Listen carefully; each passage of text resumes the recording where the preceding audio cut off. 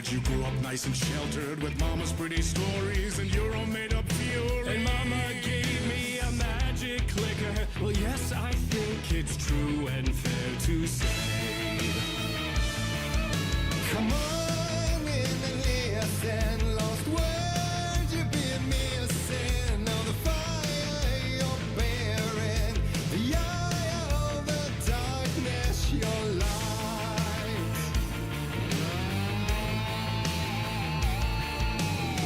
So you were drawn to stories early on. My dreams would light up my imagination, And you had nightmares night and day. yeah, but with the clicker I chased those frights away. You. So true. So here is a clue of hope to remember. Visions, they come true. Bend the light switch too.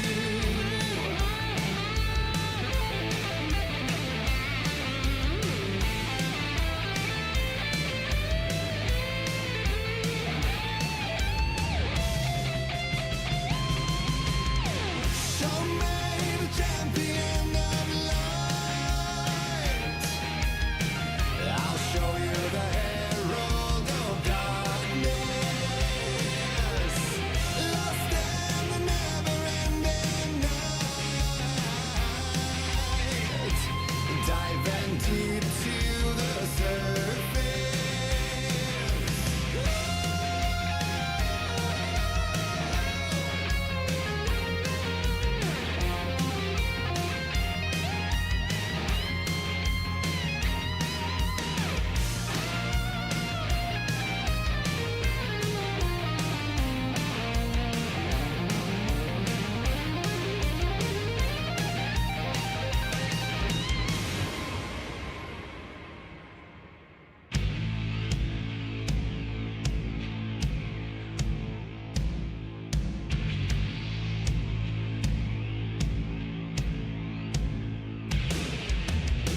And all your stories of crime and chilling thrillers of hard-boiled killers became bestsellers.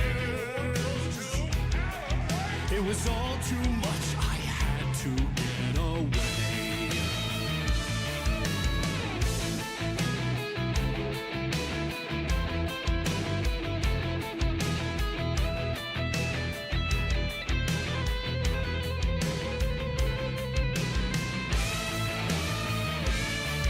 The story's the end, all a piece of true fiction. They mean endless in the face of creation.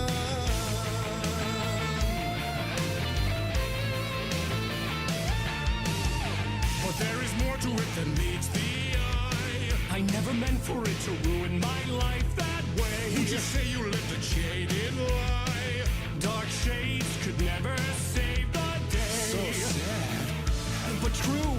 Fighting the nightmares, torch and a light switch, a gift or a curse, a reality made of dreams.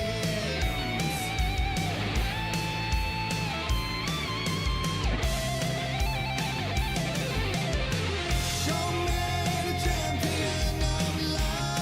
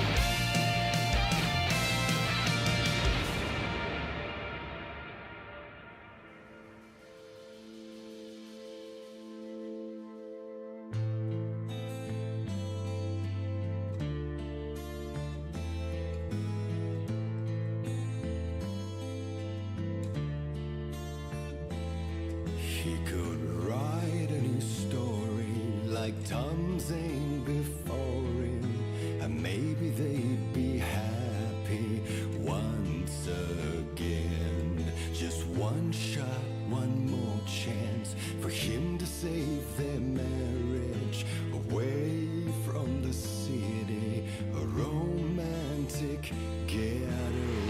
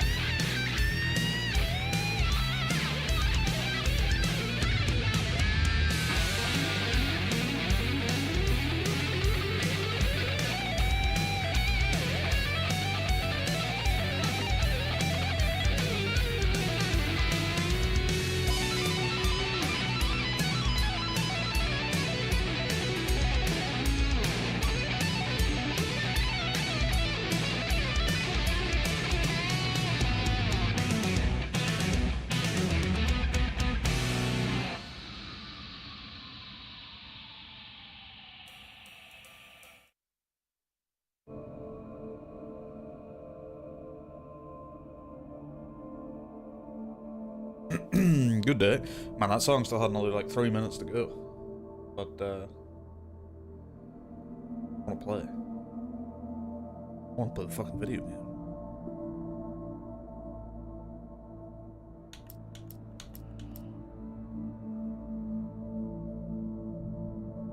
Continue. Previously on Alan Wake, I'm hunted by the law. Sheriff, Wake's running. I'm giving chase. Are you seriously telling me that writer just took out my deputies? A thriller I supposedly wrote is coming true. The genre of the story seems to be shifting. It's turning into a horror story. I was told that Alice had been kidnapped, but that was a lie. We don't have his wife. We don't know where she is. Her purported kidnapper was eaten up by the dark presence before it attacked me.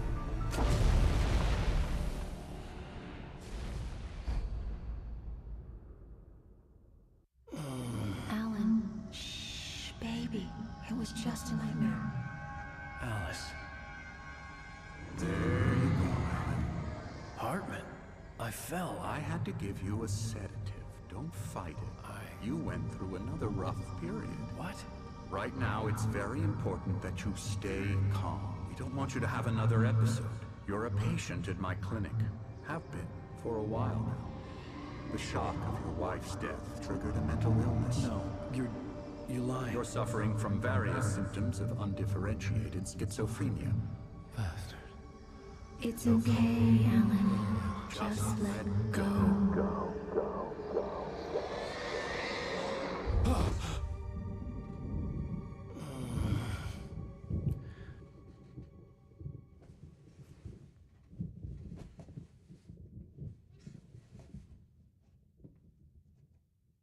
I felt groggy.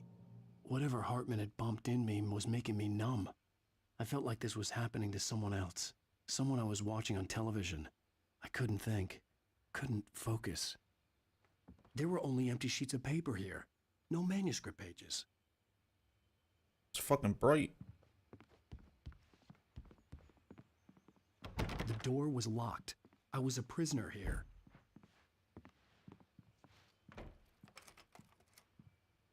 Good evening, Alan. Are we feeling better now? Feeling calm? Yeah. I see you brought your pet gorilla with you. So sure, I'm calm. I get the message. Loud and clear. Why, right. That's the spirit. You're being very brave, Alan. I understand you're confused. I would be more concerned if you weren't suspicious of me. I don't blame you for it. Big of you. Now, why don't you come with me? We'll reacquaint you with my clinic and go over everything you might have forgotten. Little walk and some fresh air? Yes, it will do you good.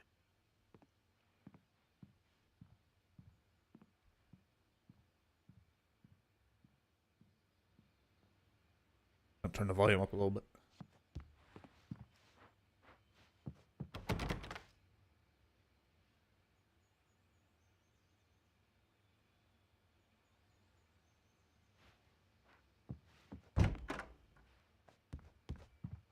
Yo, you got Night Springs on the 360? Yeah.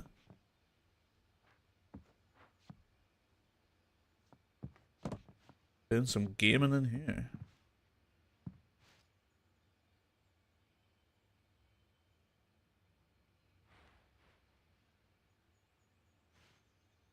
Well, this is oddly like kind of familiar, but not really. Torch. Flashlight. This corridor is for patients. Most of them aren't here right now. Jack took them out for a fishing trip, except for the ones who are particularly vulnerable, of course. I encourage creativity as a part of the recovery process here at Cauldron Lake Lodge. I specialize in treating artists. I bet you do. Splendid, Alan. I honestly believe we can get this thing under control if we work together. This way, Alan.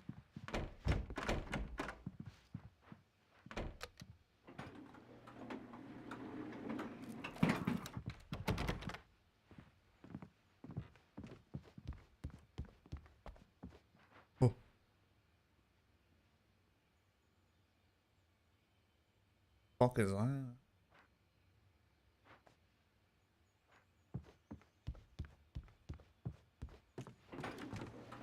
Alan, from past experience with you, I know I need to get right into the heart of the matter as quickly as I can after an episode. So I'm just going to say this. Alice is dead. No. You're in a very vulnerable state until you understand and accept this. Alice drowned, and you couldn't face that. You're suffering from hallucinations, paranoid delusions, unusual thinking, an obsession about light and darkness, a feeling that everything revolves around you, your thoughts and dreams. Your mind has constructed an elaborate fantasy scenario in which your writings are affecting reality. She has been kidnapped, and supernatural forces of darkness are trying to stop you. We go this way, Alan. I wasn't ready for another shot, so I went along with it. He had to be lying. But under the influence of the drug he had given me, I had to fight not to believe his words. It's all in your head. You've been making it up.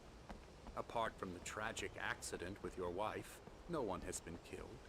Your delusions are just a manifestation of your subconscious mind trying to protect you from the too painful truth. Unless we fight the fantasy, it will return. I know the instinct is to resist me, but think about it. Doesn't this make far more sense than the insane supernatural conspiracy you have concocted in your mind? You're a skeptic by nature, Alan. We both know this. Everything can be explained logically.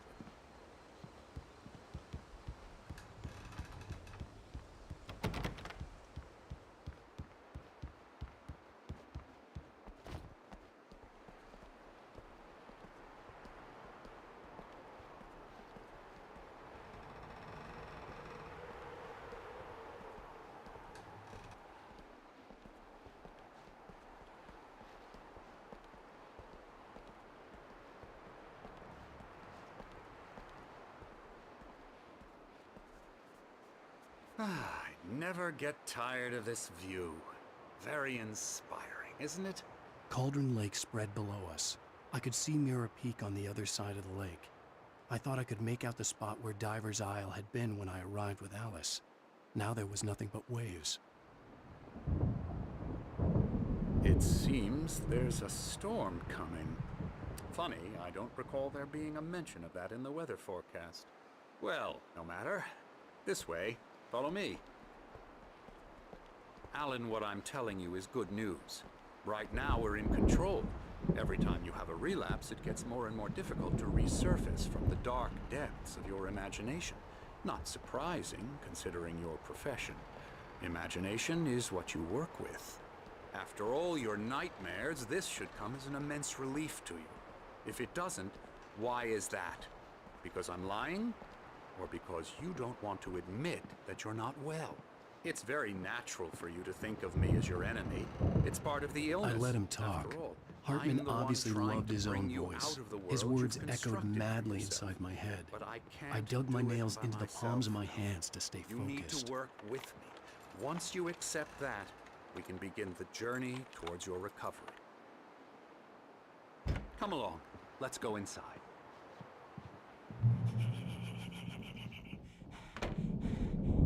Here's the entrance to the office wing. That's for staff only.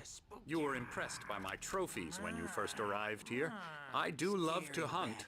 The great outdoors, man versus nature. It's wonderful stuff. Pretty damn wonderful, yeah.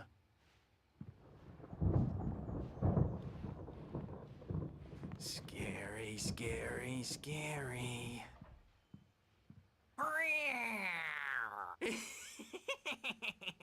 Emerson.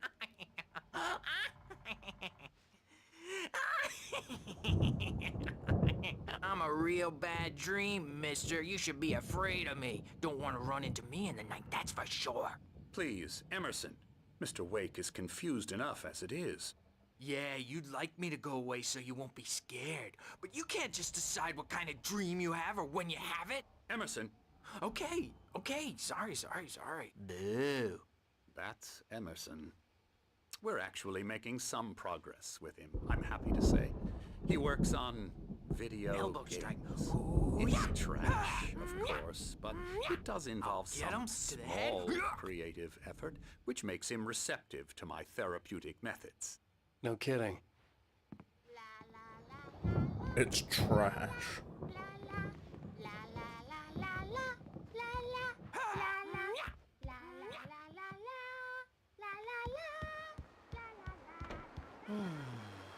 Oh, hello.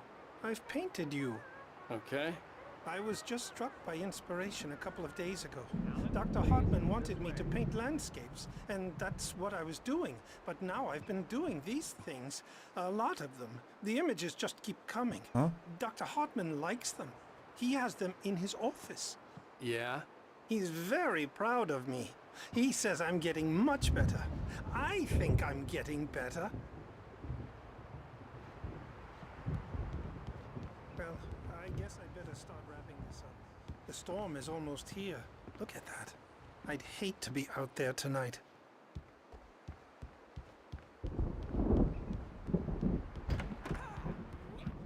Come, Alan, this way. Now, you might have noticed the typewriter in your room. You've been writing as a part of the therapy. As soon as you feel up to it, you should continue. Codric Lodge, we're here giving you specialized help you need. However, please observe the following. Please ask friends and family to schedule visits beforehand to ensure they don't interfere with therapy and or periods of creativity. Also, please respect your fellow patients' needs for privacy and personal space, especially when they're engaged by their creative processes. Be patient. Typically, our patients have long-term creative problems and they won't be solved overnight. Give yourself permission to take the time you need. Bear in mind that you're voluntarily receiving treatment that has been specifically tailored for you. Engagement therapy and its sister method, the flow, work best when you're actively engaged in shaping them. If you have any concerns, please don't hesitate to voice them.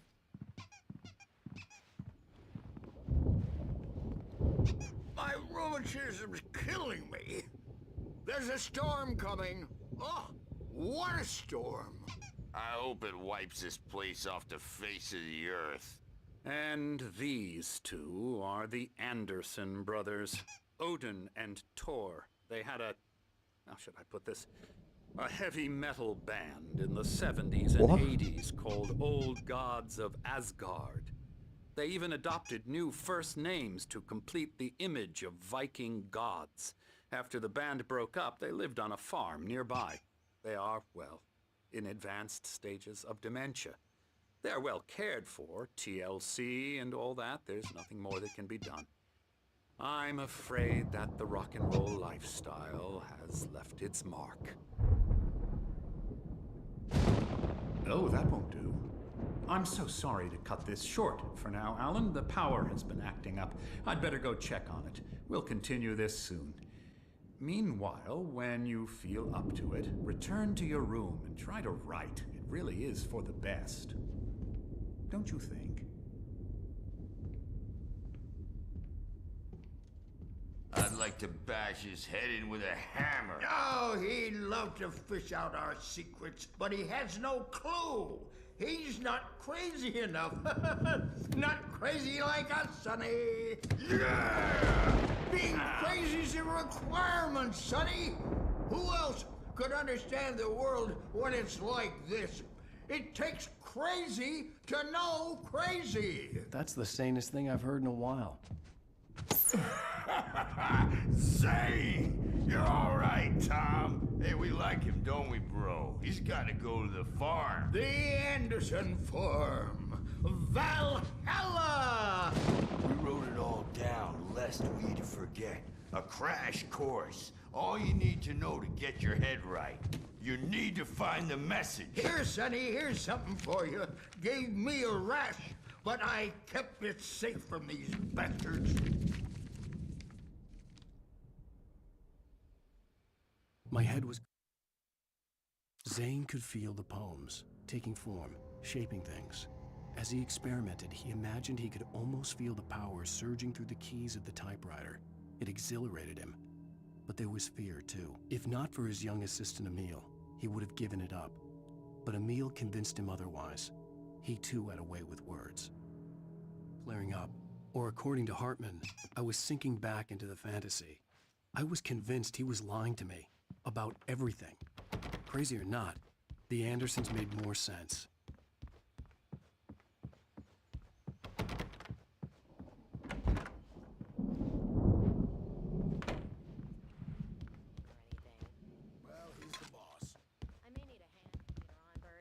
Thorn's bound to make you-know-who jumpy. You know how they get. Gotcha. The doc's got me looking after Wake here, but holler if they get too rowdy. I'll do that, Birch. People want to make a contribution so they can say they made a contribution. And then we end up with mullets in there because they think mullets are funny. But it wasn't supposed to be about mullets. And now it's about mullets. And when it's in slow motion, they call it mullet time because the numbers came back from marketing that mullet time is the hook we needed to go big in the target demographic.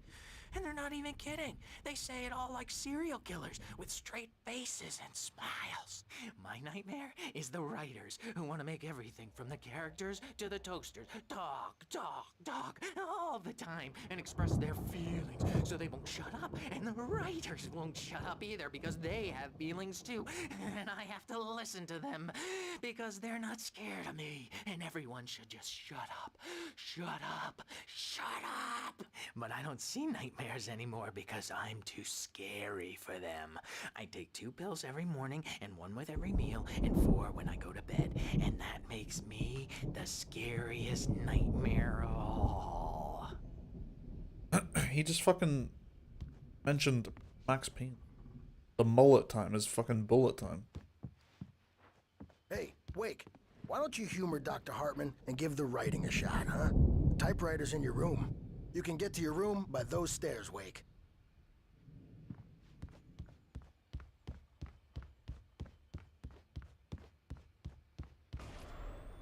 Something's wrong. I'm not myself. It's hard to think. There's a shadow inside my head. I can only focus on writing. Everything else is a blur. I'm trapped in this cabin. Have been for days, but it's always dark outside. My editor is real. I saw her again. She's not human. It's not human. A dark presence is wearing the old woman's face. She was covered in clinging shadows. There's a hole in her chest where her heart should be. I think I've made a horrible mistake. I don't think I'm any closer to saving Alice. It's been lying to me, using me to get the story it wants, and the story will come true.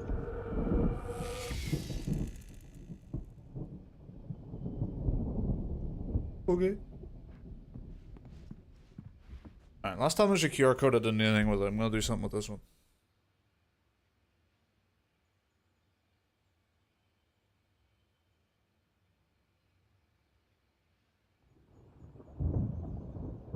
alanwake.com/tag3.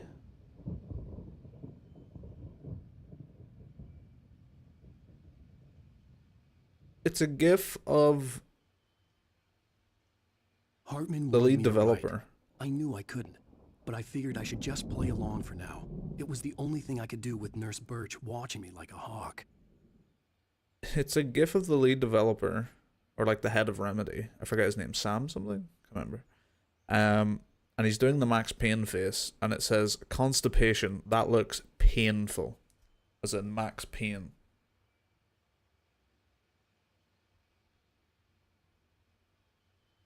What the fuck is this game?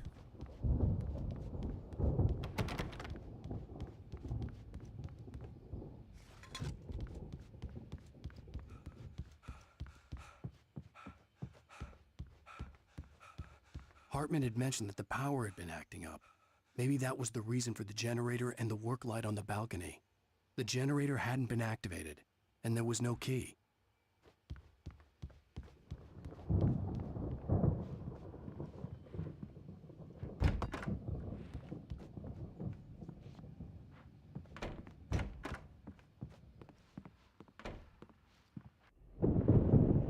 The white glare of the blank page in front of me hurt my eyes. My hands began to shake uncontrollably. Everybody calm down. Put that down. Bert, I need help. Hey, Wake, you stay here. I'm gonna go see what's up. You just keep doing what you're doing. Be cool, okay?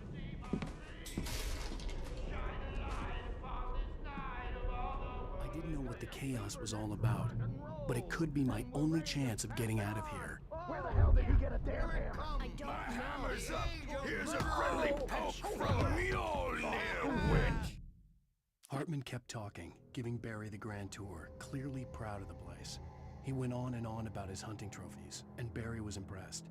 But he was here on business. He raised his voice, cut through the monologue. "Hey, Hartman, where's Al?" Hartman stopped in mid-sentence, annoyed at the interruption. He nodded at the hulking orderly standing nearby. The man smiled and clapped a practiced hand on Barry's shoulder. Oh, afraid of the crazy brothers, are ya? Not so weak now, are we? Oh. Sinclair looked bad. That wasn't a love tap. The crazy old fart hit her hard. And if she was one of Hartman's goons, she had it coming. I could get the key to the office wing from Sinclair. Did she have it going? Taking it. The backstage is all yours, Tom. Seize your destiny. I had to get to Hartman's office. He had taken all my manuscript pages. That's where he'd been keeping them. The piper. Maybe you could come out and beat our wrinkled, adult, diapered ass, Bert. Since you're so tough, Bert. Let me out of here! The photo on the wall caught my attention. In it, the clinic staff was standing outside the lodge. I knew the man next to Hartman. He was the kidnapper. Hartman had been playing me all along. The markings on the tape said they were recordings Hartman had made at the sessions with his patients. I saw Alice's name on one of them. For a moment, I couldn't breathe right. Now, Mrs. Wake, can you tell me about Alan's problems? He's more and more out of control all the time. The parties, he's so angry all the time. He's getting violent. Do you mean with you? No, not with me. No, never. Sometimes I almost wish Alan would take a swing at me, because at least that'd lead to a conversation he couldn't just march out of. But no. Alan doesn't really sleep. And the work, well, he's not writing at all. He sits there for hours and just gets more and more frustrated. And I can't talk to him. Yes. Tell me, Mrs. Wake. What would you say to him if he'd listen? I don't know. I want to say, I look at you, and it's not you. Just some stranger who resembles you. Looking out from behind your eyes. And I don't like that guy much. And now it's all gonna go to hell. But you don't ever say this. No. I've tried, but he's not listening. He's too deep in his own problems. Always going on about something else. I'm so afraid I'm gonna lose him. And we're not even talking anymore. He doesn't let me in anymore. He just keeps me in the dark. I'm so alone here, even when he's home. Please help me, Doctor, because I'm at my wit's end. Well, if you can just get him here, I'll absolutely do my very best. Yeah, but Doctor, you need to be careful with him. He's not just going to listen to you and cooperate. He's the most stubborn man I've ever met. Well, I'll be sure to bear that in mind. Hearing her voice, what she was saying made me happy and sick and guilty all at once. Worst of all, I recognized the words. The phone call from her. It had been a cut-up of this. Just a recording.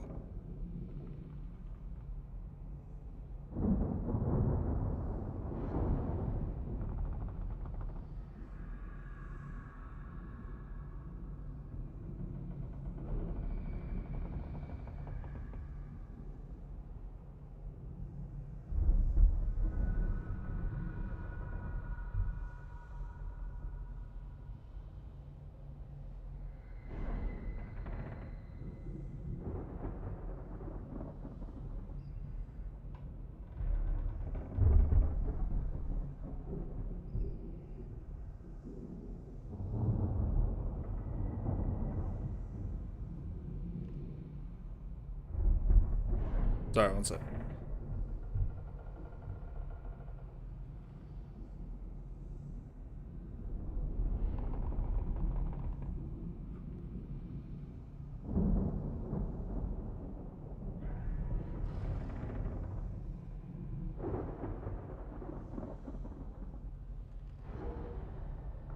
Rudolph Lane's case is interesting.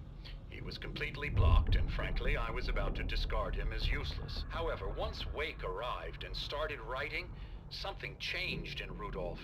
He's producing extraordinary work, increasingly dark pieces. Unfortunately, he doesn't respond to direction at all, and it's my belief that he's not so much a creator as an illustrator, perhaps, a recorder of sorts. I hadn't considered the existence of such a role before, let alone its implications, but the paintings he has produced are informative. At least he's easily controlled and useful. I wish I could say the same about Wake. It's frustrating that the best subjects are always so damn difficult to deal with. I'm buying that. I was tailing Wheeler, and this is the only place he could have gone. That means Wake is probably there too! Agent Nightingale, this is private property, and I will not allow you to disturb my patients. Yeah? I can get a warrant. How would your fragile little patients like that? Oh, I'm thoroughly intimidated by your mighty authority now, Agent. Listen, you smug snob. How would you like it if I busted through this gate and knocked you around a little? Agent Nightingale, first of all, I'm recording this conversation, so you might want to watch what you say. Secondly, you're not dealing with a hick now. I know the law, and if you can get a judge to grant a warrant, I'll be glad to cooperate.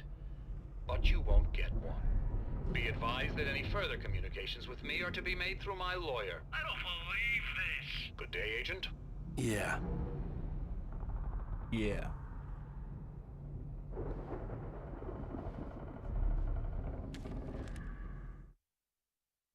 Hartman wasn't happy. Mott could see it in his eyes. He quickly lowered his own. He had made a mess of it, and he knew it.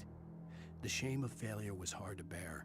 He hadn't expected Wake to say he needed more time, and he blurted out 2 days, less than Wake had asked for to show him who was in charge. But that wasn't part of Hartman's plan.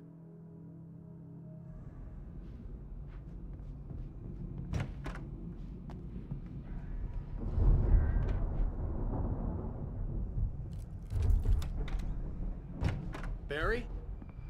Ow! About time! Barry! Man, am I glad to see you. We need to get to Hartman's office. It's right next door. You okay? Yeah. I mean, no! The cops found me at Rose's trailer, but they didn't hassle me too much. I'm obviously a victim in this, and I demanded to be treated as such. Or else I'd sue their asses. Speaking of asses, that Fed gave me a real hard time, but I had no clue where you were. That guy's crazy, Al. But he let me go, and then I get a call from Hartman, that son of a bitch, who tells me you're here, and I should come pick you up, but when I got here, 2 goons clobbered me and stuck me in there. What's with the cutout? I stole it from the diner to piss off Rose after what she did to us. That'll teach her. Yeah, that's a harsh punishment. Come on, pal, we gotta get going. Fucking Barry.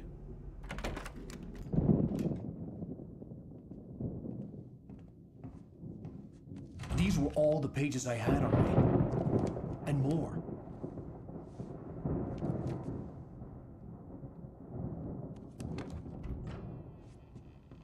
Alan, please. You're sliding back into the... Tell me one more lie and I'll shoot you in the face. Ah, well, it was worth a shot. Really, Wake, come on. Let's work together on this. You have no idea... Hartman, shut up! Barry, get out of here. I'll catch up with you. Get a car. Oh, Al, let's just... Go! Wake, listen to me. This is a mistake. Don't you see? Together we can create something absolutely wonderful. With your ability and mine.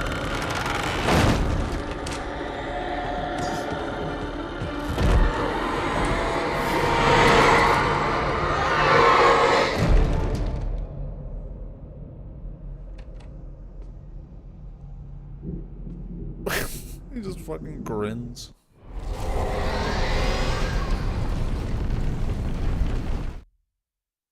Hartman followed the fall of Alan Wake with his binoculars. When the rider hit the water, he ordered Jack to take the boat to him. The spot was easy to see in the dark, even with all the extra lights in the boat.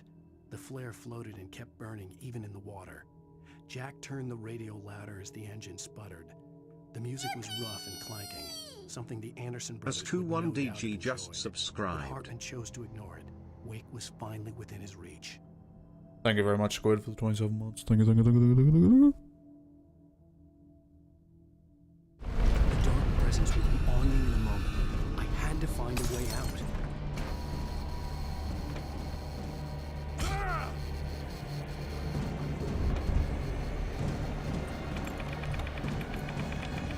Fucking open that lock, you son of a bitch.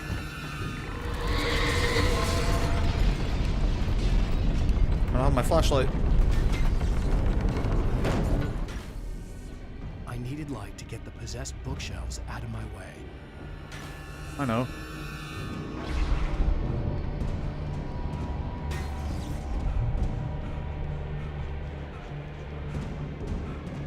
Oops, that's wrong button.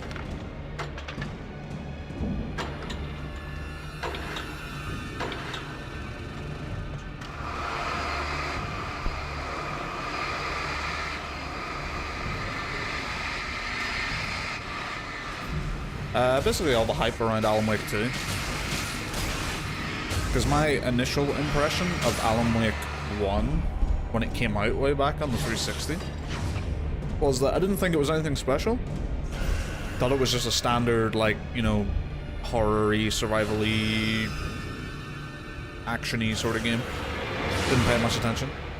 And then I seen all the praise for Alan Wake 2, and seen some of the stuff going on with it, and I was like, holy shit, you know, there's something else going on here. This is different.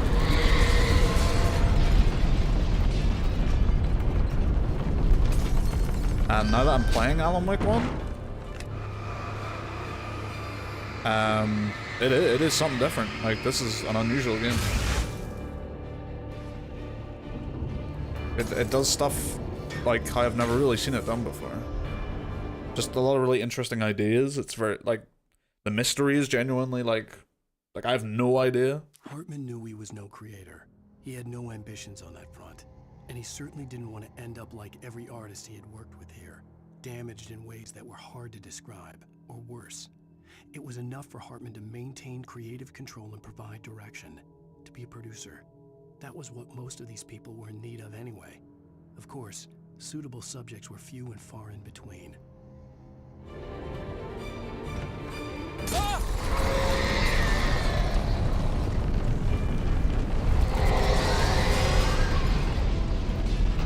Am I going through here or no?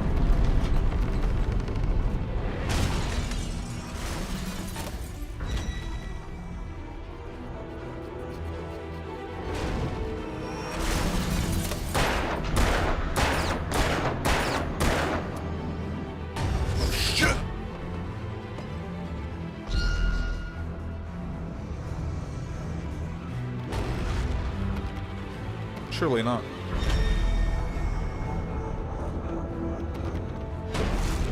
I gotta get you to hit it, don't I?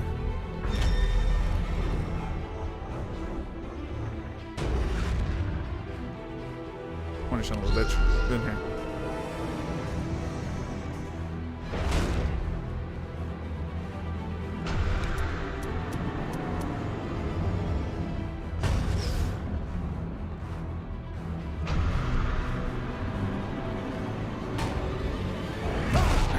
I did not dodge in time. I might die.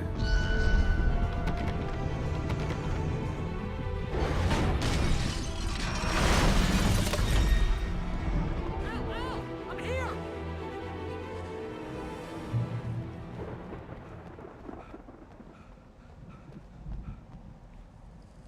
Suspended. I found the car, but the gate's locked. You're gonna have to go through the hedge maze over there. Barry, I don't have a light. Take this, Al! Oh, God! Look at the house, Al! Look out!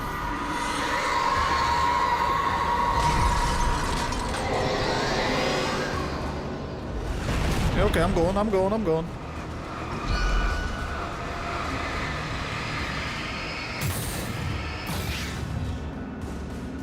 Oh, geez, Al! The house looks bad! Let's get out of here!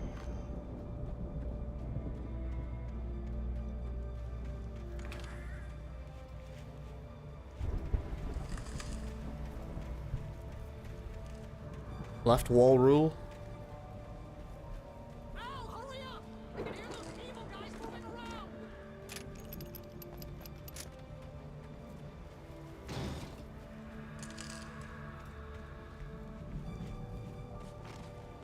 Oh, hello.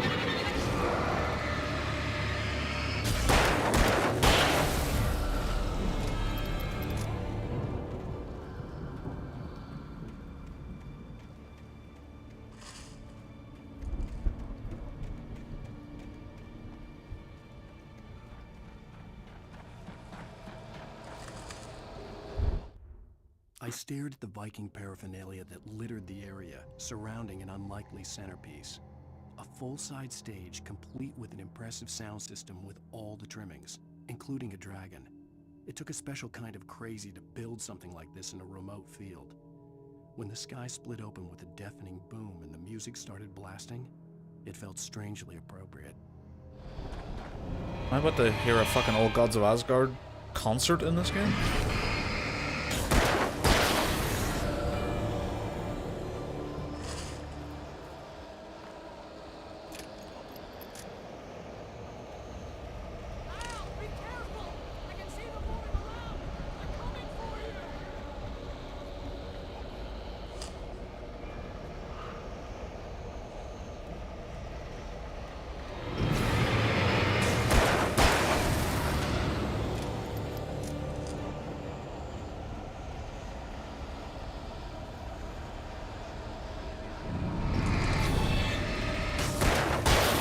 Oh, that's a big one.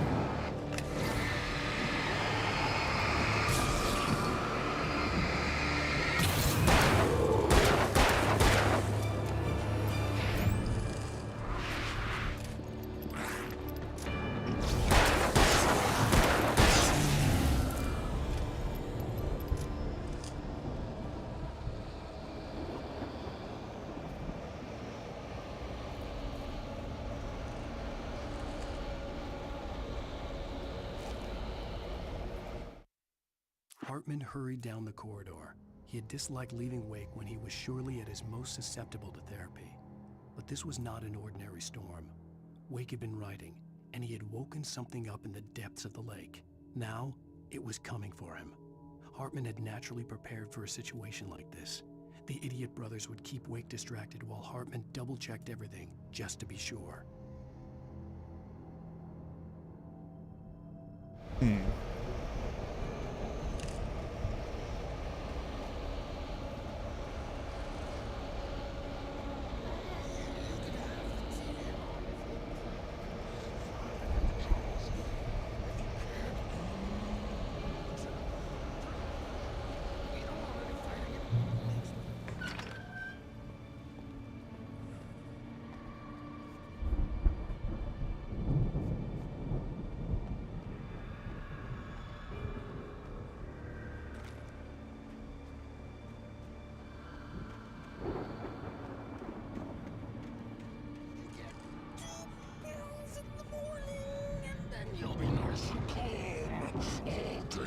Is this the nightmare guy?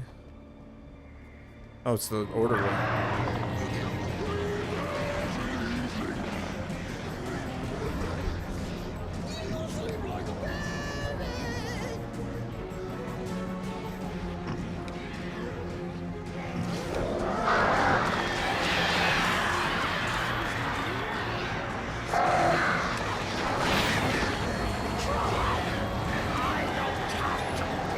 Birds.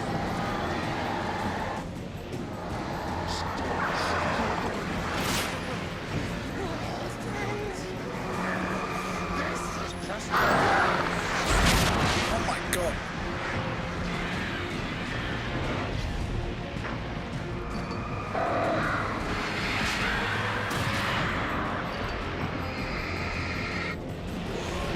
What? I don't dodge that.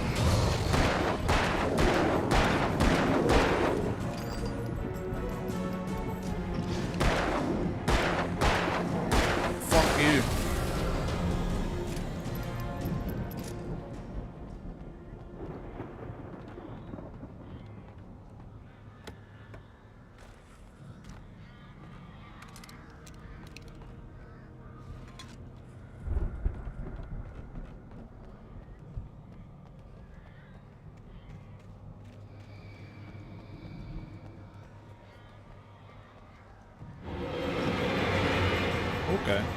No need for that now. Oh, I had the flare gun on me. Oh, hopefully I didn't waste that.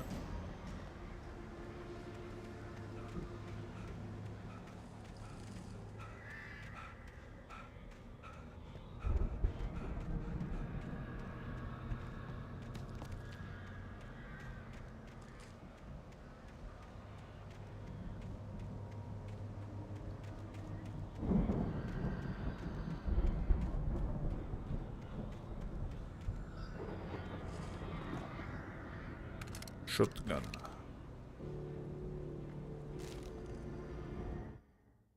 Mott knew that Wake was smarter than him. Wake had more money, a beautiful wife, everything. And Hartman said Wake was important. That made him better than Mott. But Mott was calling the shots now. He'd expected Wake to whimper and grovel, but instead, he seemed willing to fight. Mott knew he'd gotten under Wake's skin. If only Mott actually had his wife. The thought made him shiver. Is Mott the orderly? The fuck is Mott?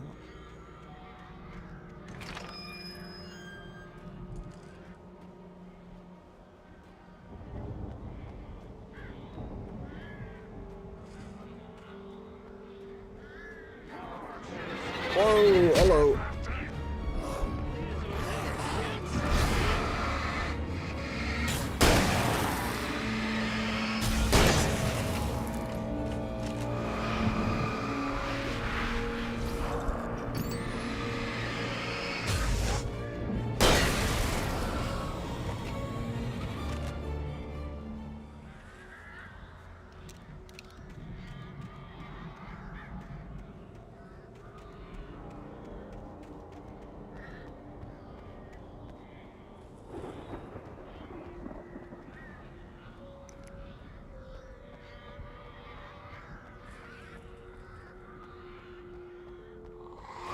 I had a feeling that was gonna happen.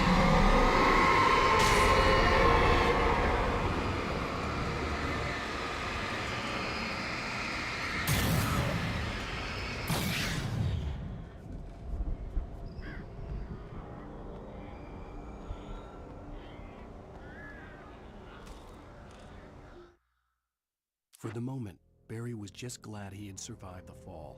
He had been separated from Al, and there was no easy way to climb back up. He told himself he'd be okay in the gloomy forest at night. He would just have to wait for a while for Al to find his way down. Barry turned when he heard the heavy footsteps and saw the movement. The man-shaped shadow lunged at him from the bushes, an axe held high. Barry screamed and threw up his hand. The world exploded.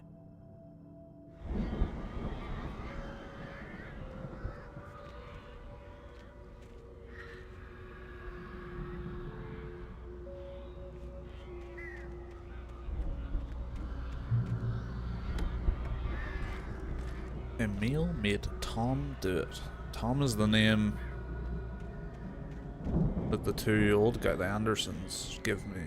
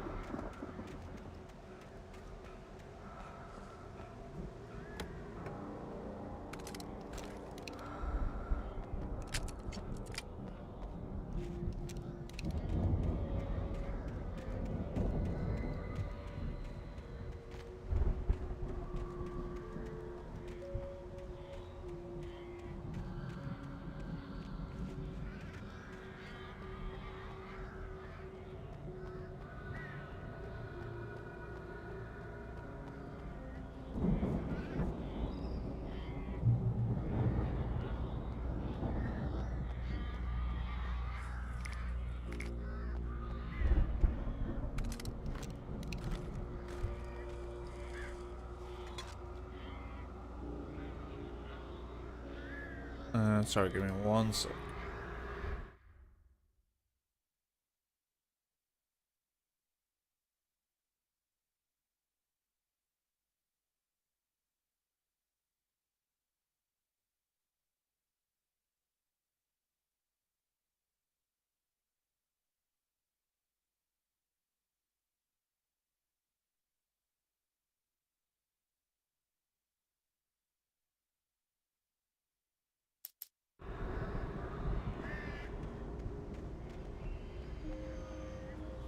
There's Barry. We know we're getting separated at some point. Hartman watched as Wake's features slackened. The man was bullheaded, no doubt. Even lying on the bed, he'd almost broken Hartman's nose the second time. But with a little time, he could break Wake down, give him proper direction. Wake was easily the most promising subject he had had. Well, since Tom, really. Sleep well, Alan, Hartman whispered with a smile. Let me take care of you. He sniffed hard to clear his throbbing nose, swallowed blood, and barely tasted it. Okay, so there's a different Tom. Oh, Tom's the poet guy. Of course.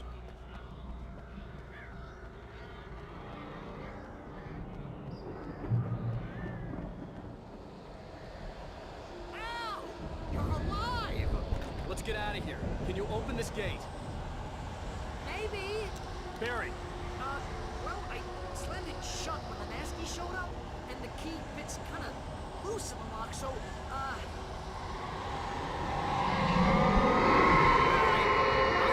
don't worry about it!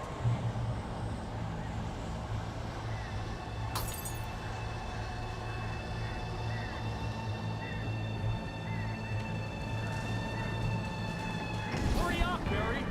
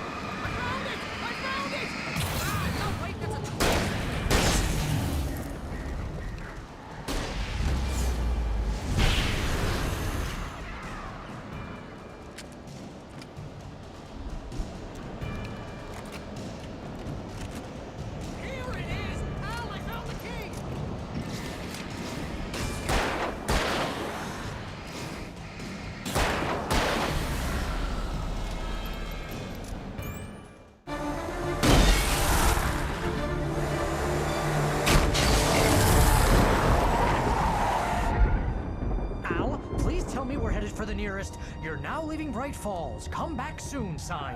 We're going to the Anderson farm. I knew you were gonna say something like that. You know what? You owe me big time for this. When this is through, if we make it, I don't care what anybody says, I'm done with darkness. You're gonna buy me a tanning bed as a gift, and I'm gonna live in it.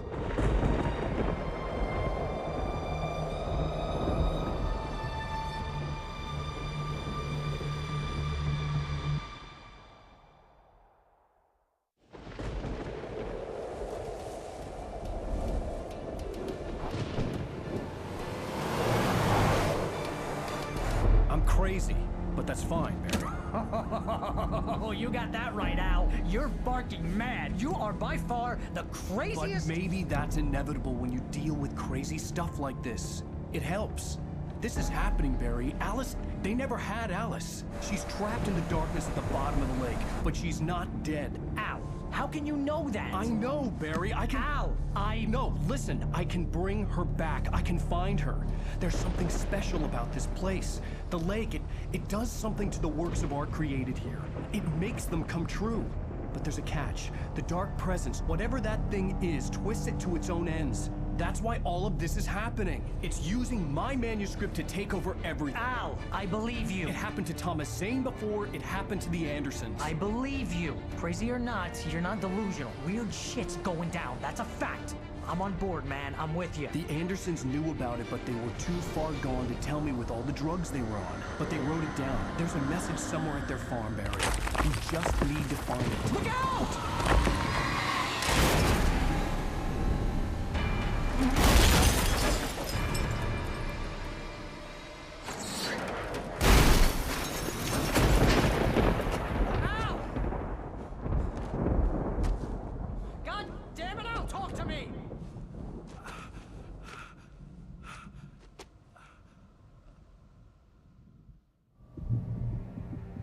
Well, here's where we get split up. I had lost my gun in the crash.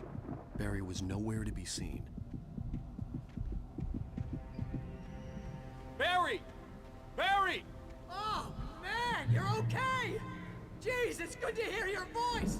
I was trying to get out of the car, but the ground gave way. Man, what a drop! Don't worry, your cutout is fine. Forget that! Are you okay? I hit some bushes, didn't get a scratch. There's no way you can climb down, though. It's like a sheer wall. Al, there's something moving down here! Barry, it's a Taken! Use a flare, Barry!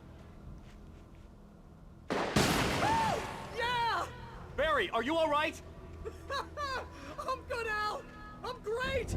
Guess you never messed with anyone from New York City before, huh? The darkness don't fuck with New York City, eh? You're gonna have to find Forget your way about around to the farm, Al! I'll be waiting! Barry, just wait for me, okay? Al, I'm not staying here. It's suicide. I'm going to the farm. I'm gonna go ahead and secure the area. You can catch up. Don't worry about it. I could climb down I'm this. on the case. Now he's Rambo. This would turn into a disaster if I didn't catch up with Barry.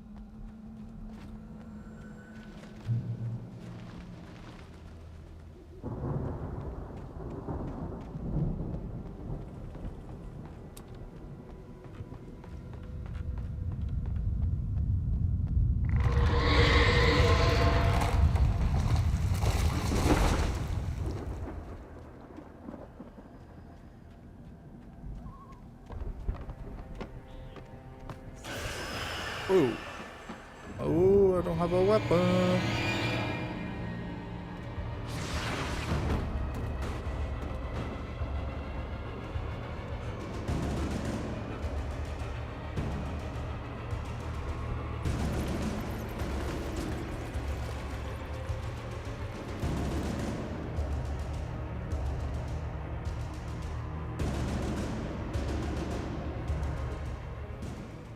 What's in here?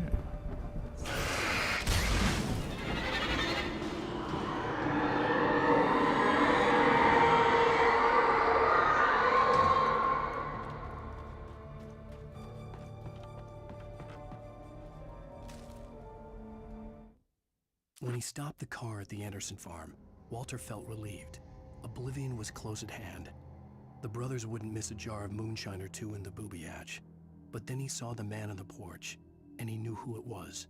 Driving for his life and knowing it was useless, he didn't realize he was crying until he couldn't see the road for the tears. I wonder who that's referencing.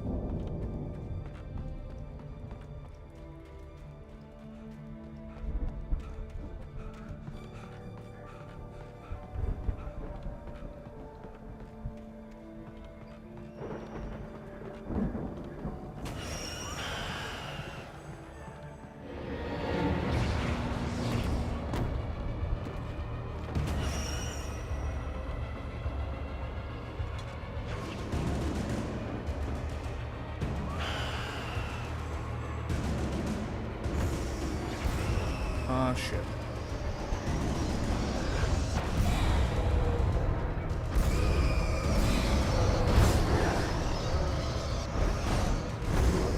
Ow.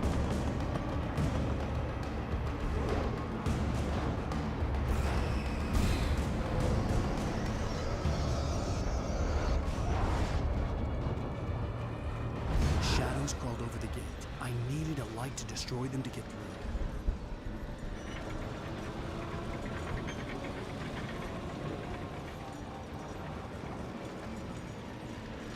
Did I turn it on?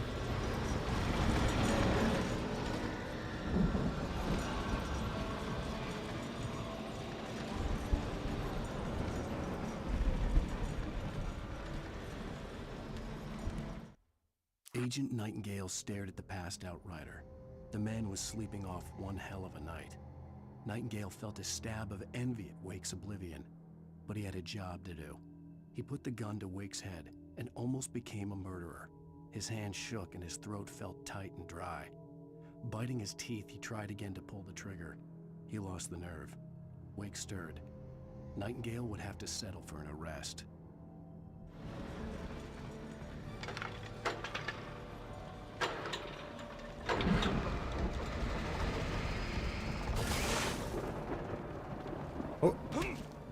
Forgot about the jump.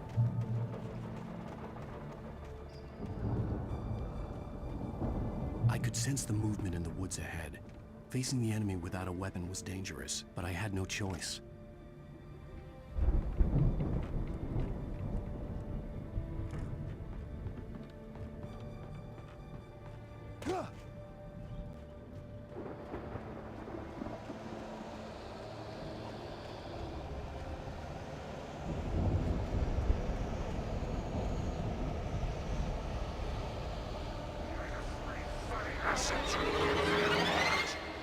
Uh-oh.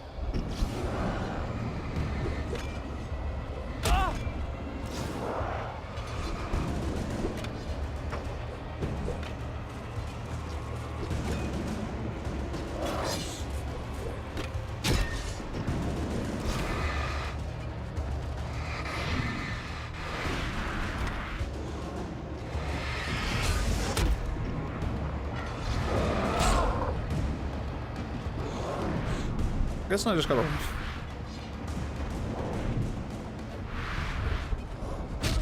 Oh, first death. I could sense the movement in the woods ahead. Facing the enemy without a weapon was dangerous, but I had no choice.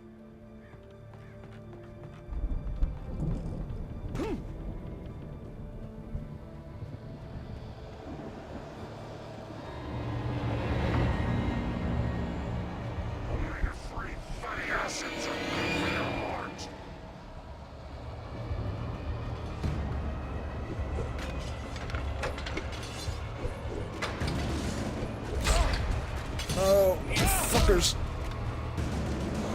I can't move. I can't move. Literally was holding left stick and just I nothing could else. sense the movement in the woods ahead. Facing the enemy without a weapon was dangerous, but I had no choice.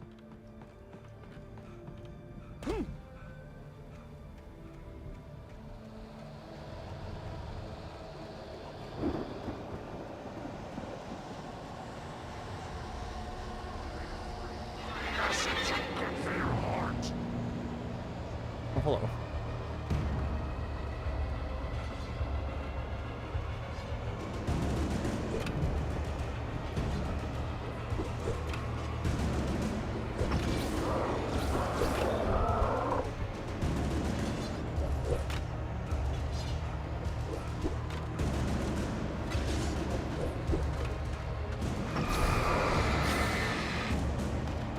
Oh my god, where'd you come from?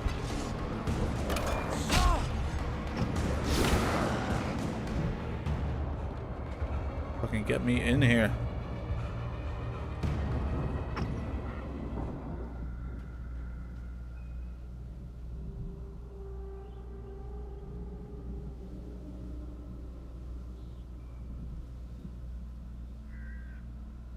So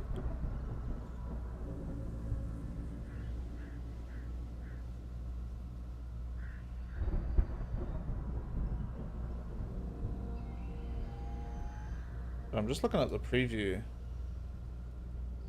It's a little bit like color tinted. That's something I can mess with. My god, I'm trying.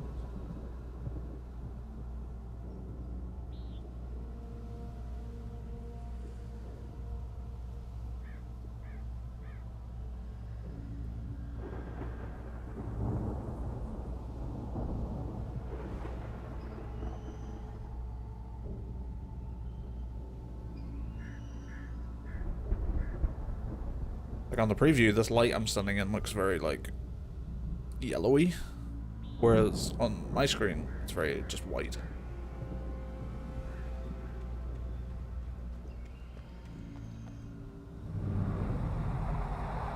A car was driving away from the farm, headed in the same general direction as I was. For all I knew, it was Barry, caught in the consequences of leaping before looking.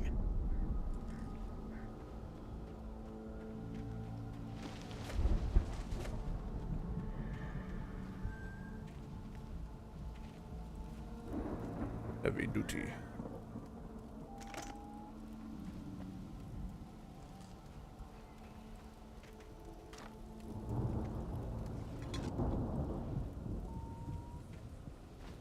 Big flashlight.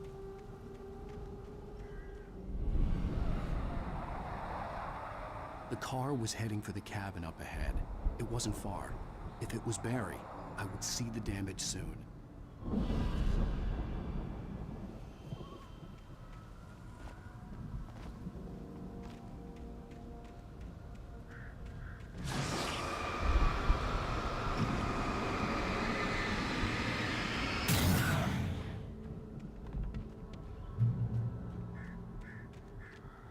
Oh.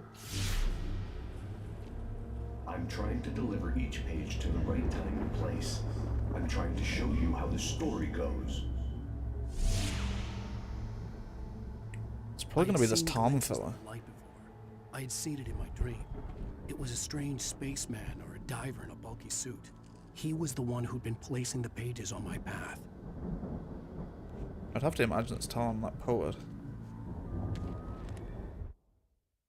The dark presence followed the choreography laid out to it in the manuscript, growing stronger and stronger, moving like a storm from one scene of destruction to the next.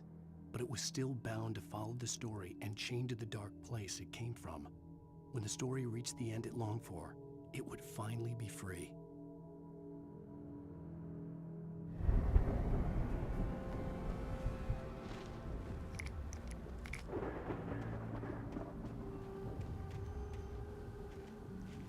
Bear traps.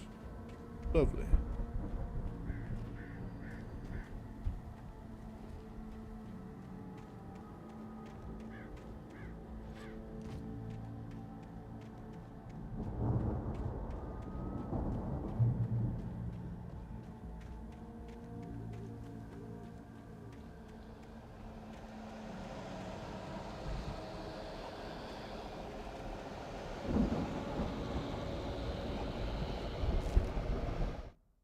The storm raged on as the Anderson brothers walked unsteadily away from the clinic with the other patients in tow, knowing that this time they wouldn't return. The darkness around them seethed with horrors, but Tor and Odin were unafraid. Their eyes glinted with guile. They knew every secret path, and there was blood on their hands. They had fought these shades before. Interesting.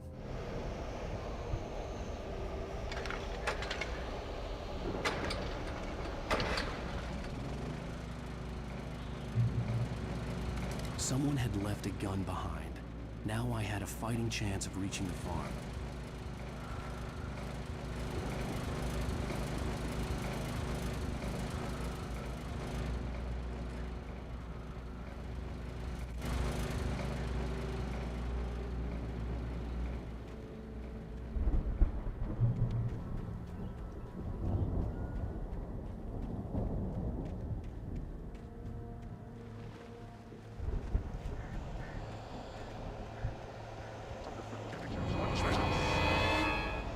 Oh, hello.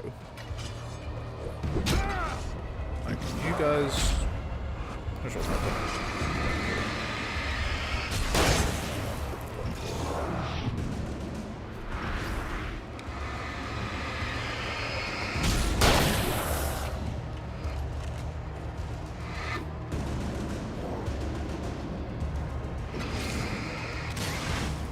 Are you able to walk into the bear trap? Look like it.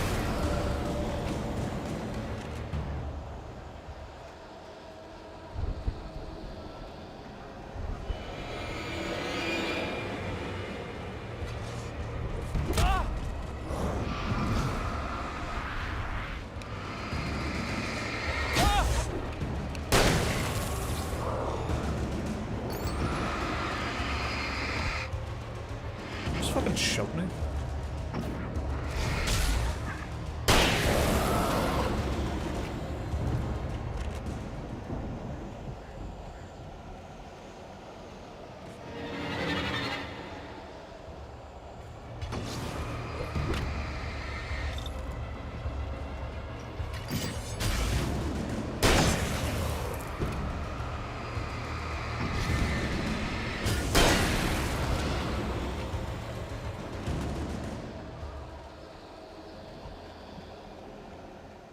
Please.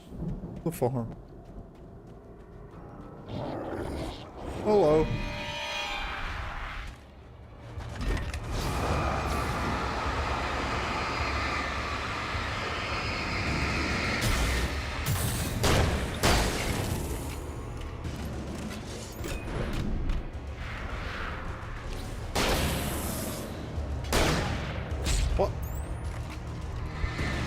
hadn't been the thingy.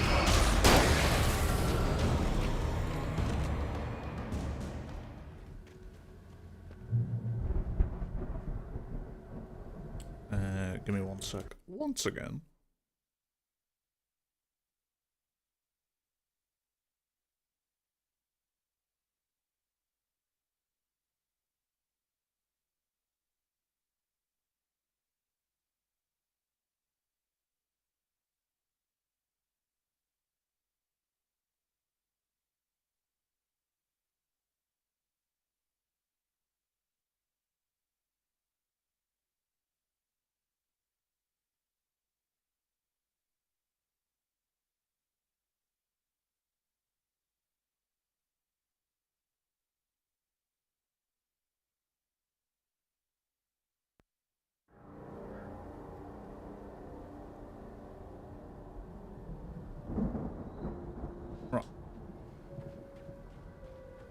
I could see the car, but there was no sight of the driver.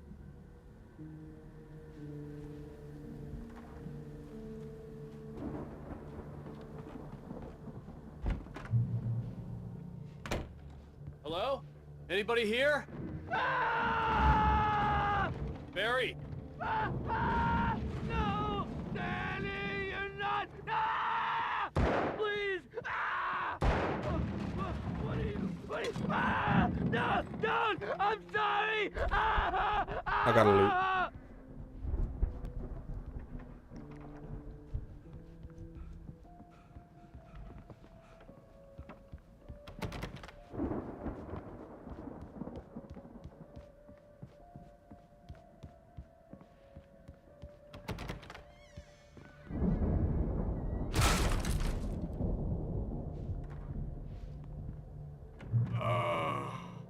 I know you. You were in jail the other day. I went to the farm again for the moonshine, you know? It makes you see. They're not gonna miss it. They're in the loony bin. But my buddy, Danny, I lost him. Something's gone wrong with him. It's not him. Like a real bad follow-up to a real good movie. The best friend's suddenly the bad guy who wrote this crap anyway.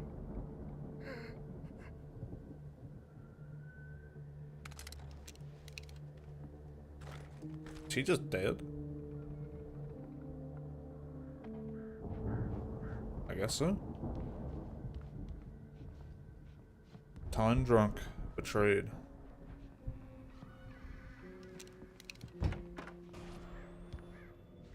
I've run through every possible course in my head. If I continue like the Dark Presence wants me to, the story I'm writing won't save Alice. It's a horror story, and it's going to kill her, and me, and everybody in this town. No one will survive. Darkness will consume everything. This is what it's wanted all along. It will be free, unstoppable. It used Alice to get to me, dangled her in front of me to keep me going. It was never going to release her. I'm going to change this. I'll escape. I've written myself into the story. I'm now the protagonist. This feels like a terrible risk, but it's the only way to save Alice. I'll be bound by the events of the story just as much as anyone else who's been woven into it. The story must stay true for this to work. There have to be victims along the way, near escapes, cliffhangers. In a horror story, it can't be certain that the hero will succeed or even survive. He almost has to die. I'll write my own escape into the story next. I need help. Zane's going to be the one who'll help me. I'll make it happen.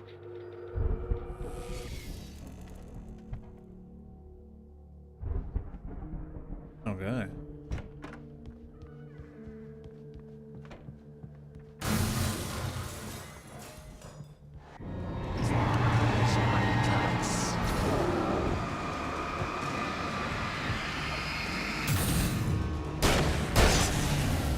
Big ass bitch. Let me guess.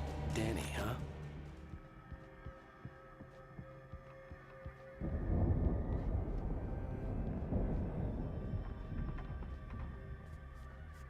The farm was still a good distance away.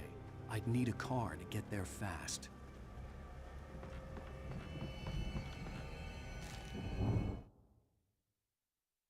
moment, Hartman considered strangling the idiot. Mott was mean-spirited, but easily manipulated, an emotional infant who lived for his approval. Wake, by contrast, was a far more difficult subject. Mott had given him too much leash. In 2 days, who knew what could happen? Hartman would have to find a way to rein him in, and quickly.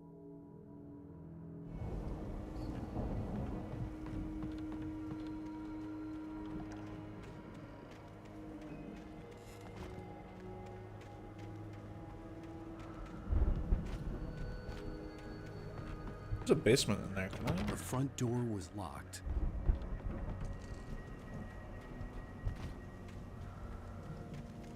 Ah, here we go.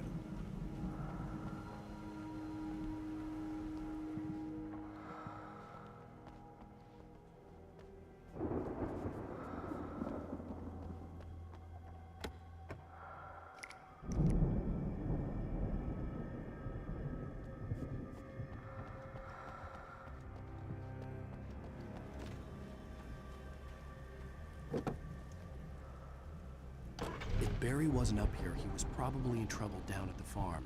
For a moment, I felt bad for doubting him. After all, I'd made it this far myself.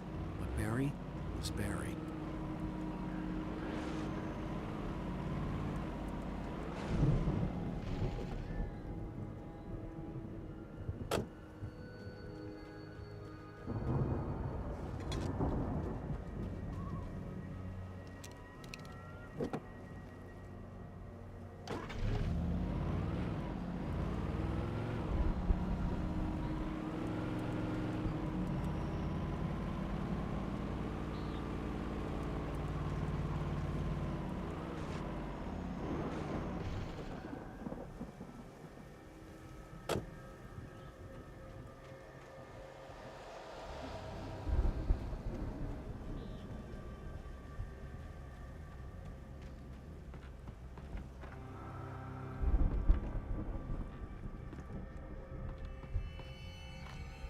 This place is like suspiciously cool.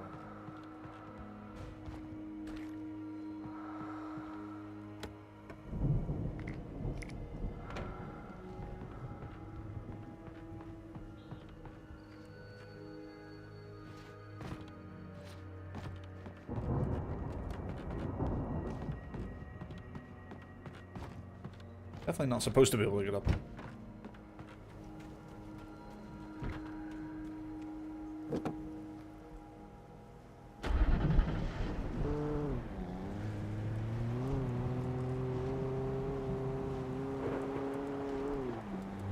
Thank God everyone's leaving their keys in the...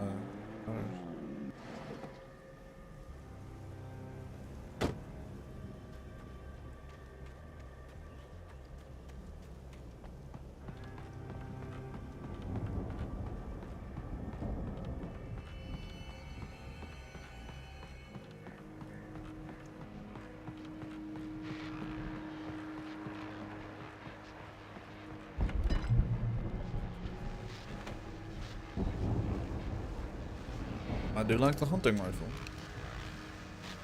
Well, as I'm sure everyone's noticed, that storm we all felt coming is finally here. The boys at the Weather Service reckon it'll last until morning at the very least. Pertaining to that, let me read that missing persons alert again. The Sheriff's Department's still looking for a Caucasian woman, 30 years old, slim and blonde with blue eyes. She may be lost in the woods, and it's possible she's been injured in a car accident. If you see her, please make sure you get her indoors and call the sheriff. It's bad weather to be caught out in, so if you see someone in the area who maybe looks a little confused, give them a hand, all right? This is Pat Maine on KBF FM, hoping you're all safe and warm tonight.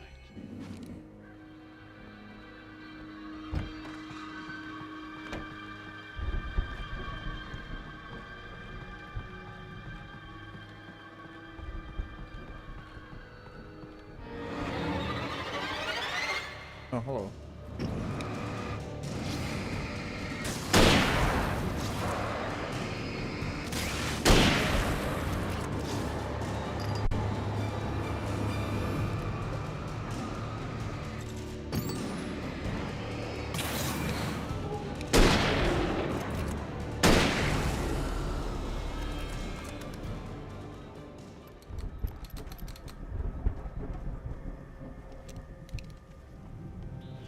kind of like this guy.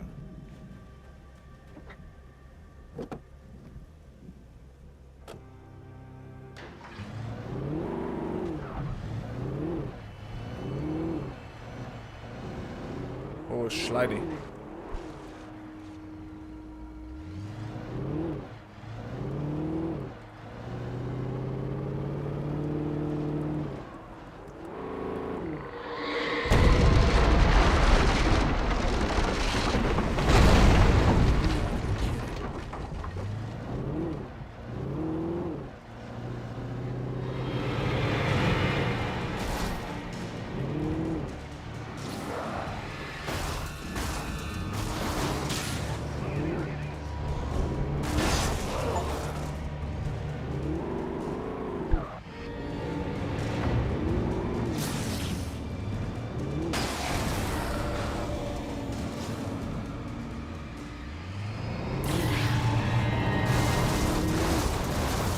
Fuck you, bitch.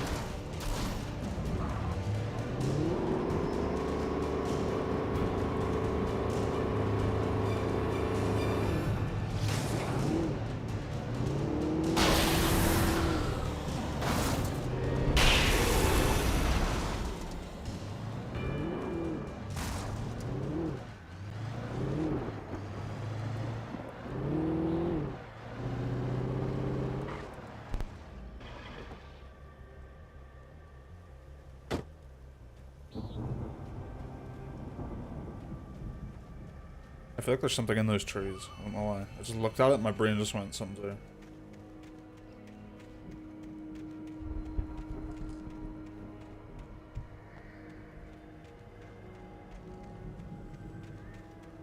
Nope.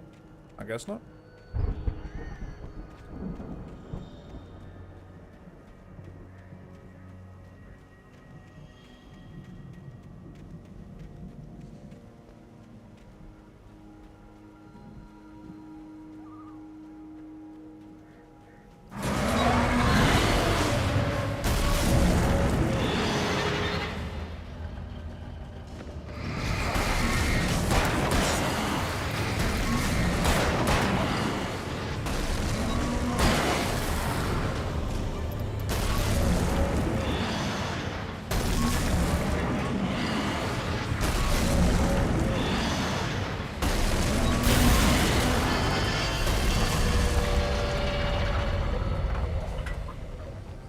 Nice.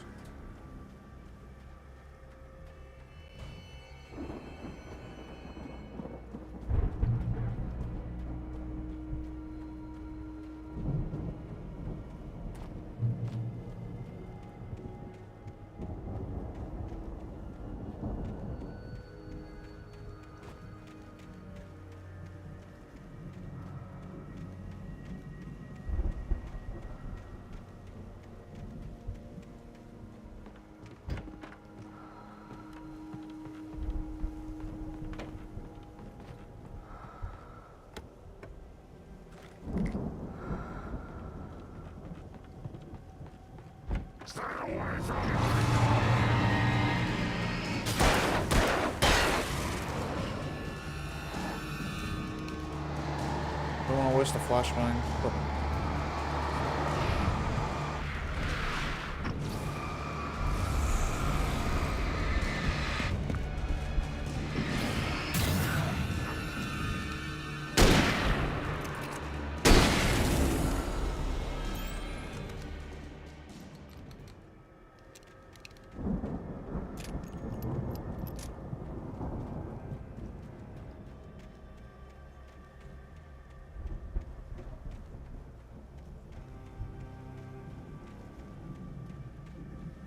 ignite this.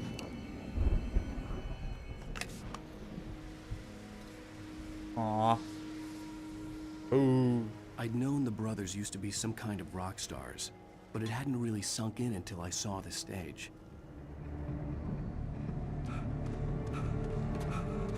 Ow! Run!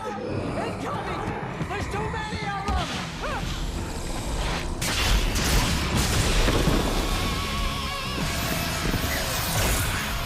God damn.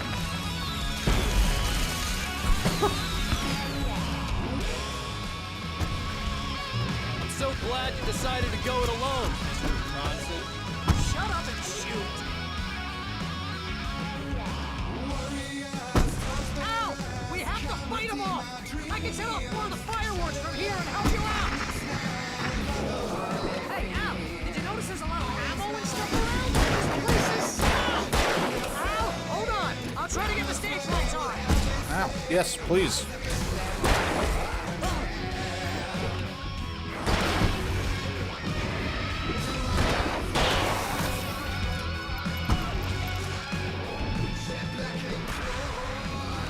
I can't believe Old Gods of Asgard goes back this far. Yes! Here we go! Barry Wheeler to the rescue!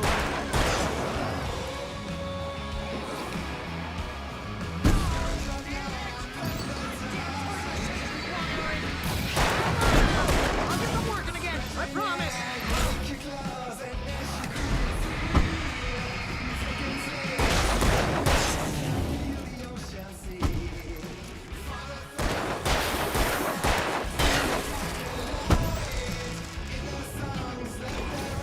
Heavy duty lantern.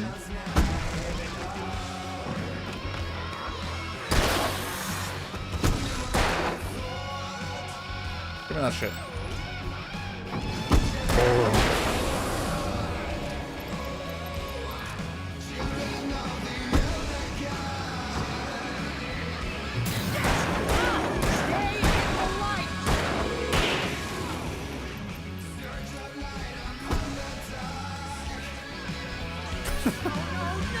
Why do you keep doing this to me?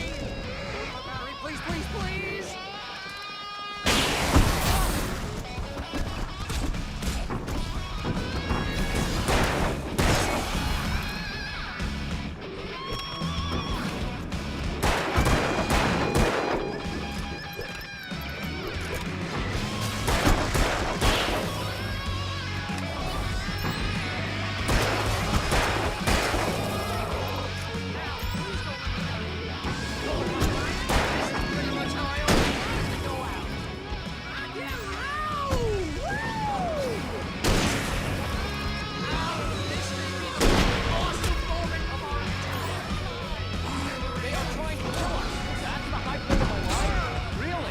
Children of the Elder! God damn it!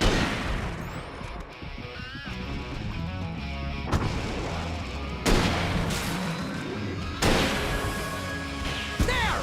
Back in the game! Yes!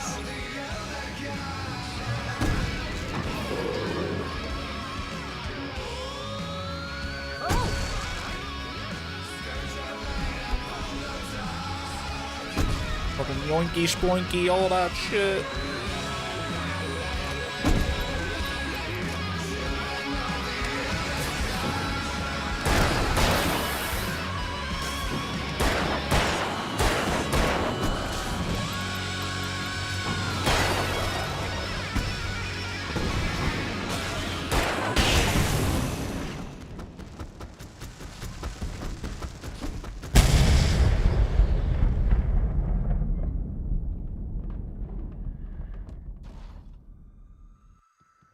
Yeah, alright, yeah. That was awesome!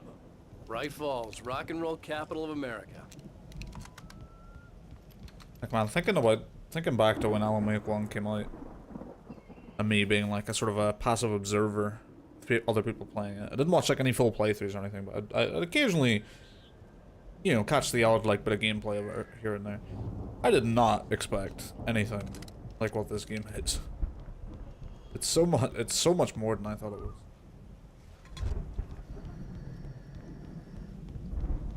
Hey, Al! This way to the farm!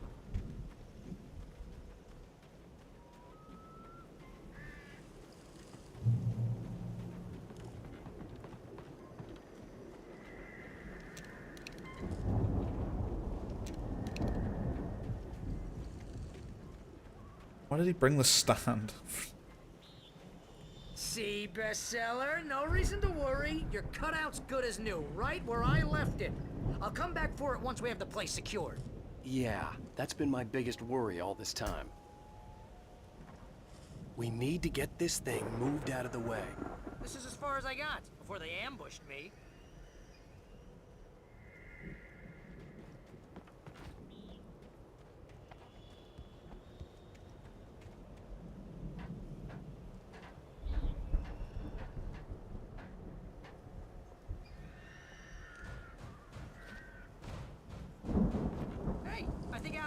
here has something to say. What's that, Al?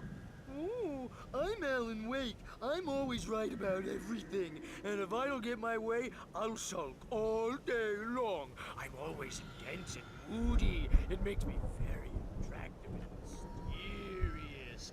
Right now, I'm just standing here because I need my best friend Barry to carry me. But that's okay. I can just take him for granted.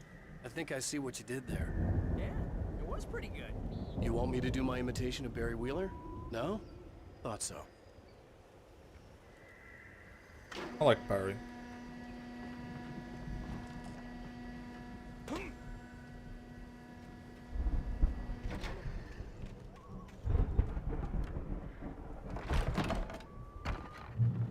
Wow! You look at that thing, Al? They really went all out with this Viking crap, didn't they? Look at all this stuff. They must have done okay for themselves, so how come I never heard of these guys before? And this from the guy who learned about Ozzy Osbourne through reality TV?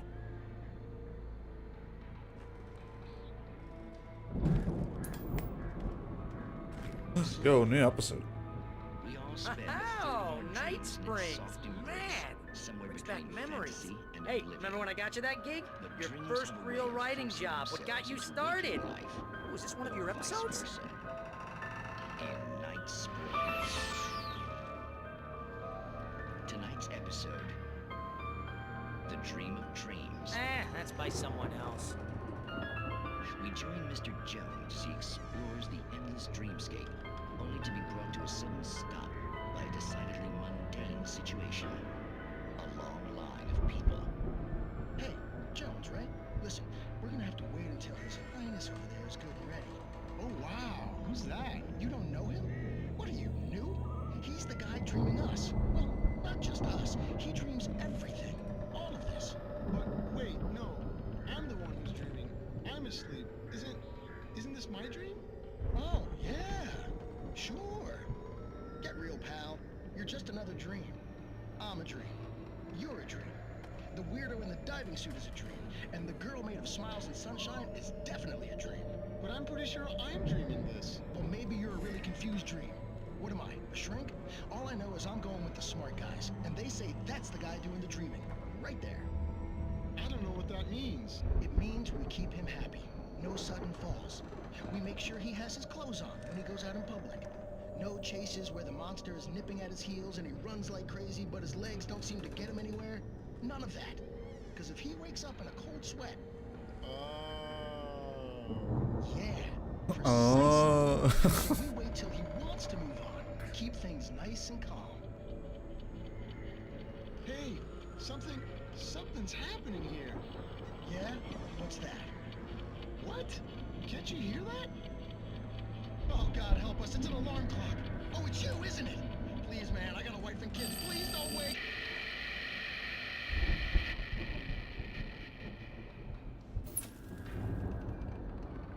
Okay.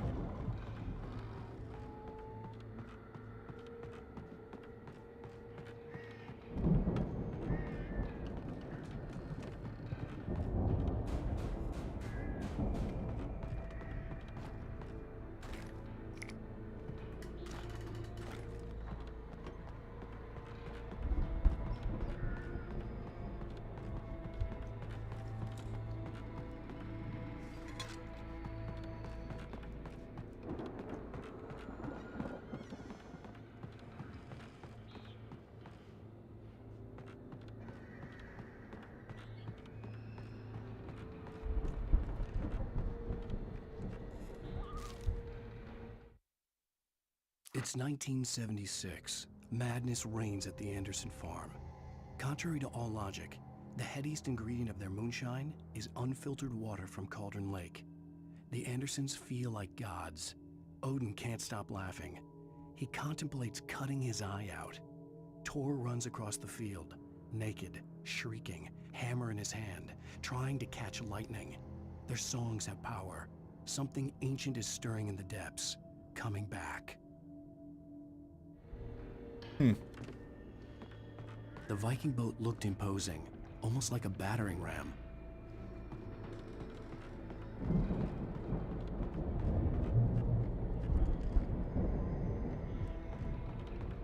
almost like a battering ram. All Gods of Asgard, the 1975 Ragnarok Tour, be awed by celestial wrath and fury.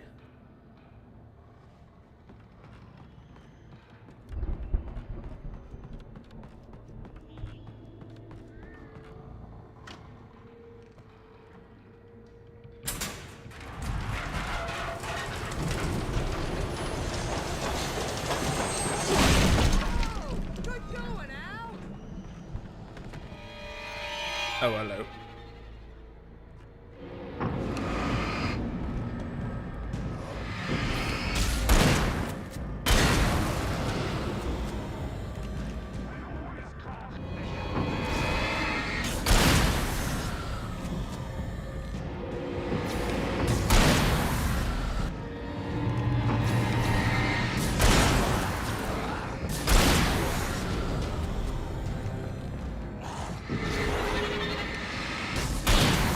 I'm done fucking around.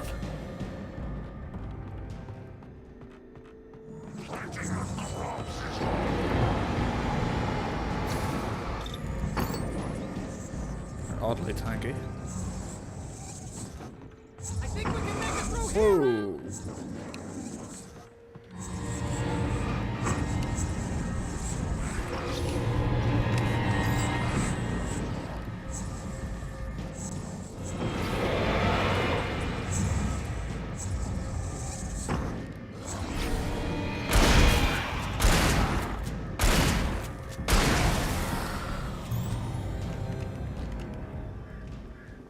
Sick.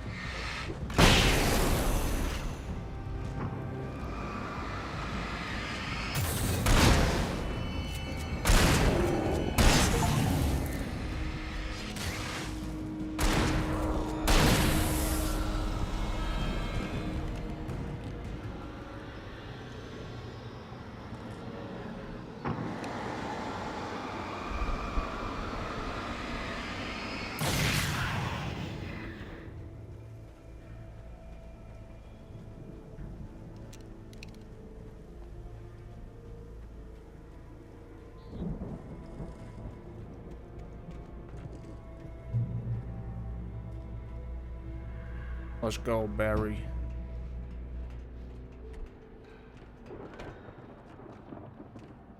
The distillery. Wow!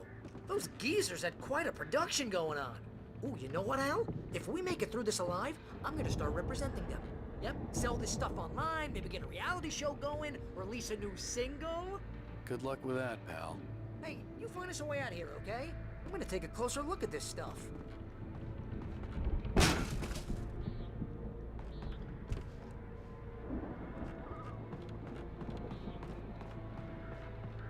Be careful, Al!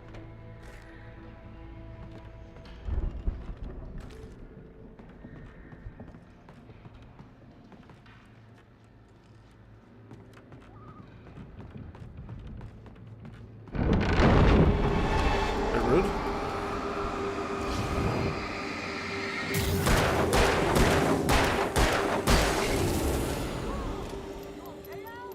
I'm good. Keep your eyes open, okay?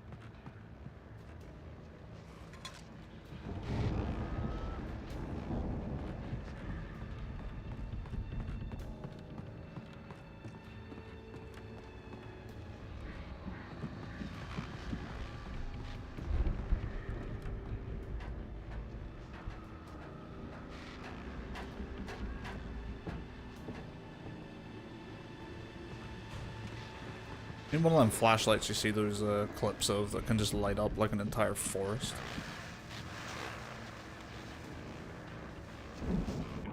As you regular listeners know, I tend to work through the night, but I'm not the only one. Deputies Mulligan and Thornton are taking a couple of moments off their busy schedule to join me here in the studio. Boys, how busy are you now? Deerfest is almost here, isn't it? I bet that keeps you in business. Pretty busy, yeah. Actually, Pat, we've been real busy with other stuff, which concerns an ongoing investigation. We can't talk about that, Thornton. I wasn't gonna say anything. I was just saying we got, other irons to fry. And how would you compare your workload to last year's? Things have seemed relatively peaceful to me, but people do tend to get a little wild this time of year. Oh, it's wild, Pat. It's pretty wild. There's been all sorts of trouble this year. Vandalism, fighting, public disturbances. A lot of people gone missing, too. Yeah, it's pretty much the usual stuff, Pat. Just, a lot more of it. Now, is it just me, or does Deerfest get wilder every year? People seem to be more drunk, at least, or they start earlier and younger. Oh, it's definitely not just you, Pat, but... Definitely, Pat. Hey, I'm talking here, Thornton. Oh, shoot, I lost my train of thought. Not just me. Oh, yeah, it's wilder, Pat, but actually most of the trouble seems to be coming from grown men. People who ought to know better, Kids are doing fine this year. Well, that's nice to hear at least. Boys, I want to thank you for stopping by. I'll let you get back to your patrol. Sure thing, Pat. Yeah, sure thing, Pat. I should be able to dual wield lanterns.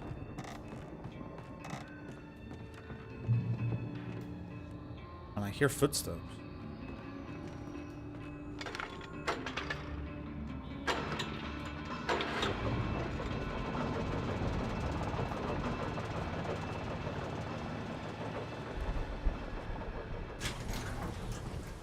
I could see the building that had to be the Andersons' home on the other side of the field. It wasn't far now. I wasn't worried about trusting the ramblings of two burned-out geriatric wrecks. They had the goods.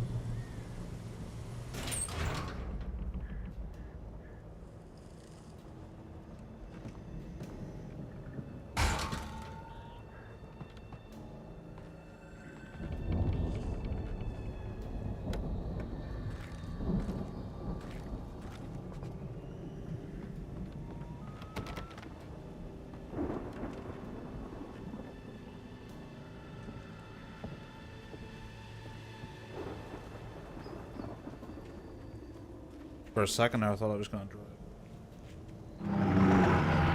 Oh, that's unfortunate. You've got to be kidding me.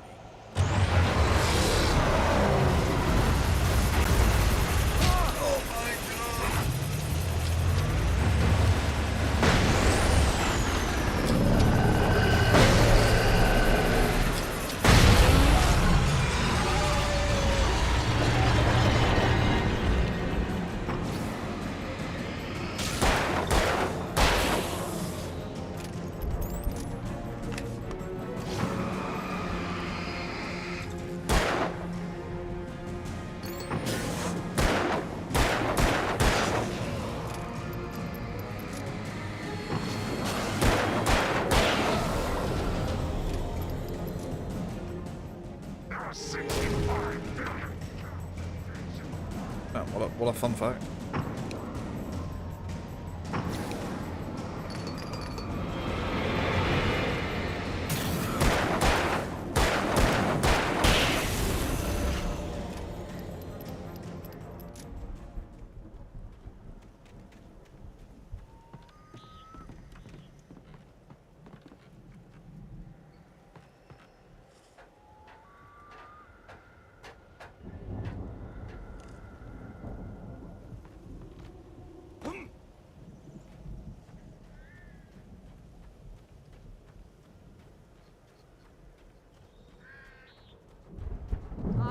Al?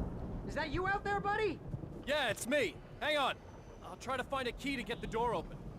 I had to find a key to get Barry out. I had to find a key to get Barry out.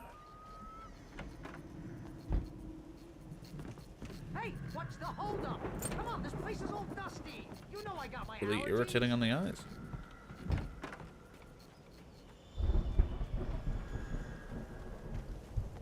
Come on, Al, open the door already. Seriously, I don't... Hey, let's go, man.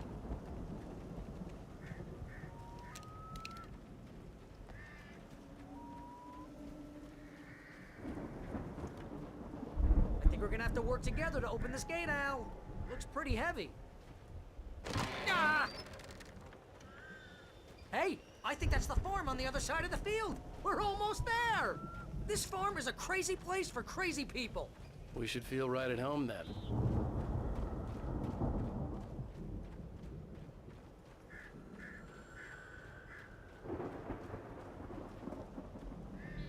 Come on, one more gate. Let's do this thing.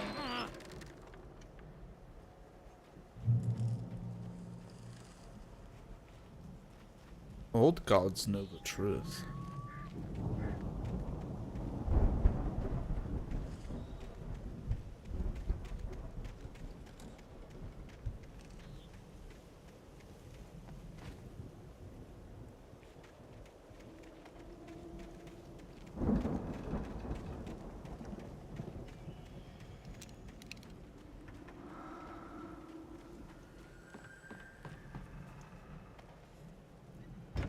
Lights are out.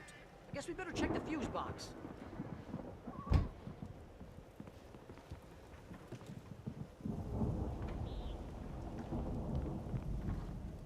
The power downstairs was out, but I was sure I could fix that at the fuse box.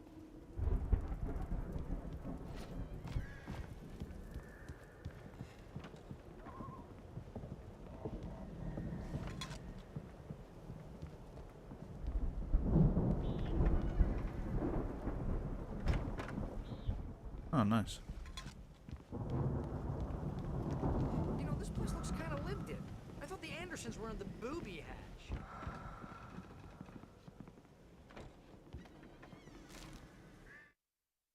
Again, Alice's screams rang in the stillness of the night. I saw myself run toward the cabin, flashlight in my hand. I followed my past self. I was an out-of-body observer, a time traveler in a crazy drunken dream. This was the beginning. The night Alice had disappeared. The mystery of what had happened during the missing week was about to reveal itself.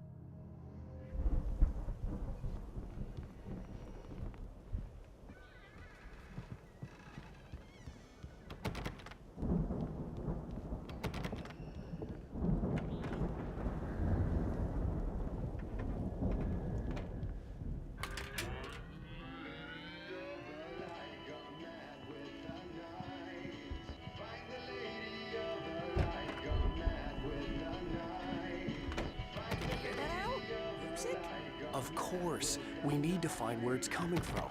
That's the message the Andersons talked about. That's the whole reason we're here. Lady of the Light? Oh, that's gotta be what's-her-face, the crazy lamp lady from the town. Cynthia Weaver. Right. Must be.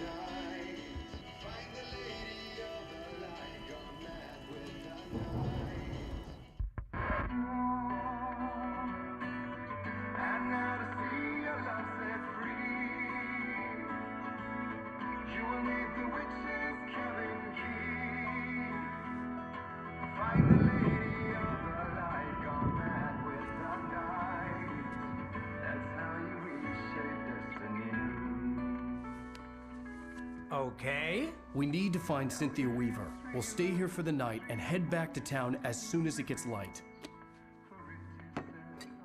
Hey, Al. Lots of hours before dawn. Might as well get some rest. And by rest, I mean drunk. Come on, Barry, this is... Yeah, what the hell?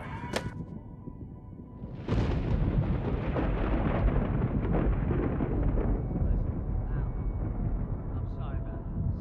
No, seriously, because I know we don't get along, but we're gonna find her, right?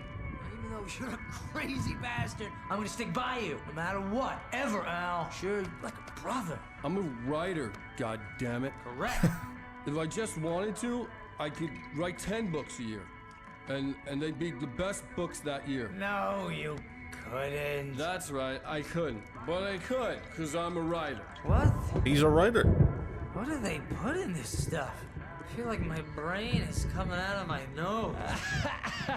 I'm gonna get the recipe off those coots and be a booze millionaire.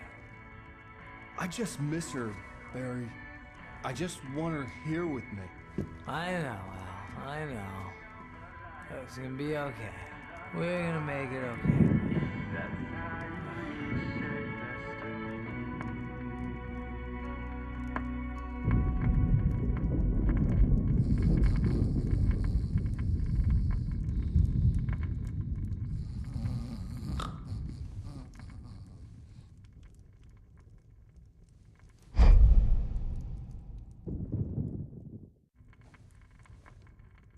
More like Alan's sleep, am I right?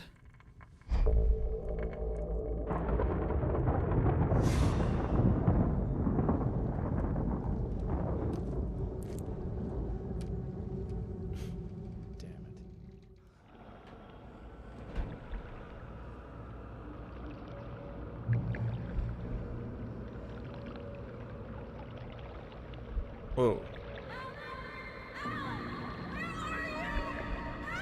Alice, I'm I'm coming. sleepy like It's all right. genders much. I'm coming. It was a crazy drunken dream, and yet it was more than that. It was the truth, a suppressed memory unearthed by the Andersons' moonshine. I was there, an out-of-body observer. This was the night Alice and I had arrived at Bright Falls, the night Alice had disappeared. I had a chance to find out what had happened. I remembered being surprised to see the cabin dark. Alice would have never turned the lights off.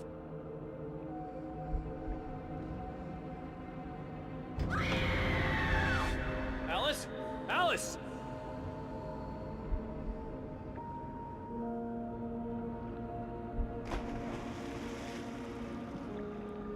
I remembered thinking I caught a glimpse of her form underwater, sinking into the darkness. Diving after her was the last vague memory I had of that night. After that, the next thing I could remember was waking up behind the wheel of the crashed car and finding the first pages of the manuscript.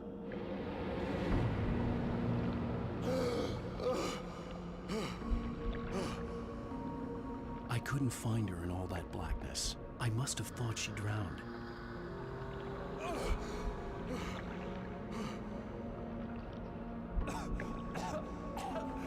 Alice! Jagger had Alice, and so she had me. Alice!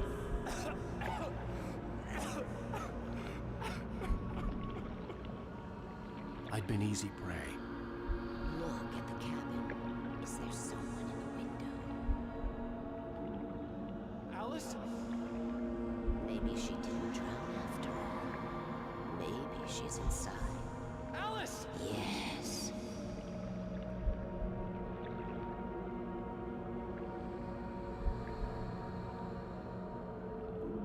The dark presence had touched me.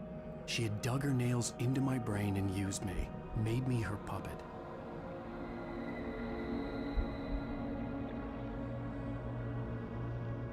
She must be here somewhere. Maybe upstairs in the study. Alice! Yes, that's where she is.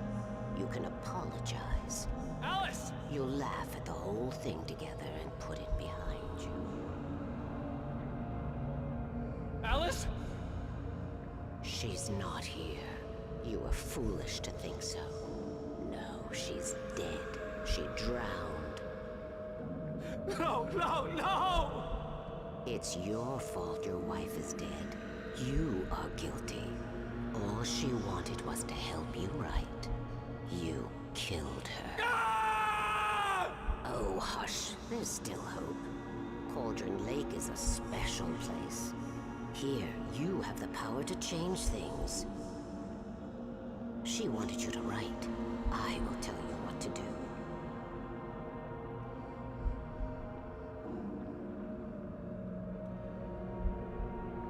You can write her back. The story will come true, and all will be well again. She had Alice, and the manuscript was the ransom for her.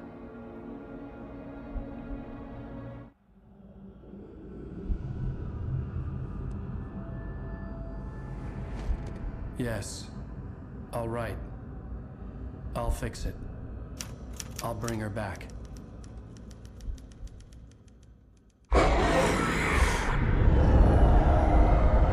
Kinda had a feeling that was coming when she slowly turned her head to the camera I there. wrote it. I remembered it all now. In the dark, I'd written for days, a week, almost a complete manuscript of a novel entitled Departure. Jagger had been my editor, whispering in my ear, making sure that the unfolding story would make her more and more powerful. I thought I was saving Alice. Even with the cobweb she put in my head, some part of me had been aware enough to write my escape into the story, to bring a light into the cabin to release me before I could finish. to interrupt the horror story before the ending, where darkness consumed everything and everyone. Zane was weak and far away, but I had written him into the story, and his light had been enough to set me free. It isn't here now. I'm here because it was written. I brought the light to set you free. You must hurry. It will know I'm here. It will be back soon. It stole the skin of my Barbara a long time ago.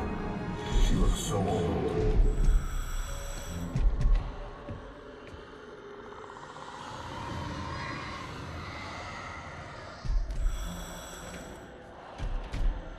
I had woken up, confused and groggy, my mind consumed by darkness and fear. All I could do was to escape.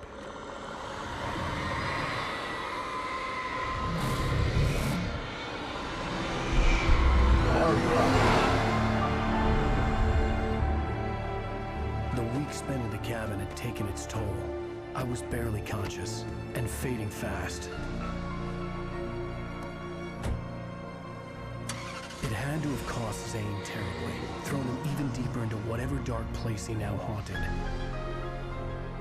But he had managed to weaken the dark presence, kept me safe that night.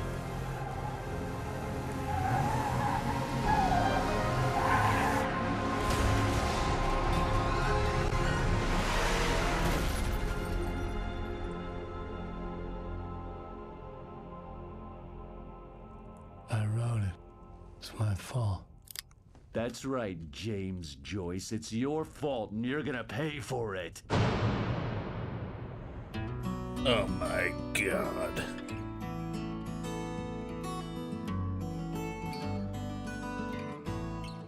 Another banger coming up.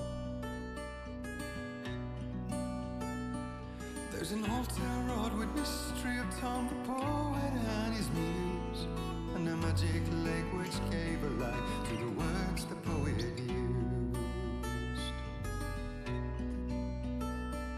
Now the muse she was his happiness, and he rhymed about her grace, and told the stories of treasures deep beneath the blackened waves. Till in the stillness of wonder, and still in its misty crown, the muse she went down to the lake, and in the waves she drowned. And now to see your love set free, you will need the witch's cabin key. Find the lady of the light, gone mad with the night. That's how you reshape destiny.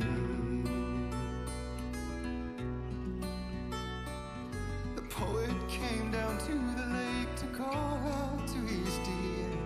When there was no answer, he was overcome with fear. He searched in vain for his treasure lost, until soon the night would fall, and only his own echo would wail back as his call. And when he swore to bring back his love by stories he'd create, nightmares shifted in their sleep in the darkness of the lake.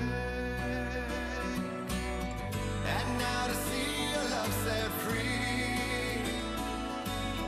you will need the witch's cabin key. Find the lady of the light, still raving in the night. That's how you reshape destiny. In the dead of night she came to him with darkness in her eyes. We're in a morning gown, sweet words as hard as skies. He took her in without a word, for he saw his grave mistake, and vowed them both to silence deep beneath the lake. Now if it's real or just a dream, one mystery remains, for it is said on moonless nights they may still haunt this place.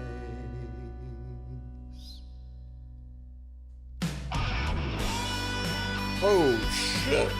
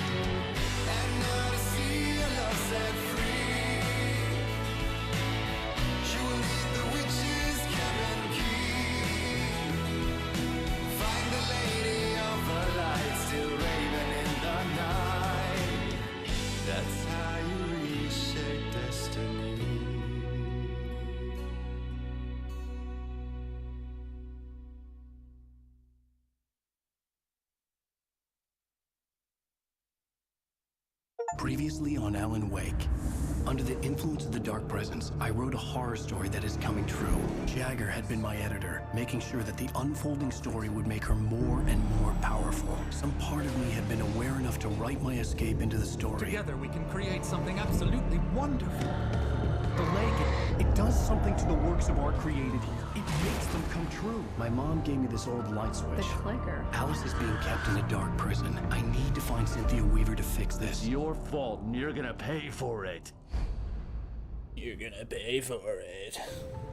Well, we're expecting a record crowd from the neighboring counties. Naturally, we hope to break the record set by last year's Moose Fest in our neighboring town, Watery. Ladies and gentlemen, some people have asked me, what's the big deal about Deer Fest? And I think that this sums it up. It's about friendship and community. We've got a great party coming up, but let's try to hold it in until tomorrow and get through the night in one piece, all right? I have it. Someone will come for it when the time is right. Thomas said so. He wrote it. The key is insurance. It's my job to keep it safe. Safe in the light. Always in the light.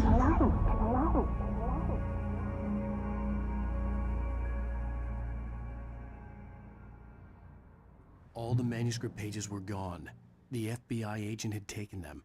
I think my tongue just took a crap in my mouth. Ugh. Oh, wait, we're in jail now? Oh, Al. Al, this is not good. That about sums it up.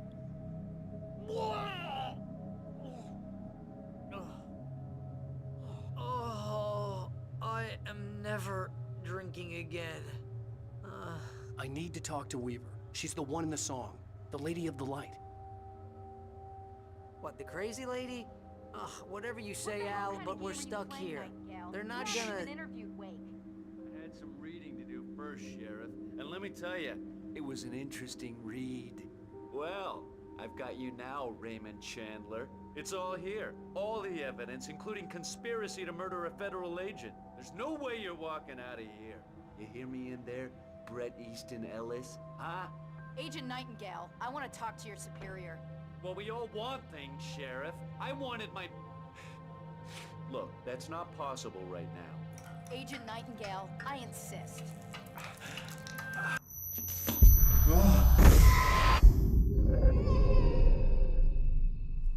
Wake, what's wrong? Lady, are you stupid? It's a trick. It's an obvious trick. Okay, I've had enough of this crap. Wake, I'm gonna trust you with this. You're joking. Agent Nightingale, your opinion would matter more if you were sober and if I actually believed you were here on official business.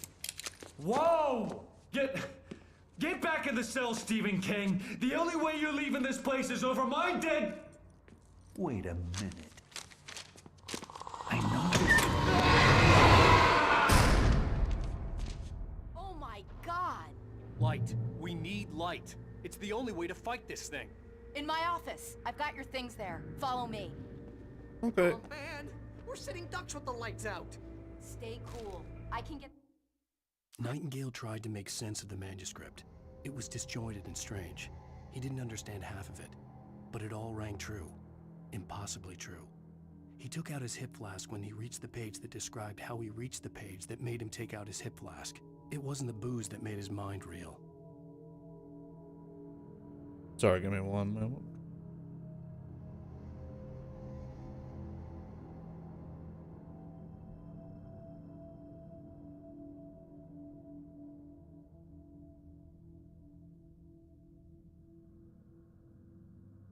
the emergency power on. Nightingale felt the situation veering out of his control, but the gun at least felt steady in his hands. He was ready to fire, resolved that he would let this happen over his dead body. And yet he hesitated. He had seen this moment before, read it in the page. He was transfixed by the deja vu and the horror that he was a character in a story someone had written. Then the monstrous presence burst in behind him and dragged him into the night.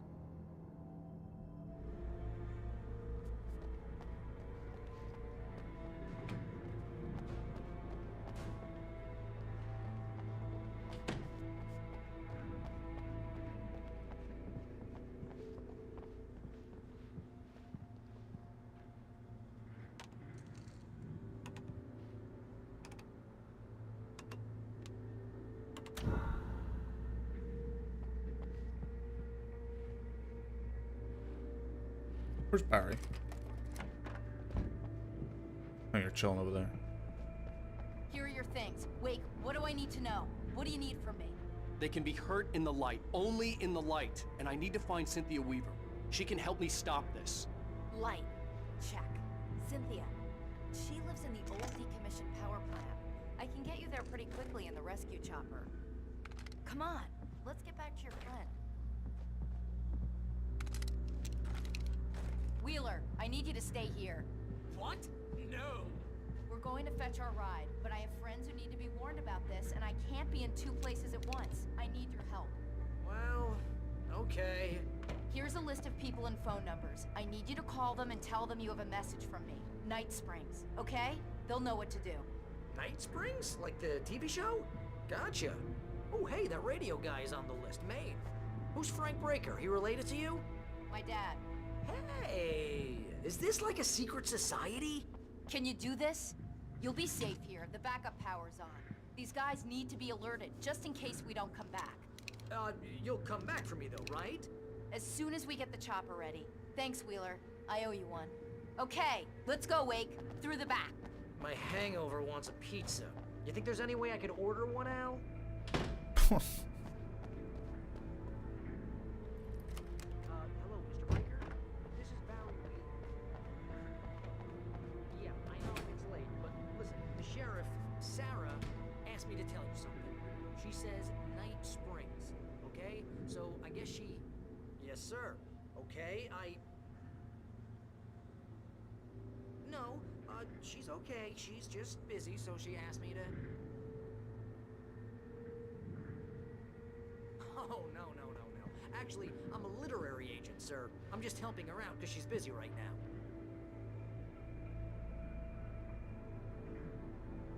Well, the one you'd most likely be familiar with is Alan Wake. You're kidding? Well, I'm glad to hear that, sir. I'll tell Al you said that. That's really nice. But listen, I really need to make some more calls here. You got the message, right? Yeah, that's right. Okay, thanks, sir. Bye now. Hey, the sheriff's dad is a big fan, Al. Said you're the best thing to happen to crime fiction since James Elroy. I think he was a little drunk, though. Are you actually gonna go through all of these calls? Hello? This is Barry Wheeler. I'm calling on behalf of the sheriff. Sarah says Night Springs. Okay? Okay, bye.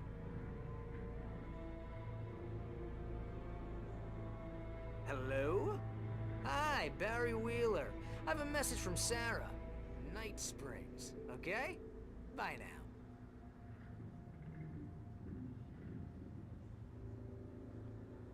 Hello, ma'am. Sorry to bother you. Barry Wheeler calling for Sheriff Breaker. She asked me to tell you... Wheeler? Ma'am, she asked me to...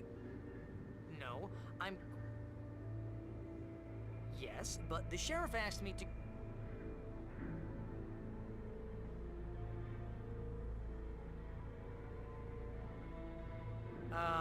Yeah, I think this is gonna take a while, Al. You better get going. Man, I'm... Yeah, but... No, wait. Ma'am, please, But the sheriff...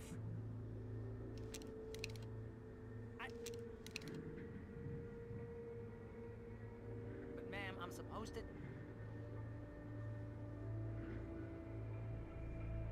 Ma'am, just hear me. But I'm gonna be right back 1 sec. Enjoyed listening to this. But she said...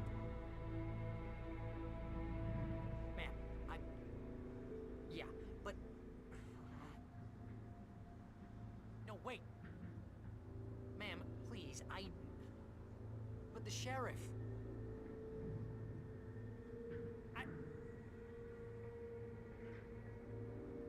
But ma'am, I'm supposed to...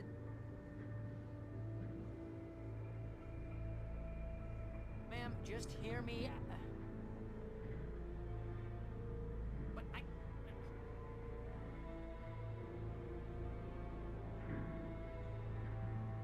But she said... Ma'am, Yeah. What about? Okay, it seems like he's just on a loop with her, so let's go.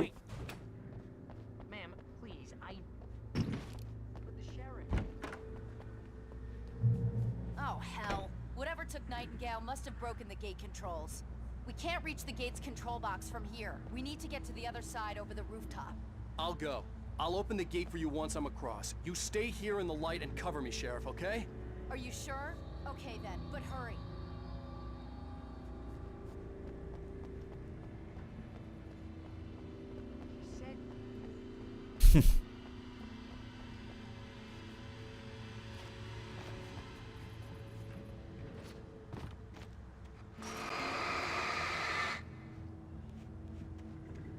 To go. Was that? Oh. I needed to reach the rooftop to get to the other side of the broken gate. Yeah. Ow.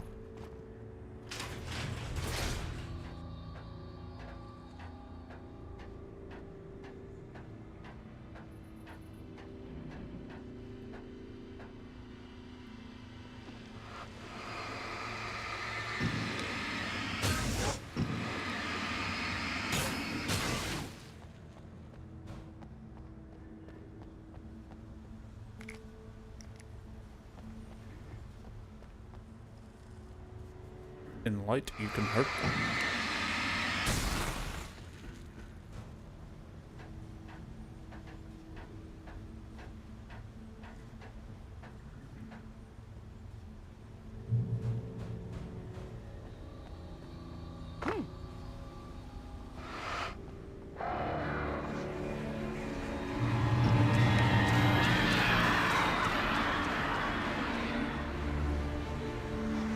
Fucking page.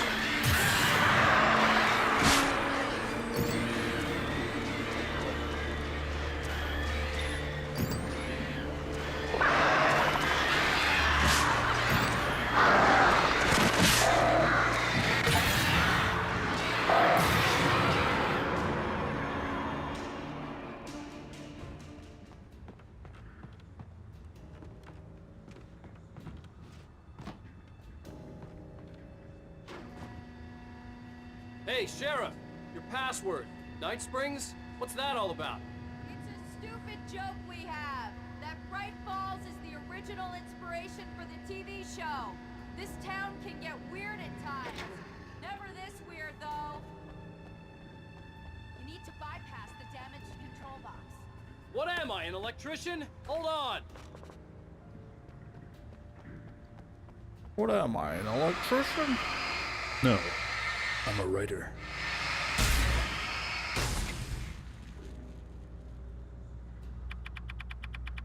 Ah, damn! That's smart. Good job, Wake. Okay, stick close. Our first stop is the town hall. The keys to the chopper are there.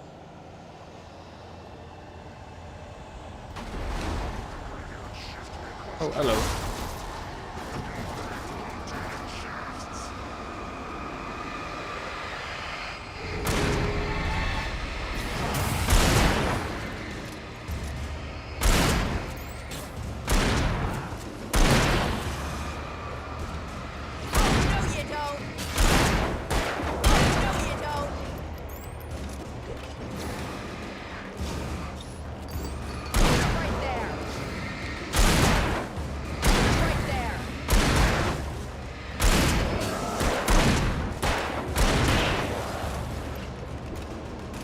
Take care of him.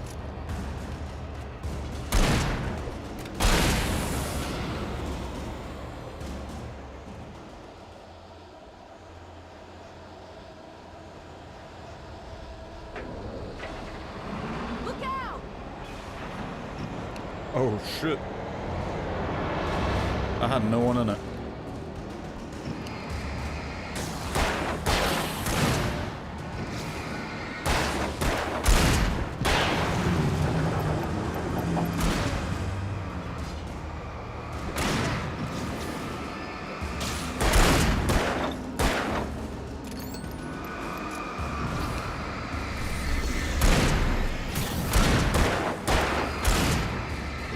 Over here, Wake!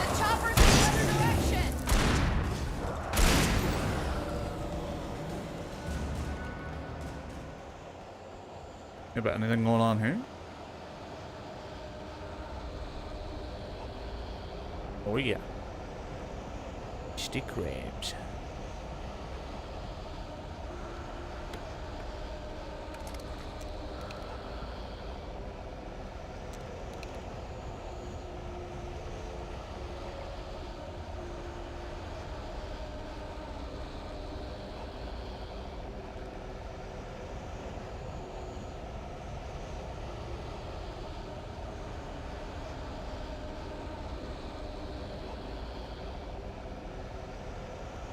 Oh, another one.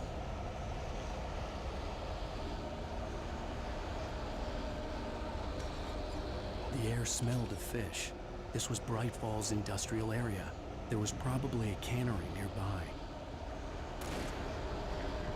I should be fine over there. Whoa!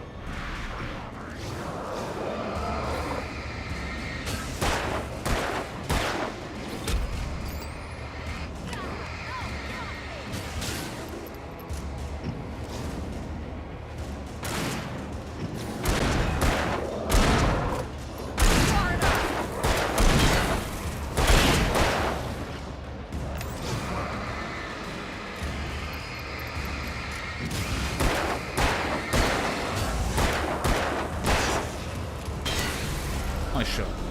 From that distance, I'm absolutely being shredded by that shotgun, but sure, look, we'll take it.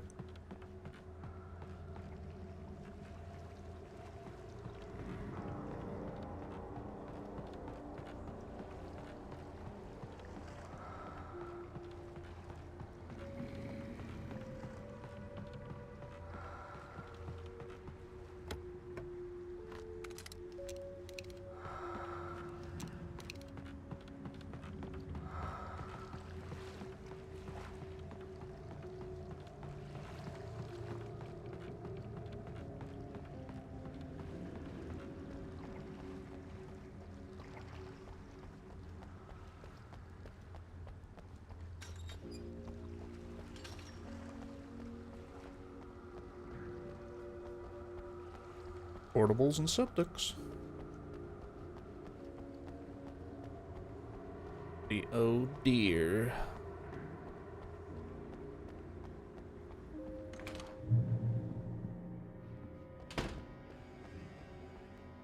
Some batteries where they used to be.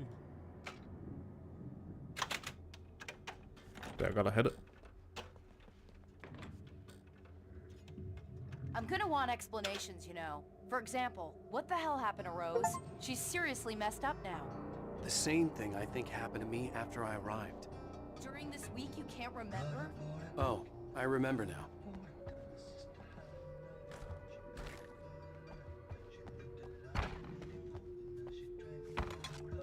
The lime and coconut. This is where we first met her.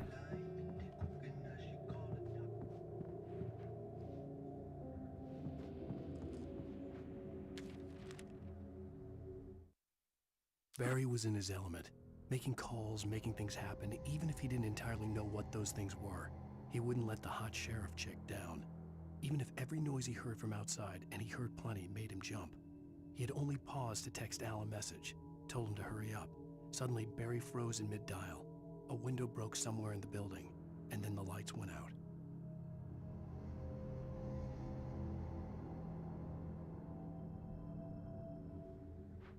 Uh-oh.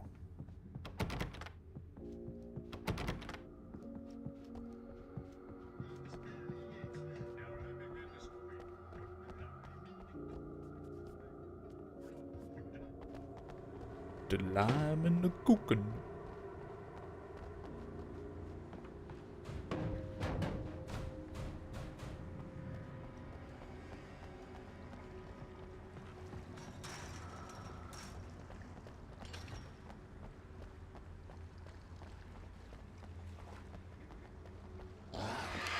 Okay.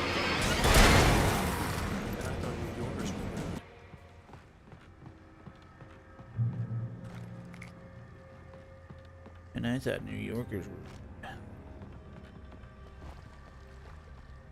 You have the right.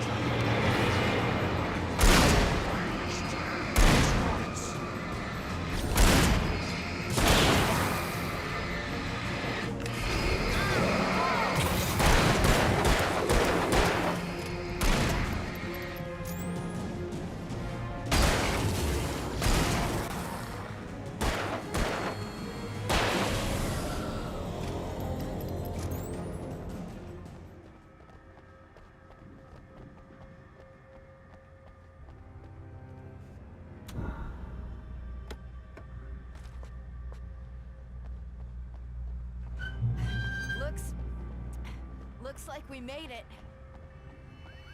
She is definitely dying.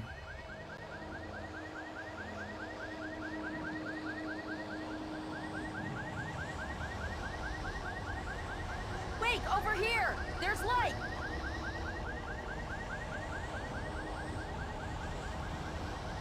I have a key. Watch my back, Wake.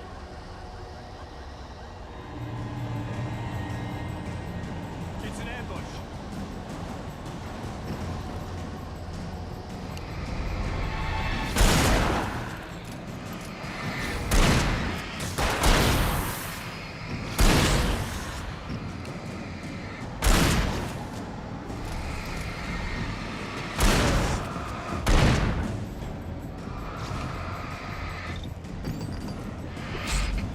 Wow.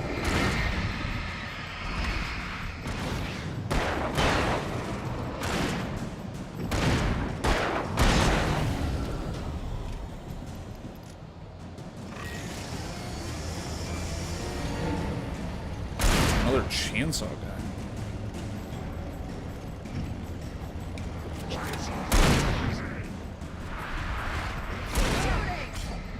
Jesus.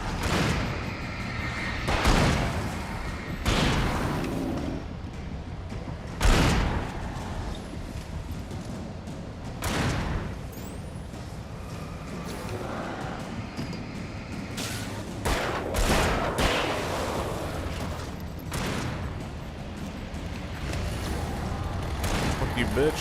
Fuck you, bitch.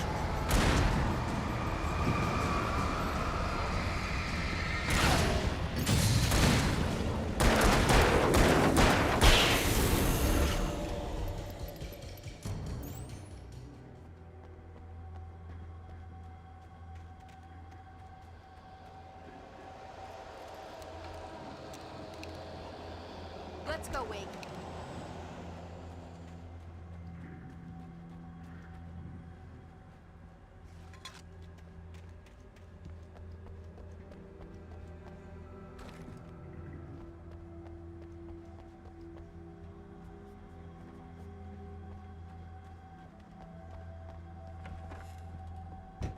Okay, someone's messed with the fuse box here, but you should be able to jury-rig it while I find the keys. I already got electrocuted once today. How about I look for the keys and you get burned for a change? Fine. They should be in the clerk's office on the other side of the building, near the main entrance.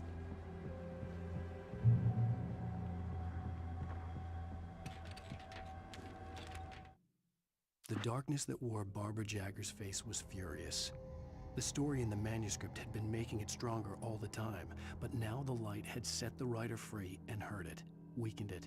It was only a matter of days before the dark presence would be strong again, but meanwhile, it would be difficult to recapture the writer. Days. The keys aren't upstairs, Wake. I'm just gonna take a quick look. Evie? New episode. A fusion of vigilance, conscience, and uncompromising clarity of vision. A need so fundamental, it permeates our very being. And yet, a man may be brought to his knees in a single heartbeat. In Night Springs. Tonight's episode, taken in his prime. For young Manny, the night hasn't been kind. He's a marked man, selected for a lifetime of servitude after answering an ad in the newspaper. But first, a little field surgery is required. Well, look what I found. Please, no!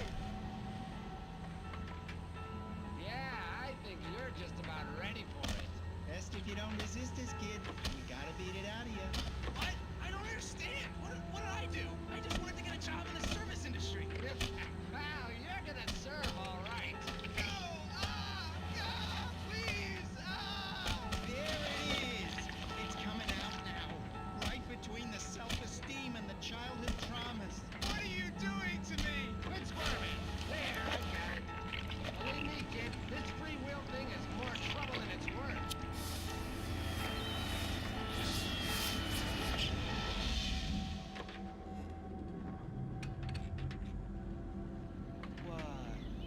Pat. Oh, nothing for you to worry about, Manny. I don't know what I'm supposed to do. We'll tell you all about that. Don't you worry. Another vacant worker ant, birthed in fury and violence for the pleasure and convenience of ruthless and malicious men. Stranger things can happen in Night Springs. Night Springs. They beat him up and burned his self-will. His free will.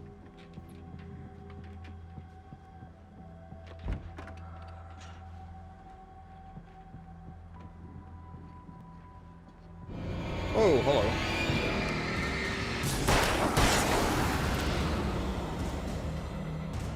Sudden. Stranger Things? No, no, no. Night Springs.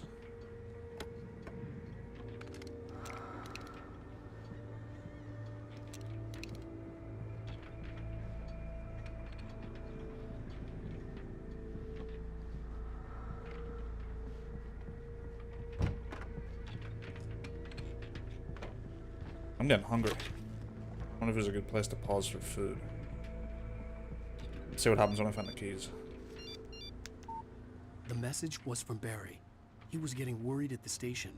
He wanted us to hurry.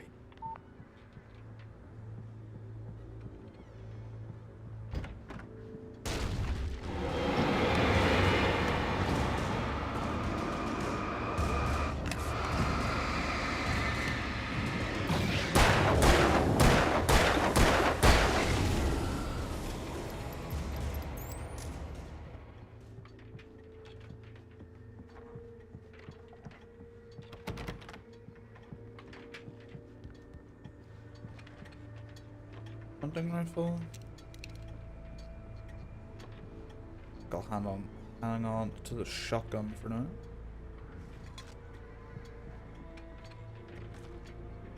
Take the ammo though, just in case.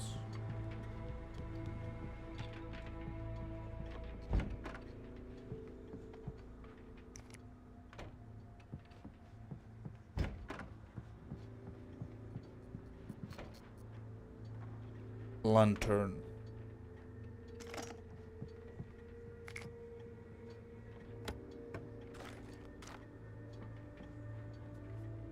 Okay, Sheriff, I got the keys.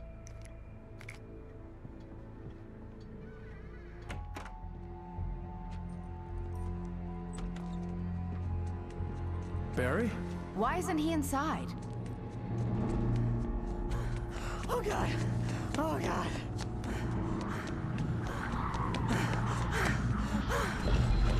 Barry! Look out! Barry, move!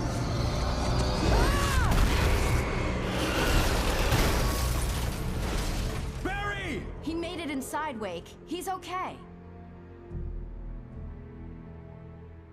The storefront's blocked. Come on, Wake, let's go around. We can meet him in the back. Right. I'll pause it there. I want to get some food. Oh, you know what it's time for. Boom.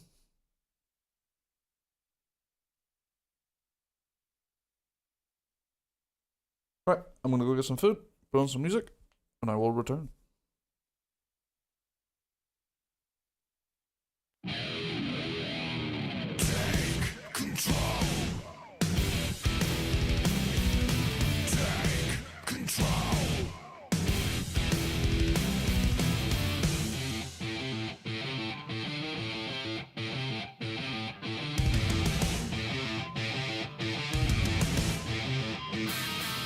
I see a vision rising, rearing.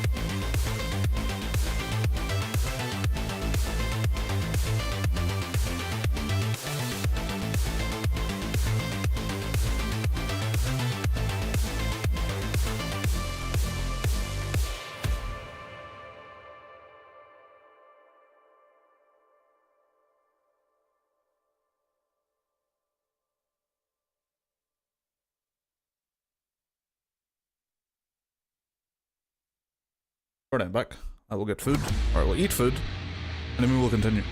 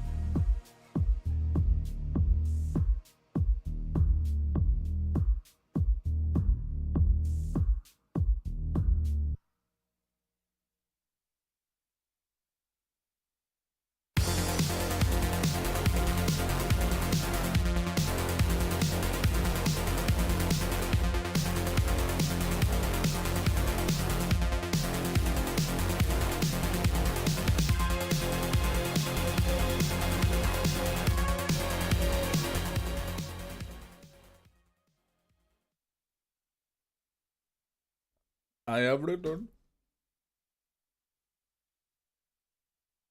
Gaming.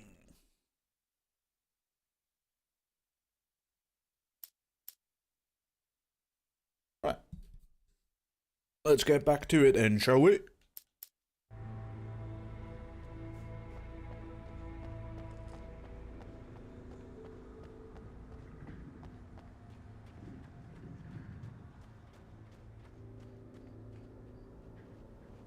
Not recorded when Bright Falls was first formed as a nameless trading post, but it became a town when the Bright Falls Mining Company started to operate nearby in 1878. It was then that Hubert Biltmore, a fur trapper, and Amos Gunderson, a pioneer from Tacoma, decided to build a post office, saloon, and hotel, all operating from the same building. Through the efforts of these two men, the Bright Falls became the permanent and thriving town it is today.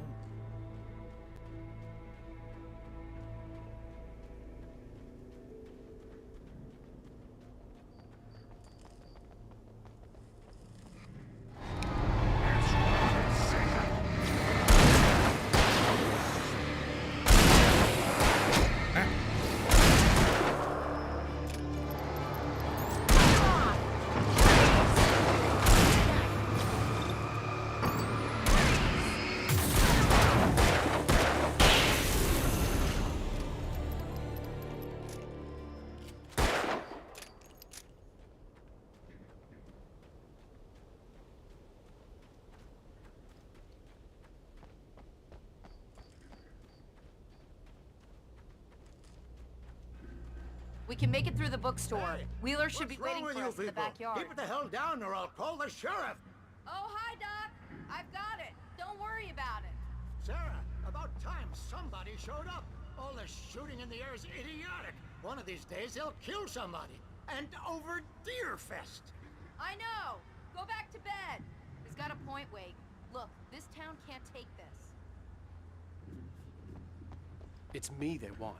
The sooner I get out of here, the sooner you can all get back to life as usual. I hope you're right. Come on, let me get this door open. Wait, you got the keys to the bookstore? Perks of being the sheriff. A girl needs to get around. Alan Wake. They're really taking advantage of your presence here, Wake. I heard they're selling a lot of your Alex Casey books. Right now, I'm not a big fan of my own writing. Cynthia Weaver worked hard, following her obsessive rituals, sometimes fighting them, always giving in to them in the end. She haunted the halls of Bright Falls' abandoned power plant. She marked her caches with light-sensitive paint that could only be seen by eyes that had been touched by darkness and saved by light like she'd been. She was preparing defenses and supply lines for the war she knew would come. The war between the forces of light and darkness. Damn.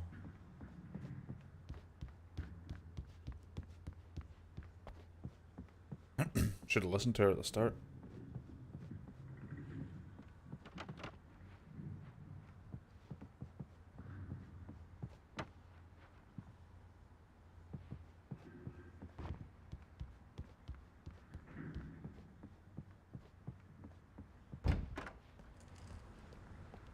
I don't see Barry. Look, wait, maybe that's him. That's the way to the chopper. That flare did not stay on the sky very long.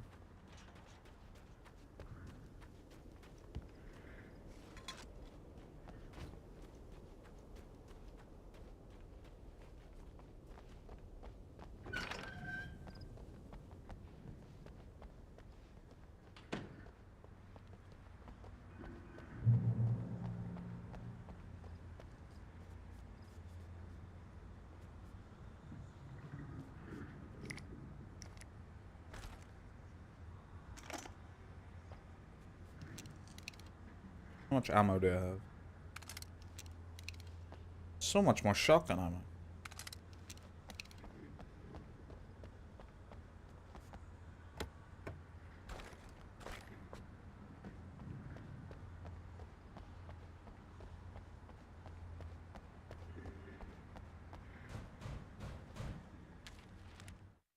Barry got back to his feet inside the Bright Falls General Store and dusted himself off. Right next to the cans of baked beans was a locked case filled with flare guns, and yet here was a conveniently placed barrel of crowbars. Barry's smile widened as he realized that this was the classic movie scene where the hero had to gear up and arm himself to the teeth. Barry threw himself into the role.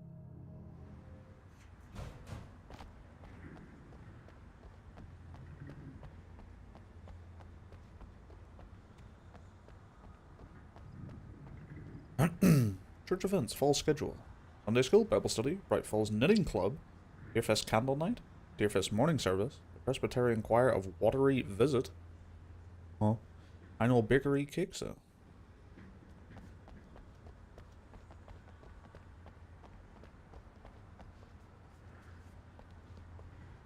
No firearms allowed. I'm gonna give Pastor Howard a piece of my mind about this lock. Ugh, I told him to get it fixed. Let's go, Lima. Let's take a break.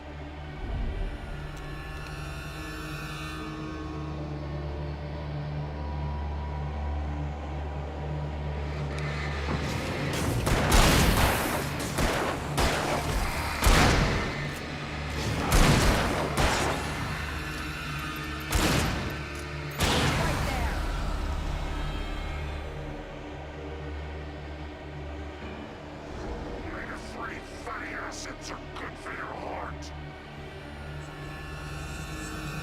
Ah, shit.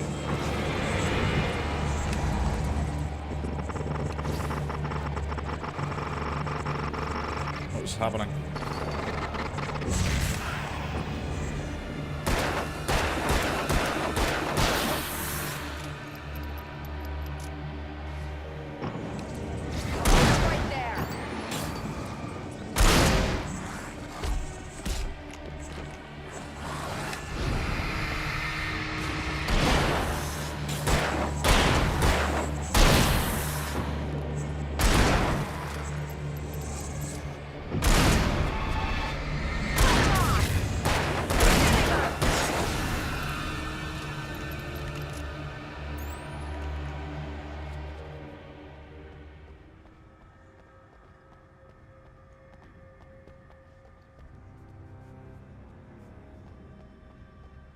Okay, it's open. Let's go, Wake.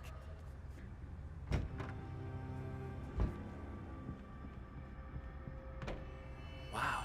We keep them lit all night long on the night before Deerfest. Why? That seems dangerous. It's tradition. That's a lot of unsupervised candles in a very wooden building. For it to be free, the Dark Presence needed the writer to finish the story. Again and again, the story let it get frustratingly close to the writer without letting it capture him. It was bound by the events depicted in the manuscript, but it could pursue the writer indirectly, put others on the task, and stop those who would help him.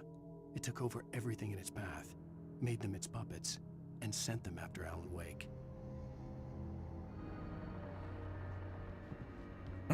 So basically, if you're not part of the story, it can go and get you. Tell you to go after me. We're almost there. We'll have to go through the basement to get to the parking lot. Yeah, there's no way going through the crypt will turn out to be a bad idea.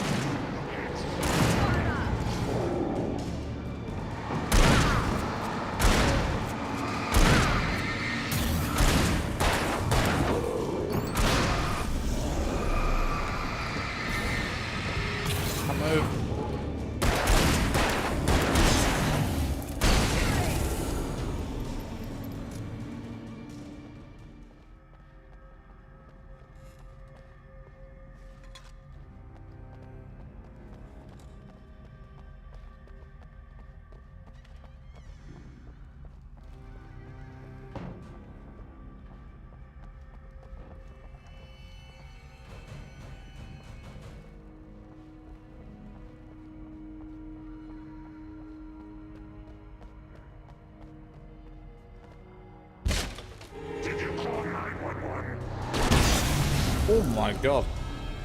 Barry? Guess that one saw the light, huh? What the fuck You is didn't like it? that one? A tough audience. Well, I got plenty more. What are the Christmas lights for? Protection, man. Like garlic against vampires. Vampires. The helicopter's just across the parking lot and up the hill. Come on. I mean, it's actually genius. I'm not sure where he's powering the lights from, but...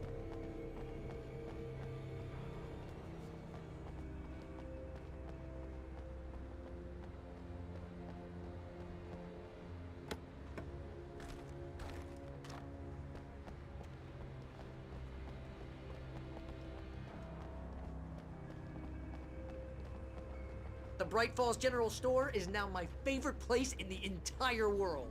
See this headlamp? It's like a superpower. I can just look at one of those things and they die. It's my flaming eye of Mordor. Lord of the Rings mentioned. I wish I didn't say that. Yeah. Hey, I want a headlamp. Last one. Bastard. Alice had screamed until she had no voice left to scream. Around her, the darkness was alive. It was cold and wet and malevolent and without end. She was a prisoner, trapped in the dark place. The terror would have burned her mind out, but one thing made her hang on. She could sense Alan in the dark. She could hear him. She could see the words he was writing as flickering shadows. He sensed her too. He was trying to work his way to her.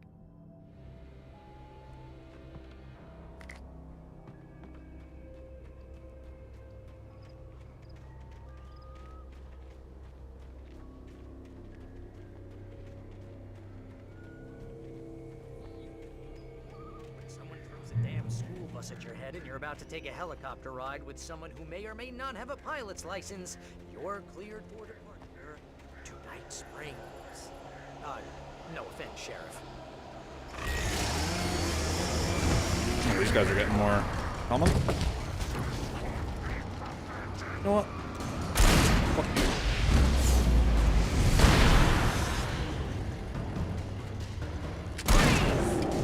Oh, didn't actually kill him. Right there.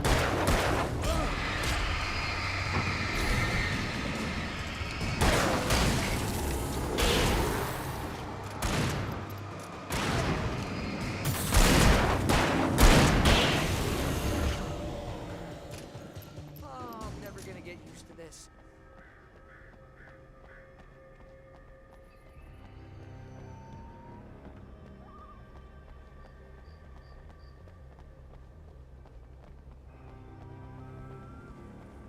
The helicopter's just up ahead. I'll need a while to prep for takeoff. Don't take too long. I want to get out of here.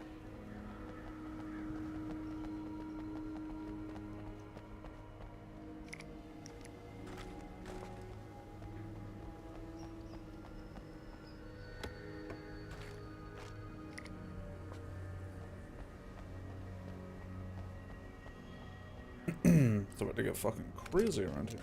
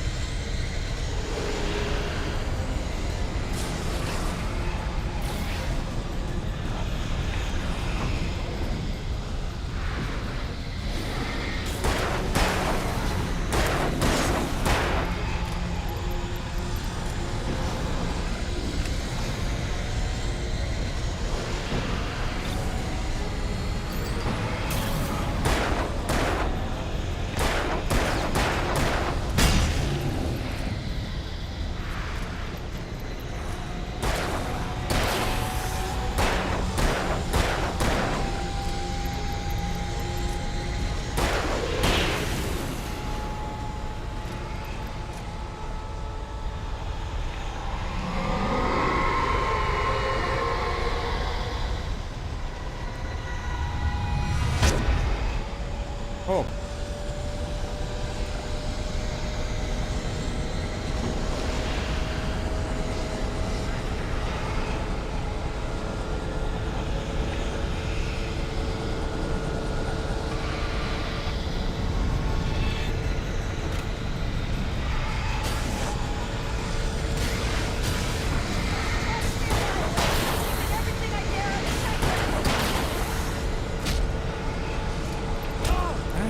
I always think they're gonna like just miss.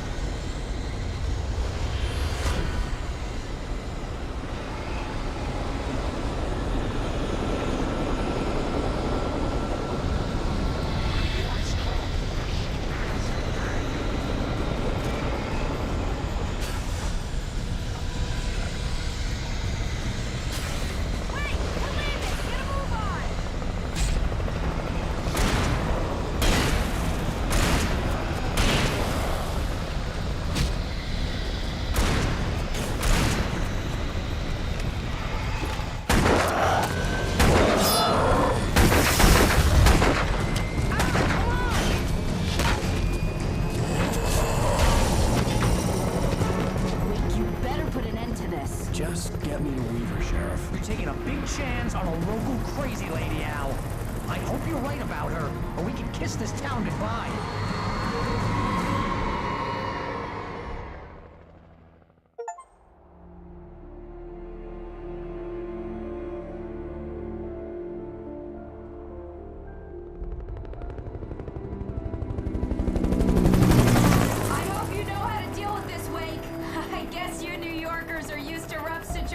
Like this. Right. The city's a war zone. King Kong, mutant alligators, and Alex Casey shoots the place up every weekend. Look, I never even carried a gun until a couple of days ago. Well, my dad used to be a cop there. Tells some pretty wild stories. Stuff like this? No, just normal bad stuff. Kinda like your books, Wake.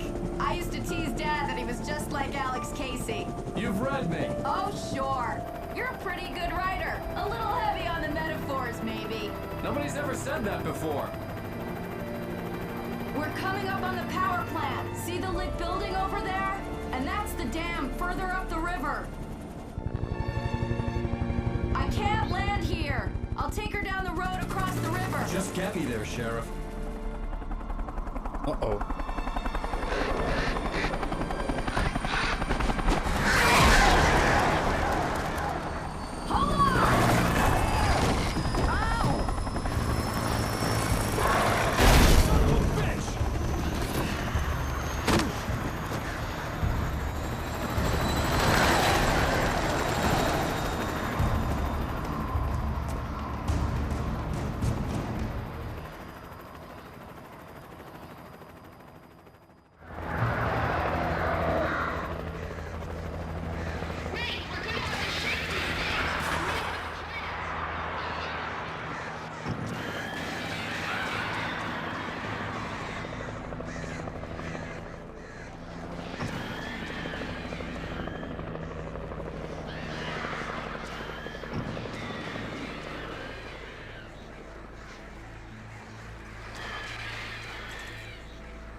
What's the fucking money?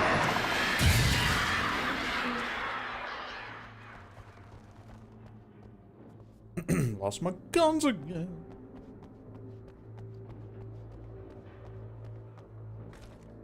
Huh. Handy. Handy.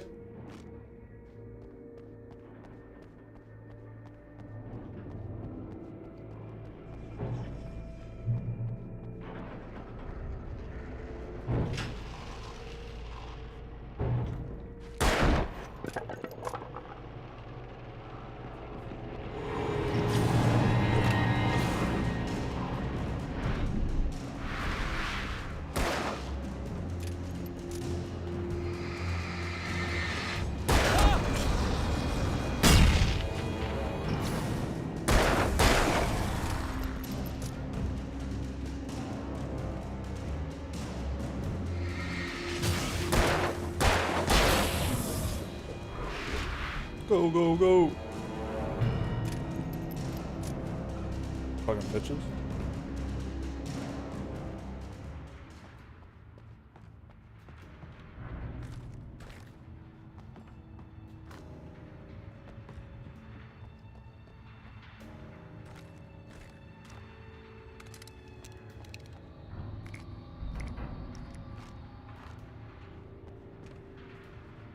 You'd wonder why they take away all my weapons and shit if they're just gonna give all that back to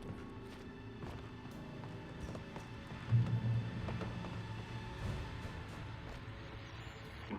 And here's a new song from a band that they always remind me of our local rock legends, the Old Gods. I couldn't tell you why. I guess it's just, one of those things. Anyway, here's Poets of the Fall and their latest single, War. This is good war.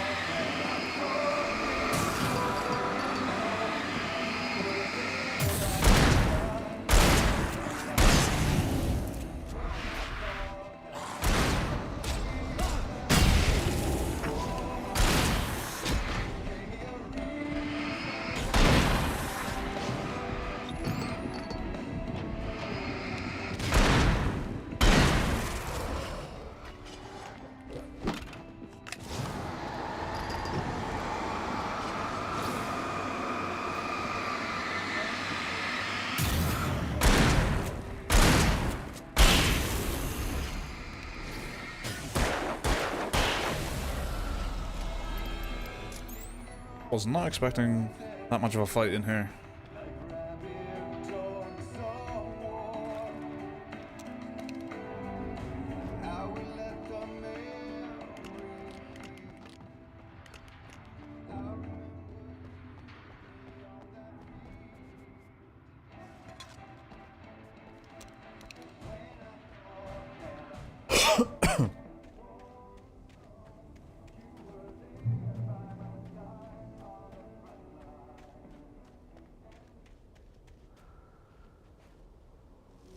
The power plant glowed in the night.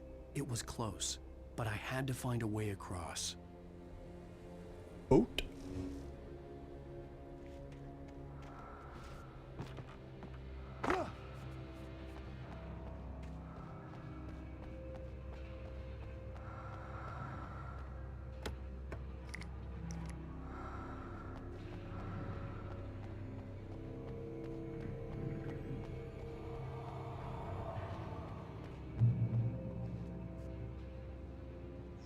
Push button.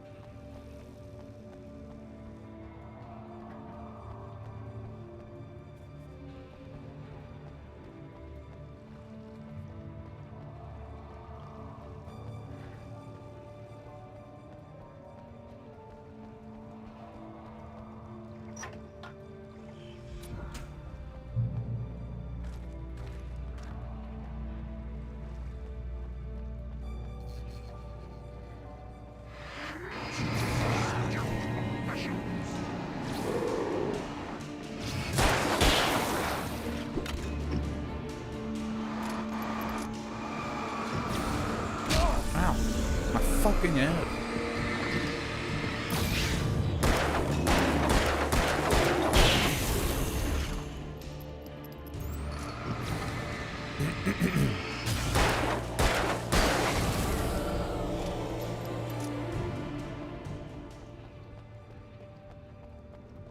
Most of us are skilled professionals. Huh.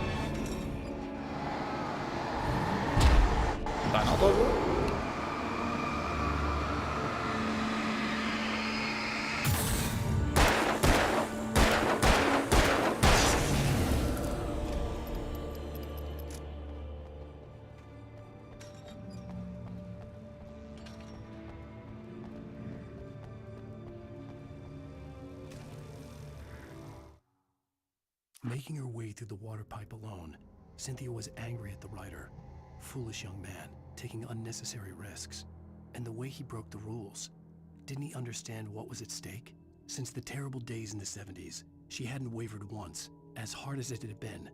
She was tired of protecting the town all these long years, and now only wanted to rest.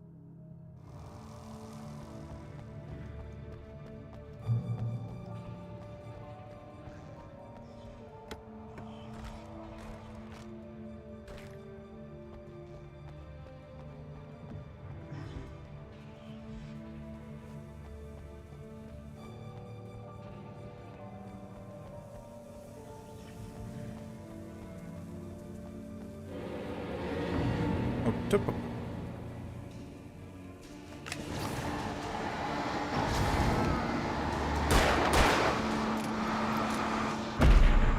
What? That seemed like a perfect dodge. And I got bumped into the electrical wire. I got Alan baked.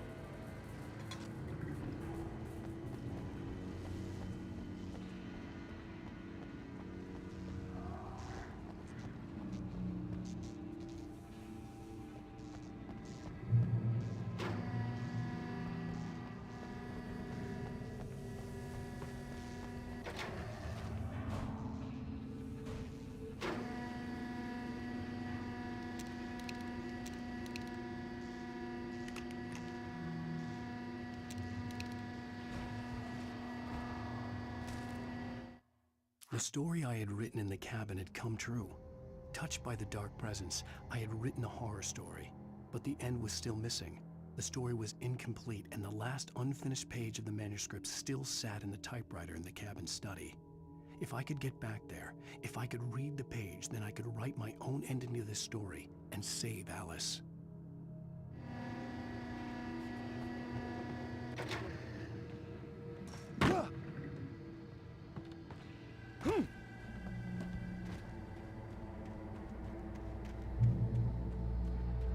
But the cabin was like fake or something, right?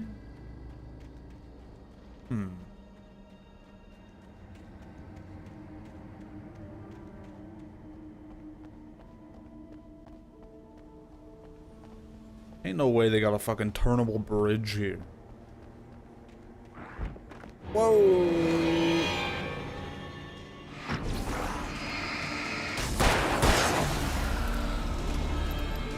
A massive rotatable bridge.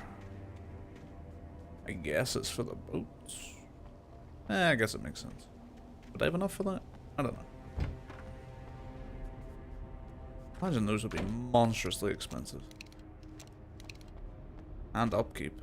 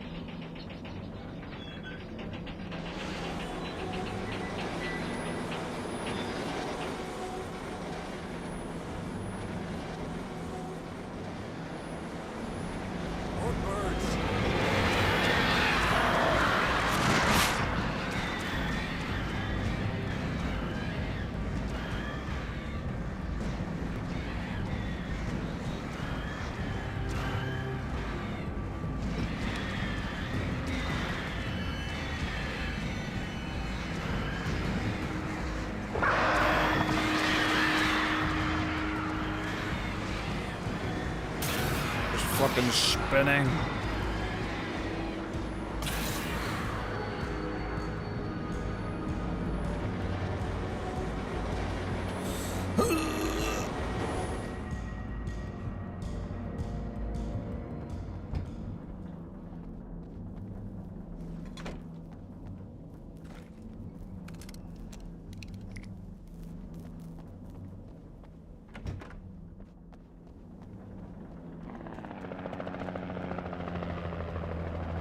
That was. Mm-hmm.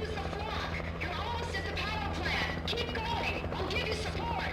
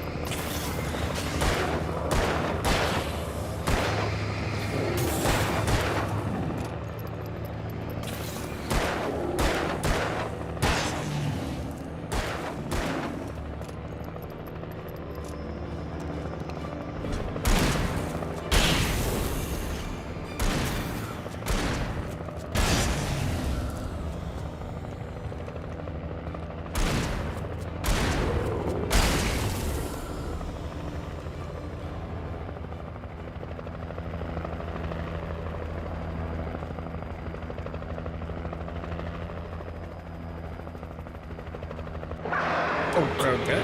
Oh, no.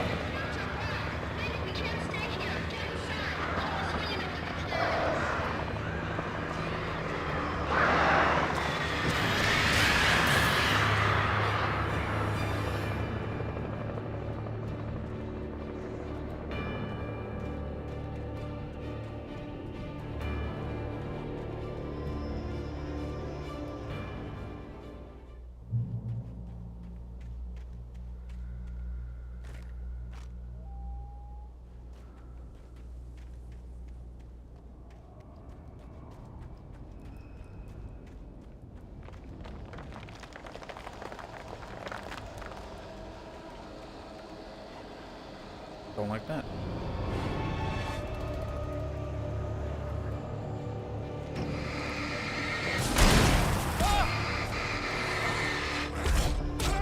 Jesus, I can't see. Pop a flare.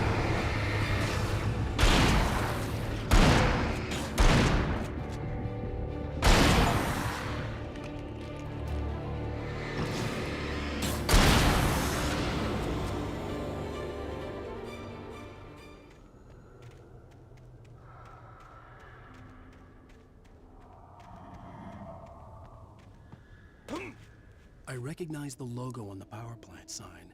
I'd seen a version of it painted all over the area, signifying hidden caches of supplies.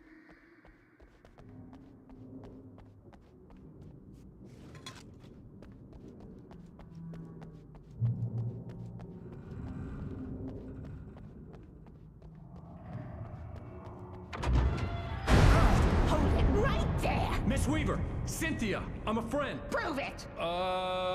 You knew Zane, Thomas Zane. You're the Lady of the Light in the song. You can help me.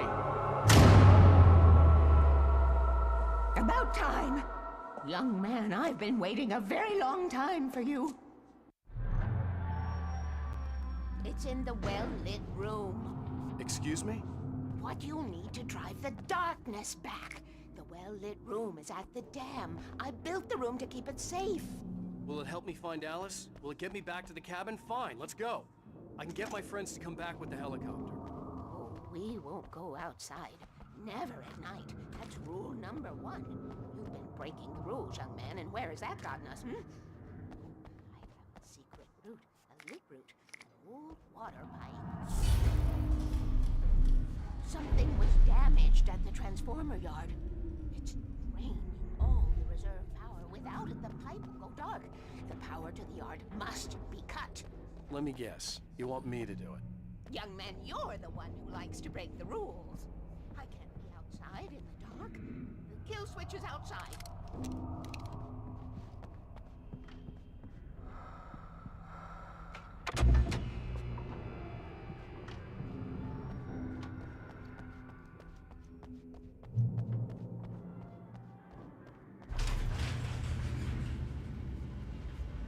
Probably cutting the big wires I saw.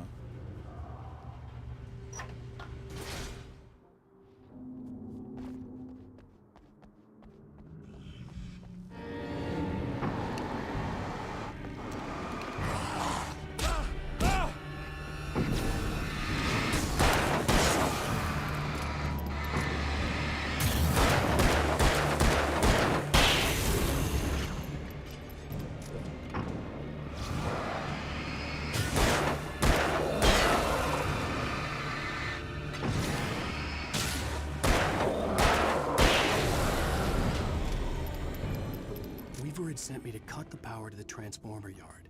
I was willing to do grunt work for her to get her to help me. I hoped Weaver was dependable. I'd stumbled into this crazy world a little over a week ago. She had been living this insanity for decades.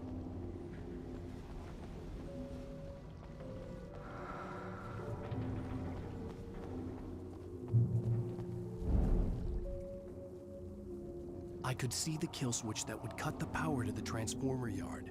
Now I had to find a way to reach it. Floodgate controls to be operated by authorized personnel only. That's me. I'm a writer. If I could figure out the gates, I could use them to get to the kill switch.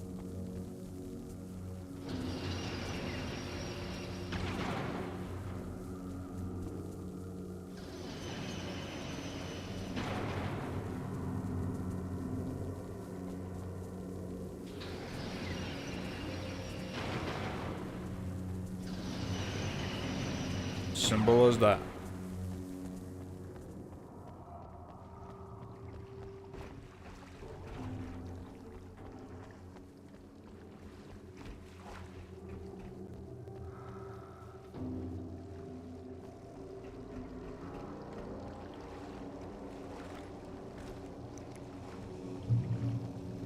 Besides these things.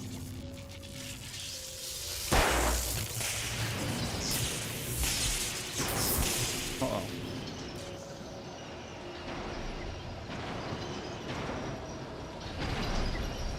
The transformer yard went dark and dead. Weaver's water pipe passage should now be good to go.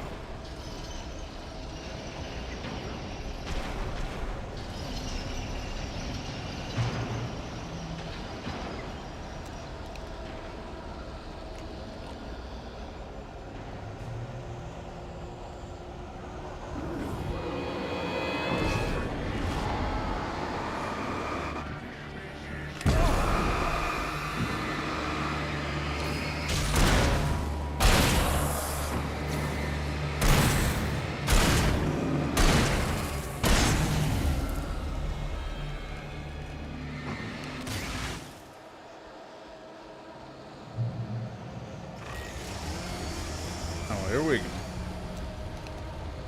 You're getting flashbang. The counter keys.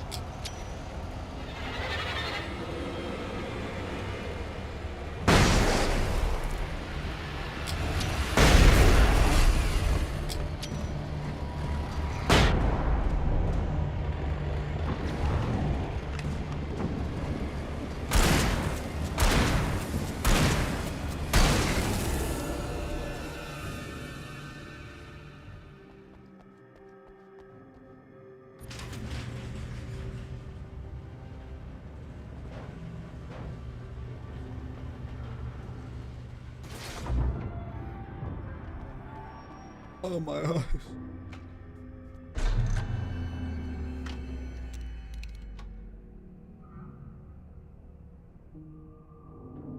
way, young man. Follow me. Come, the pipe's empty now. We're ready to go. This way. We need to go. I knew them both, Tom and Barbara. I had such a crush on him. Such a beautiful man. I was jealous. There was a part of me that was maybe a little glad when she had the accident. Hurry up, young man! And then Tom started writing and woke the darkness up. He tried to bring her back, but you can't do that. There are no free rides like that. I'm starting to realize that. In that case, young man, perhaps you're a smarter man than Tom was. The witch looked like her, but it wasn't. Barbara was sweet. He didn't understand until it was too late. He tried to undo it, wrote himself, her, everything he'd ever written out of the world. Oh, he was so famous. And afterward, no one knew. Oh, Tom. He left only one thing behind in my game, in case it happened again. Insurance. He trusted me. Or perhaps used me a little. Tom knew how I felt. Knew I wouldn't refuse him. I built the well-lit room and put it there. It's been waiting for you. We are characters trapped in a story. And none of us will survive to see the end of it if the darkness isn't stopped. She'll twist the story to her own dark ends. How do you know all this? Tom, that's the way he wrote it. He still talks to me, you know, in television, beyond, from me. We have both been touched by the darkness, young man. He saved us both with light, but the darkness stays with you. Leaves a stain.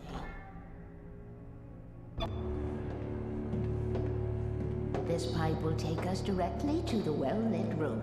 Okay, I need to call my friends, tell them where we're going. Hello? Al! Barry, we're headed to the dam in one of the pipes. Meet us there. Okay, I'll tell Sarah. It's Sarah now? Whoa! No! For the sweet love of... Barry! Barry!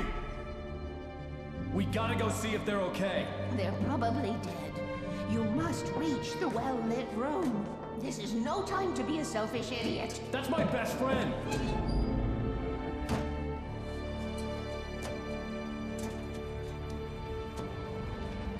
Well, be a fool. I'll use the pipe. I'll meet you at the dam if you make it.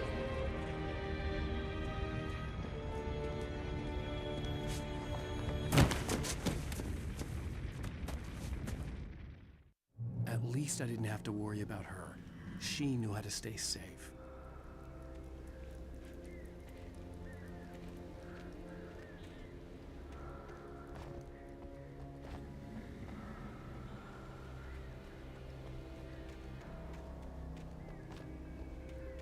Save my boy Barry.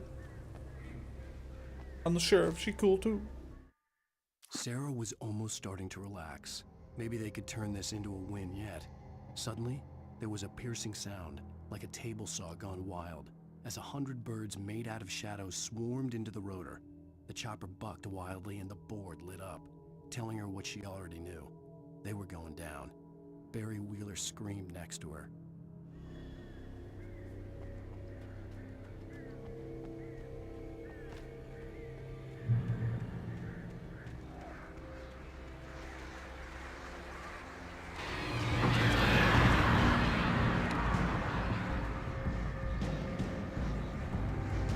Fucking birds.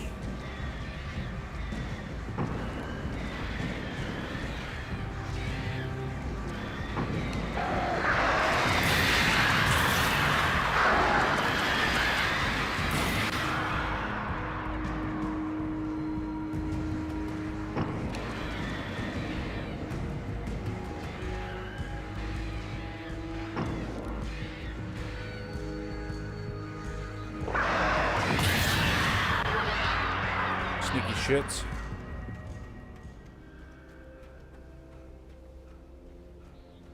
Trying to attack me from under the goddamn cliff.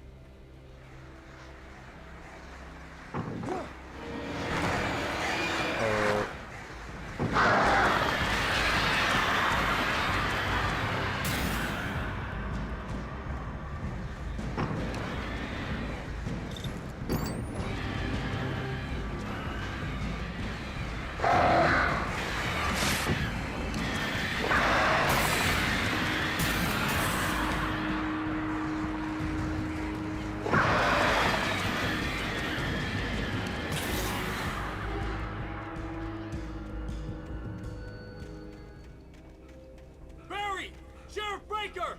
Sarah! Well, the door's open. The crash site looked bad, but as far as I could tell, the wreck was empty.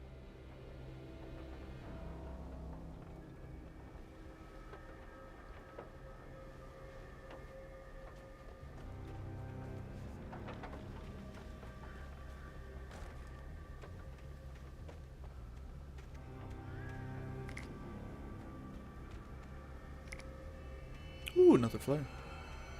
Ooh, another flare.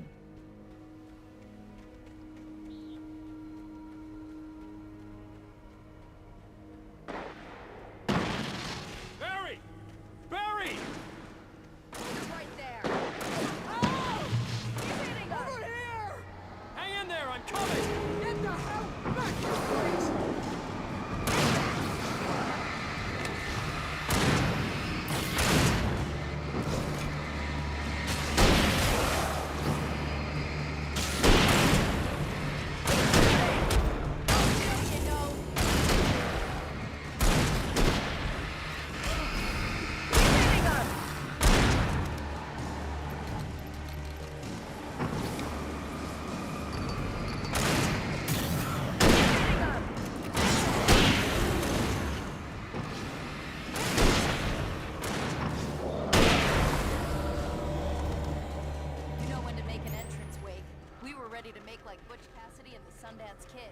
I have a different ending in mind. Yeah, fine.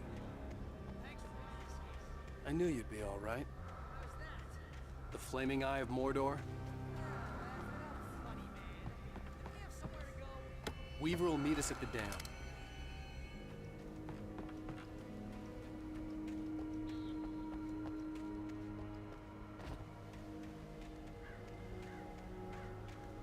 Anything in here?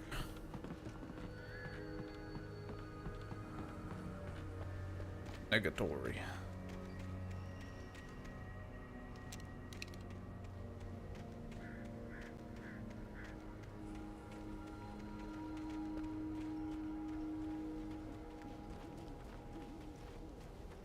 When you spend most of your night running uphill while a crazy bunch of demon hicks try to take your head off with an axe, you know your helicopter crash landed in Night Springs.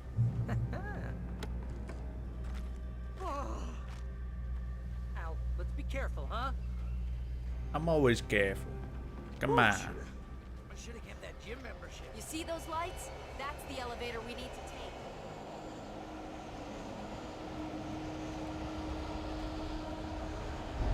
You killed me. What the hell is that thing? It's everywhere!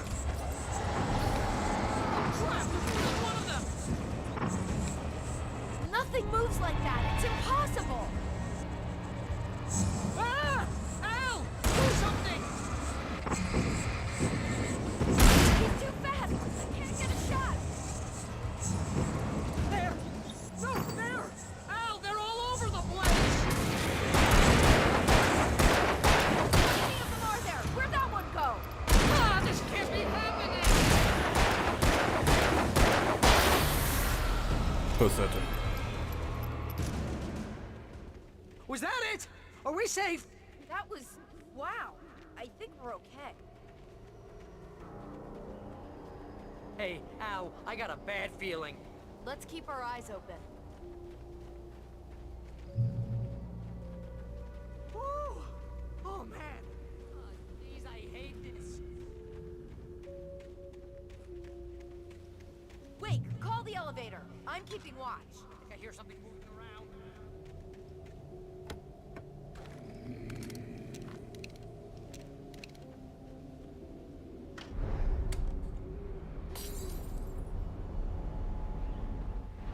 Heads up! Here they come! Oh, no! Oh, no! They're coming! We have to hold them off. They're right there.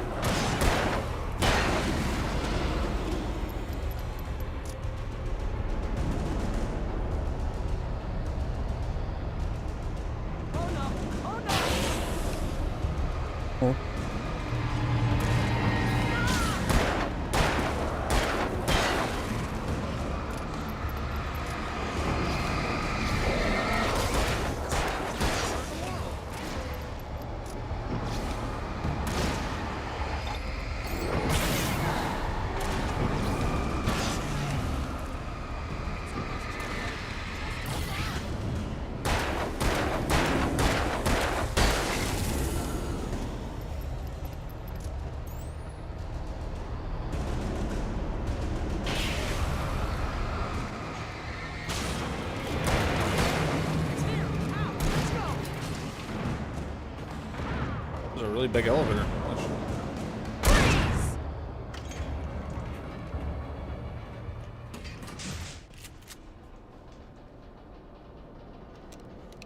We're almost there.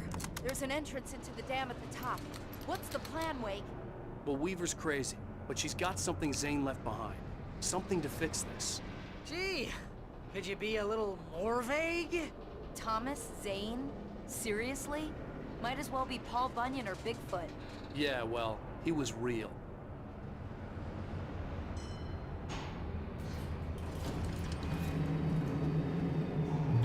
Let's be careful, okay? Oh, jeez, I hate this. Oh, jeez. Okay, Wake. There's a button there that opens the door.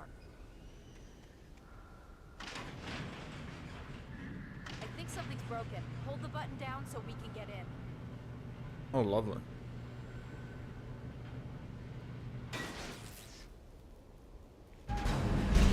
Classic.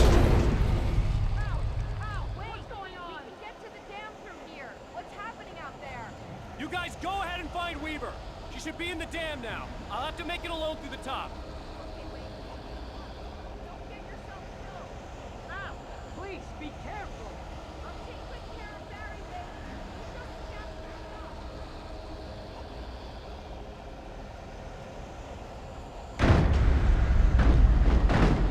You gotta be kidding me.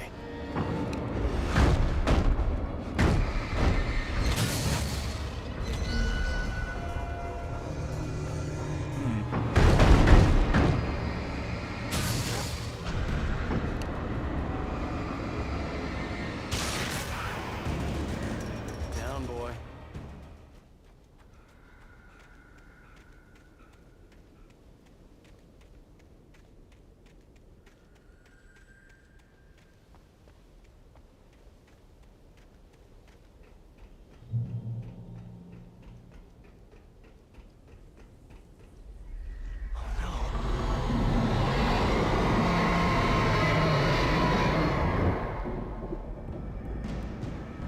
But that's not good at all, now, is it?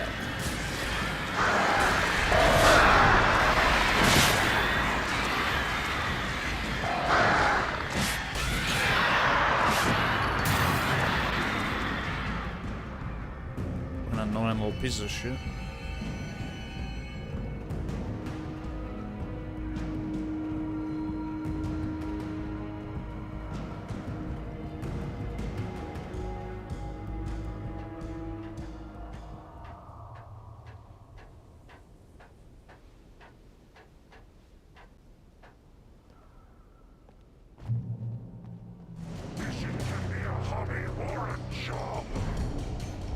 So I true. was ridiculously outnumbered.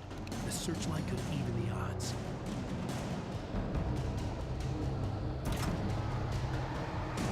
Beam 'em up.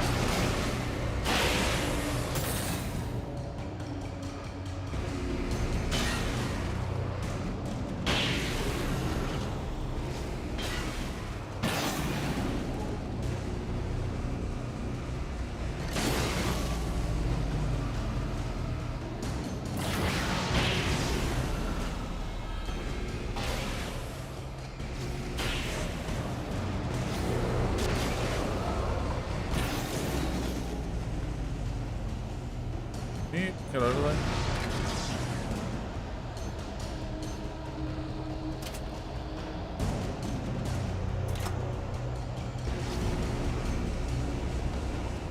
Microwave them.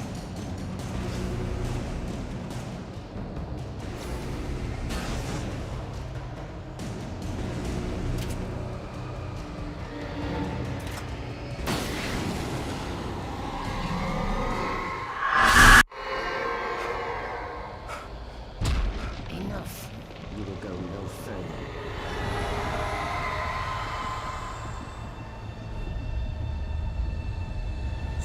Stop now.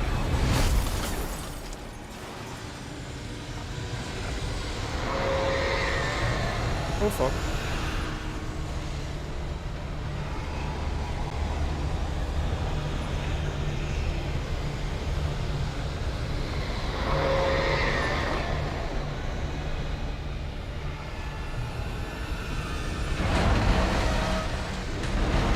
shit is getting just a little bit crazy.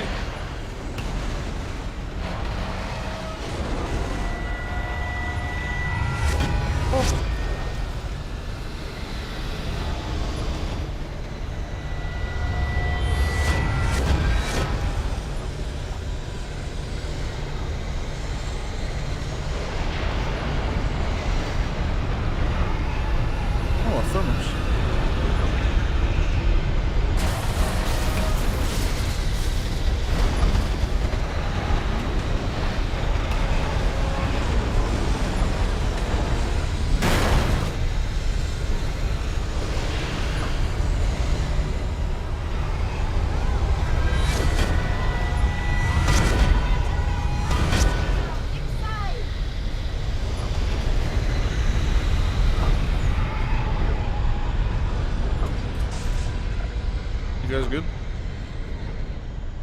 You made it. Well done. I'm glad I was wrong. But it was a foolish chance to take. Don't worry about the noise. We're safe here.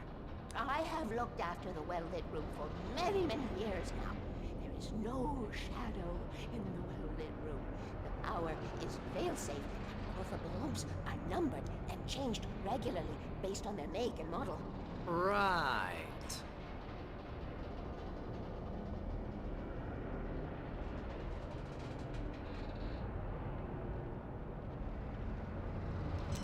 She's a little bit crazy, but she's just the type of crazy we need. It was active during the Second World War. They operated here back then. They must have built this. Yes, they did. It's my place now. Yes, they built it. I took it. It's mine. Get away from it. Fuck you.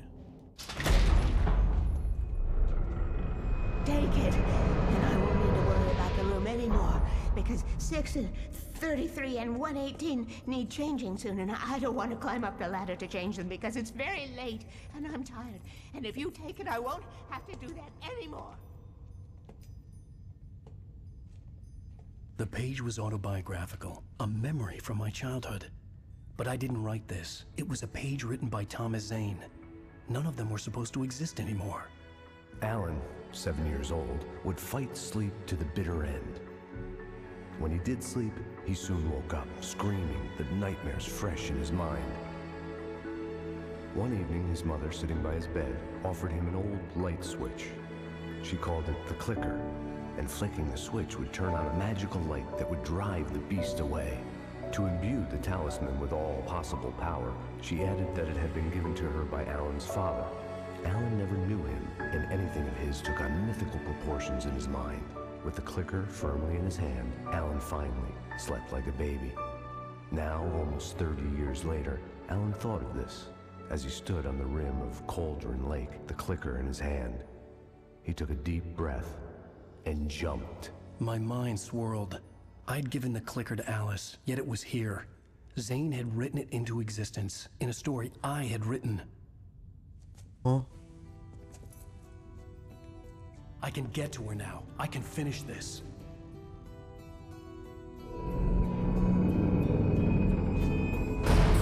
Remember standing on a broken field, white crippled wings beating the sky, the harbingers of war with their nature revealed, and our chances flowing by.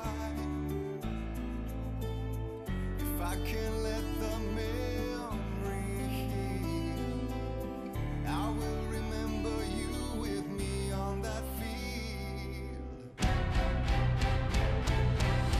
When I thought that I fought this war alone, you were there by my side on the front line. When I thought that I fought without a cause, you gave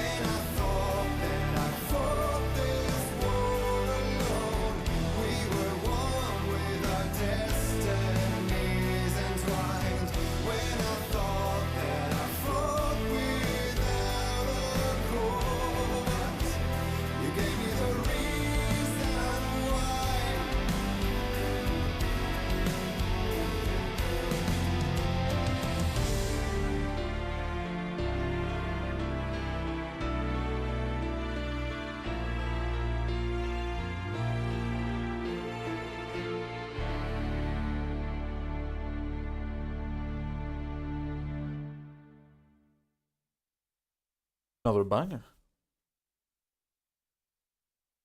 Previously on Alan Wake, I wrote a horror story that has come true. Thomas Zane did the same in the 70s. You will go no further. If I continue like the Dark Presence wants me to, the story I'm writing won't save Alice. It's a horror story. No one will survive. You knew Zane, Thomas Zane. You're the Lady of the Light in the song. He left something behind to help me. The clicker. Alan thought of this as he stood on the rim of Cauldron Lake, the clicker in his hand. He took a deep breath and jumped. I can get to her now. I can finish this.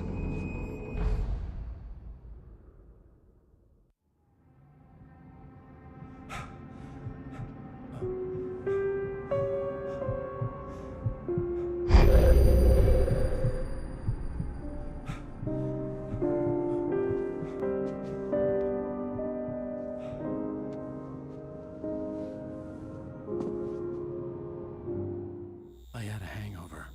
My head was about to explode and the light hurt my eyes.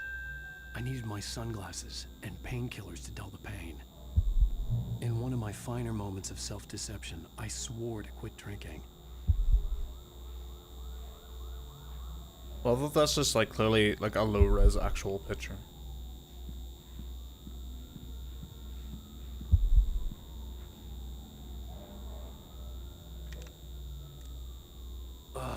The sunglasses made the world look bearable. Now I could keep my eyes open without feeling like a vampire in the sun.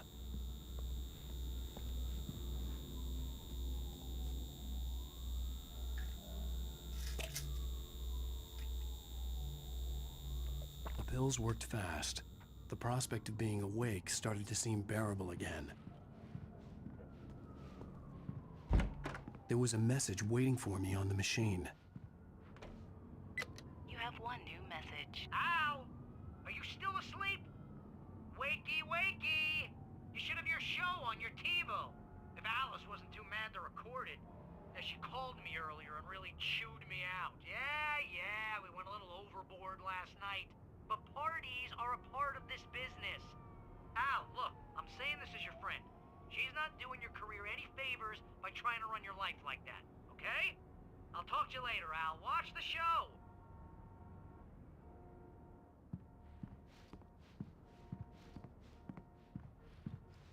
It's a fucking awesome apartment. Ladies and gentlemen, welcome back to the Harry Gallet Show. Thank you. Thank you, everybody. We have a great show tonight. I've been talking with the best-selling author Alan Wake about his new book, The Sudden Stop. Yeah, good read. Go buy it. No, it is a good read. Look, I'm gonna be honest here. Is that wise? No, but I'm gonna do it anyway. I got people who give me the lowdown on books. I'm a busy guy. But this one, I actually read from cover to cover. I mean, I'm a big fan. Wow, thanks. Now, this might be a spoiler for those who haven't read the book yet. Based on the sales figures, the 2 people out there who haven't read the book yet. But this last book is all about the death of the main character, the hard-boiled New York detective, Alex Casey. Now, there's been a lot of outrage about this. Why the hell did you kill Casey? What the hell were you thinking, man? Good riddance. No, seriously though. 7 years and 6 books is a long time. He was a gloomy guy to spend all your working hours with, and it was a good run. But it's time to explore new things. My next book will be a departure from the old for me. You selfish bastard, always thinking of yourself. Well, you've certainly given us a lot of entertainment over the years. And now that you mention it, Casey was a gloomy guy. Never had much luck with his love life with the ladies. Was that autobiographical in any way? Yeah, no kidding. Casey's lady friends tended to die on him. With Casey, it was all about his pain. No, nothing autobiographical about that. I'm a happily married man. My wife is my muse. Well, congratulations. That's great to hear. So, how's the publicity tour been treating you? Good. Great. But I gotta say, I'm glad to be back home in New York. Well, you've certainly been on the news a lot lately. Lots of parties and, you got into a fight with some paparazzi. Oh, man. Well, that guy was really in my face. I lost my temper. I know that wasn't cool. You are famous for that temper. Well, I did also write several books. Well, your latest novel is called The Sudden Stop, and it's in bookstores now. Go get it. That means the two of you out there who haven't bought it yet. Ladies and gentlemen, that's all we have for you tonight. I want to thank all our guests for the evening. Alan Wake, Sam Lake. Once more, do the face. Sam Lake. That's the fist in the GIF. The QR code. Thank you. At least I'd been funny. I told myself I could live with that. I didn't say anything stupid if that's what you want to know. Are you going to start with me about drinking now? You know what? I should have followed her advice. But suddenly I was angry, mostly at myself. And she was there, a convenient victim.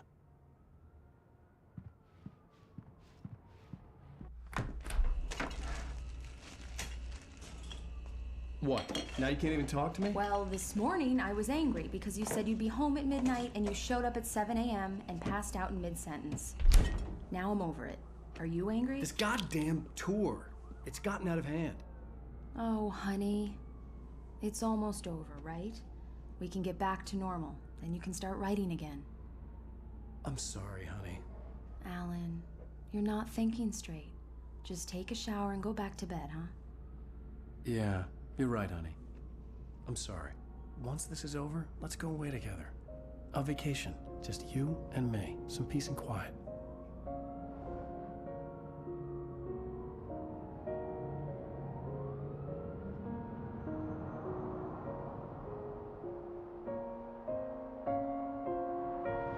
Somehow, the clicker was the key to the cabin.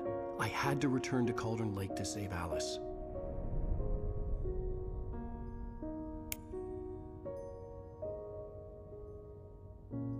I'm going back to the lake to finish this. I'm going to write an ending to the story in the manuscript on my own terms, to make it all right. Why can't you just write it here?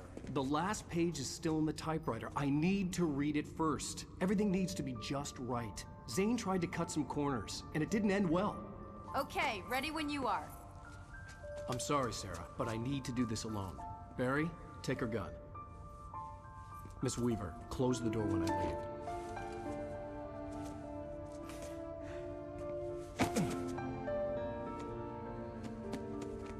Good luck, Al. See you later.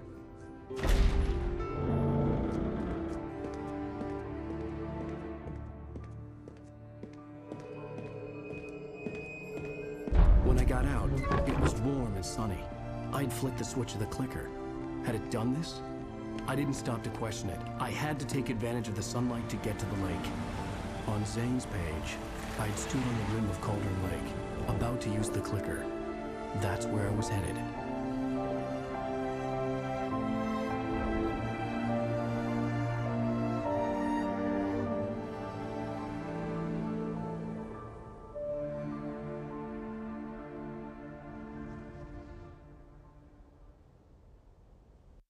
Alone, in daylight, surrounded by the beauty of the Pacific Northwest landscape. It was hard not to let doubt creep in one last time. I could still chalk everything up to a dream, a delusion. I had enough imagination to make up something like this, having been in the cabin all this time, trapped in a story inside my head, gone mad from grief over Alice's death like Hartman had claimed. There would be no way of knowing. I told myself it didn't really matter. My course was set. One final ride.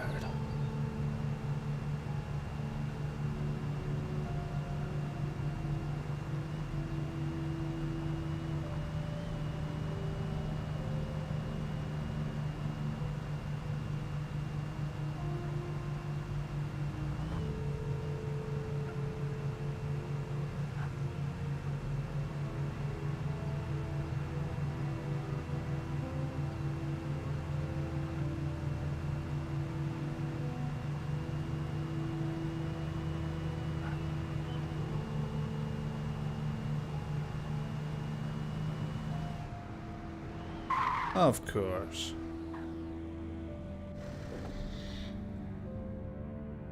The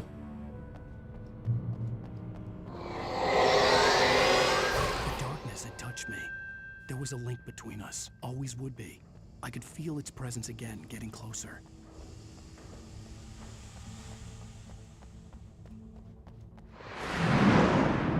I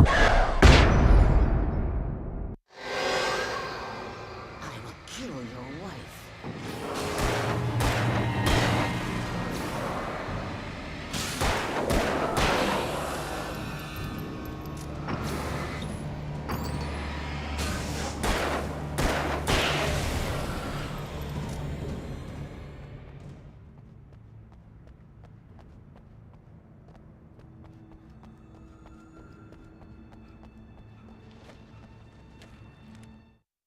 The Dark Presence was no longer trying to capture the Rider so he could create the ending it wanted. The Rider knew too much. He was too strong. And he carried a weapon left behind by Thomas Zane, something that could hurt it. Now, the Darkness was doing everything in its power to simply stop the Rider from ever reaching Cauldron Lake and the dark place it came from.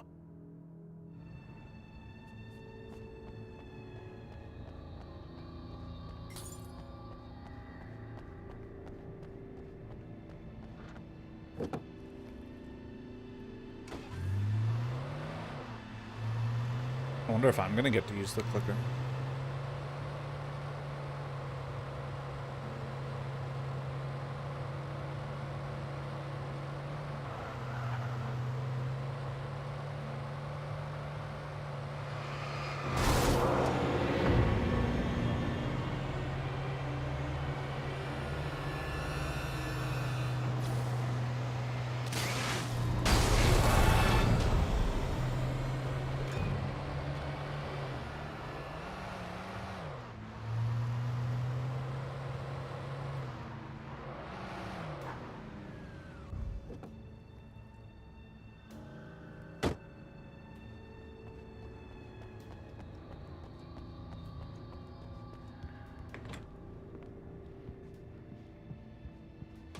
Based on the signature in the motel register, Agent Nightingale had stayed here, in room number 2.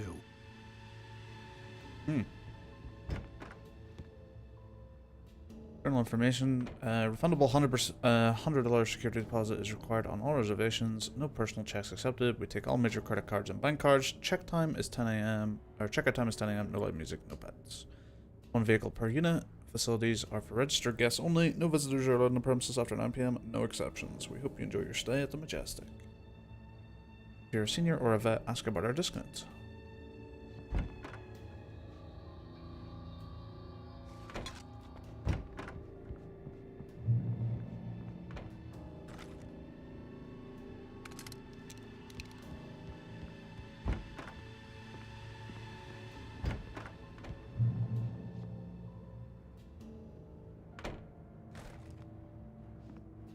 This had obviously been the room where Agent Nightingale had stayed when he hadn't been busy harassing me.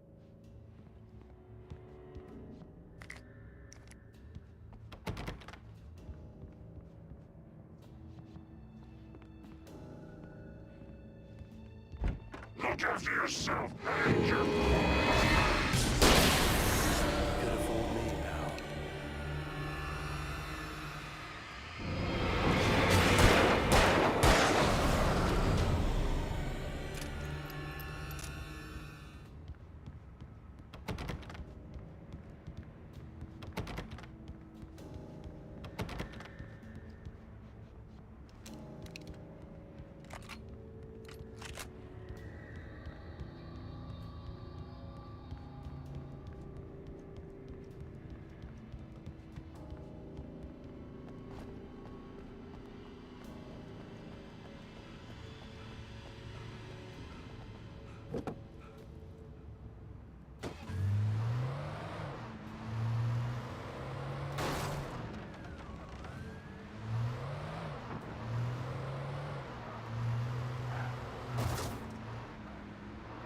God, this car is so bouncy. Whoa!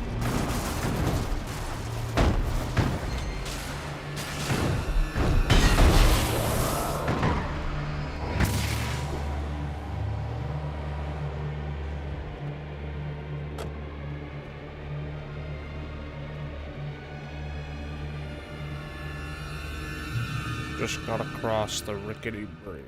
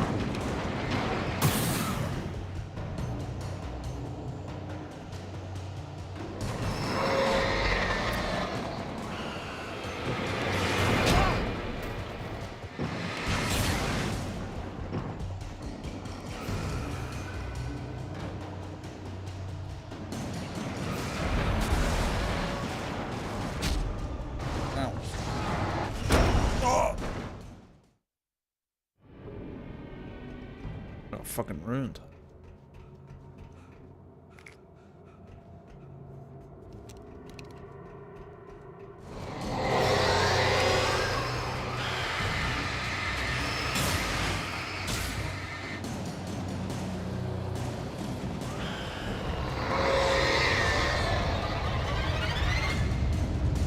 What the hell? I can't move. It's cheap shot.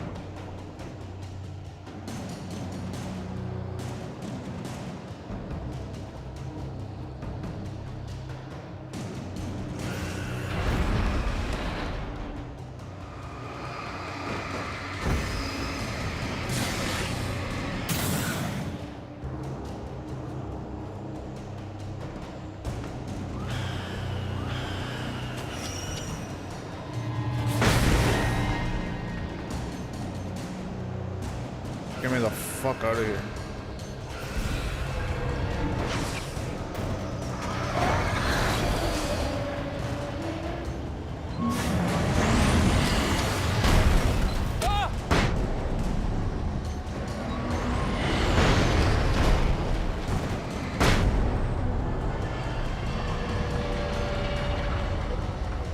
Nice to see you too.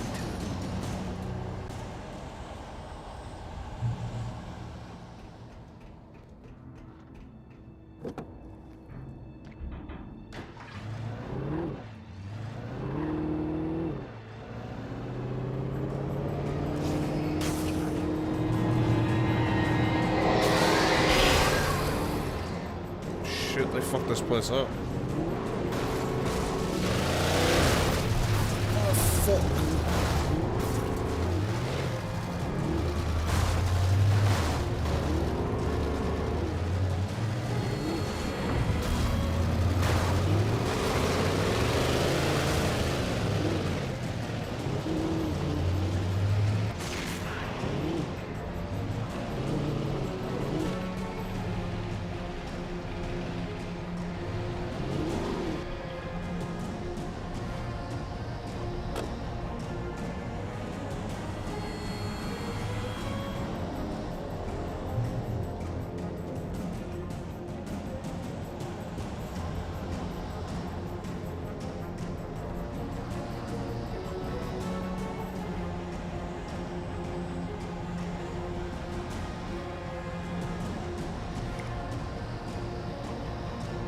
A single flare.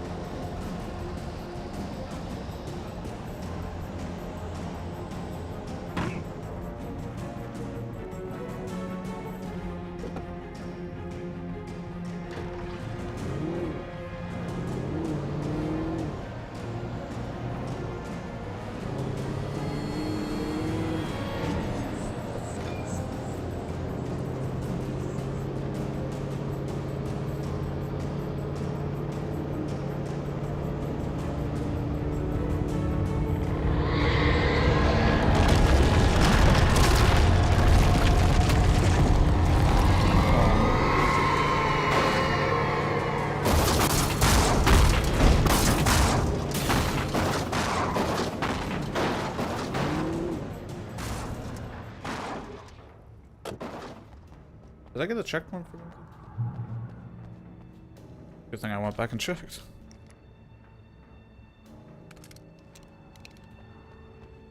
I'll say, my only minor gripe with this game so far is that the combat is starting to drag a bit.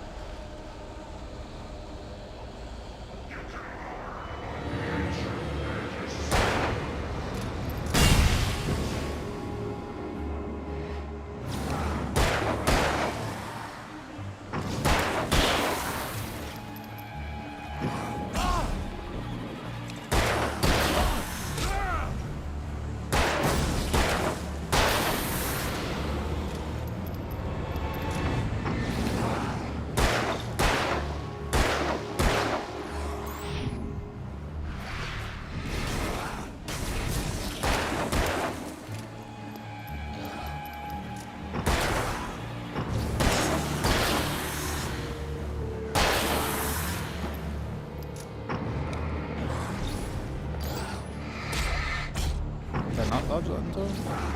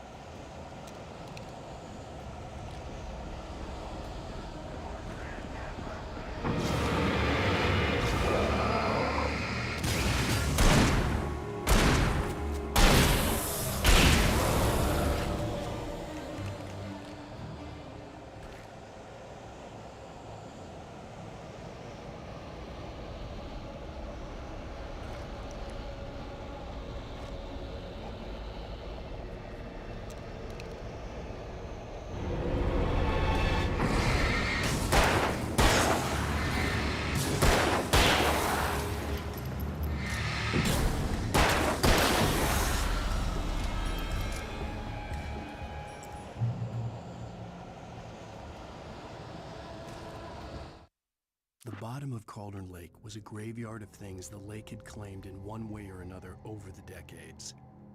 The Dark Presence brought them up in its wake, scattering the rotten waterlogged hull of an old boat here, the remains of a long-ago crashed airplane there, trees shattered under the impacts. The earth groaned. It didn't even notice.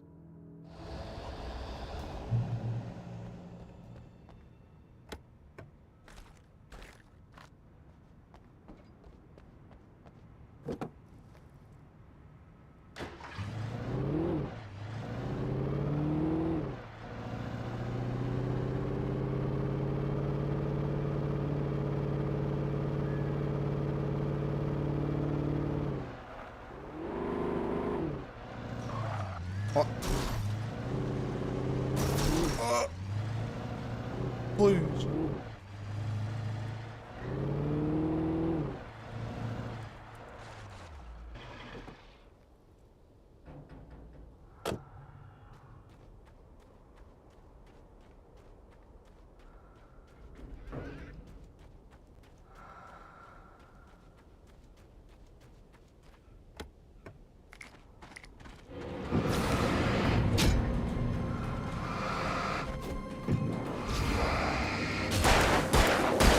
Evil placement.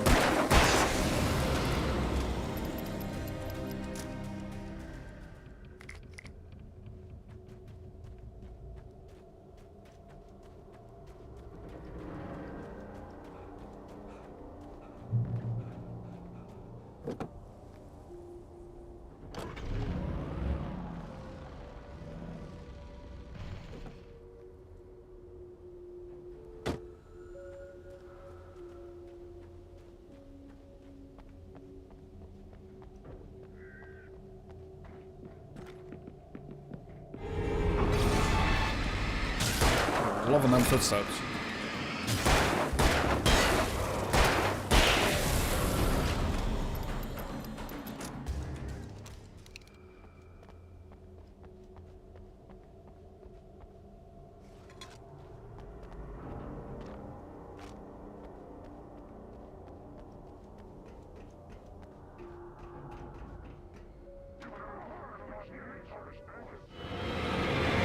Are they gibbering about?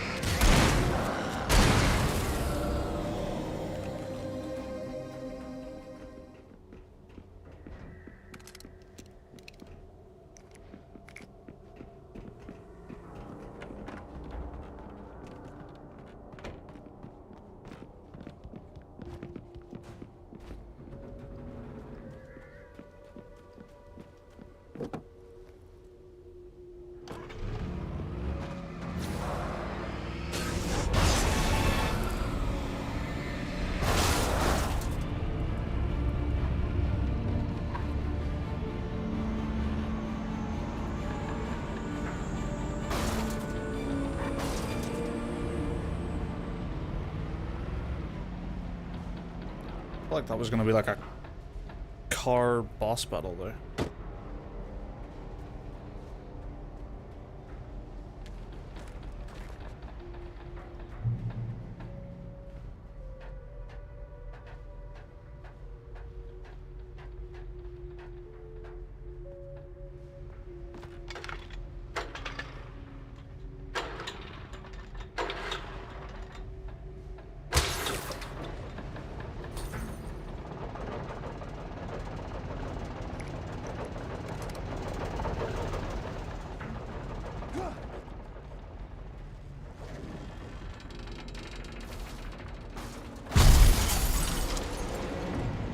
Here it is.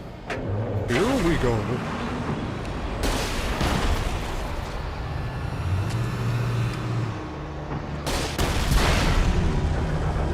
Bitch.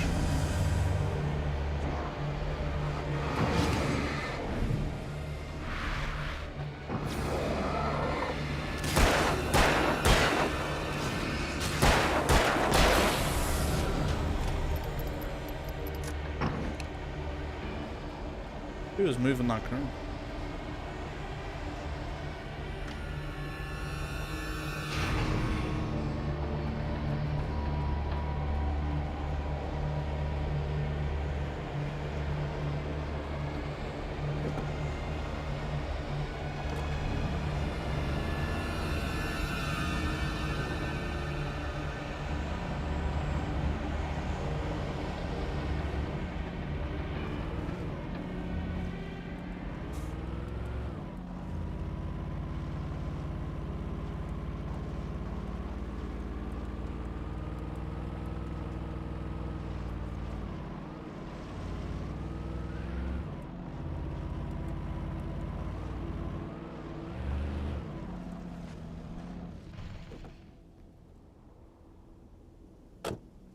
Are we at the lake yet?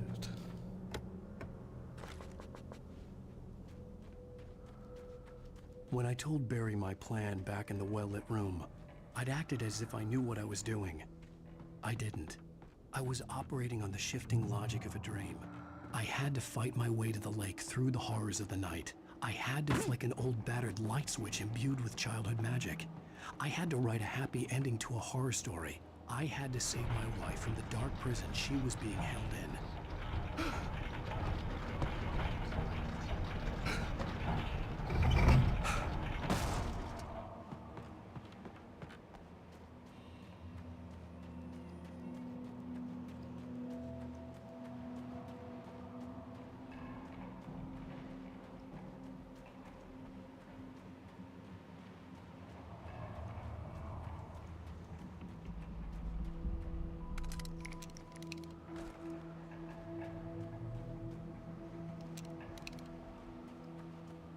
I will never give her to you.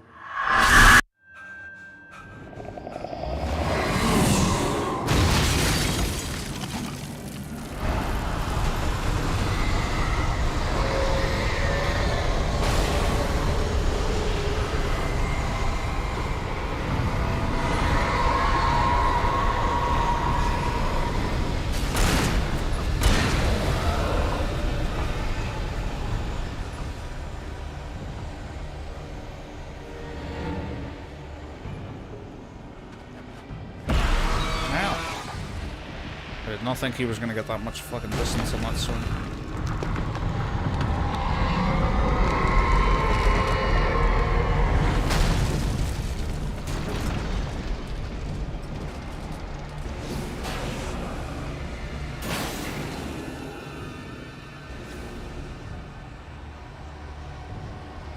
Is this guy stuck? Is he gonna wait for me to get off this? Yes.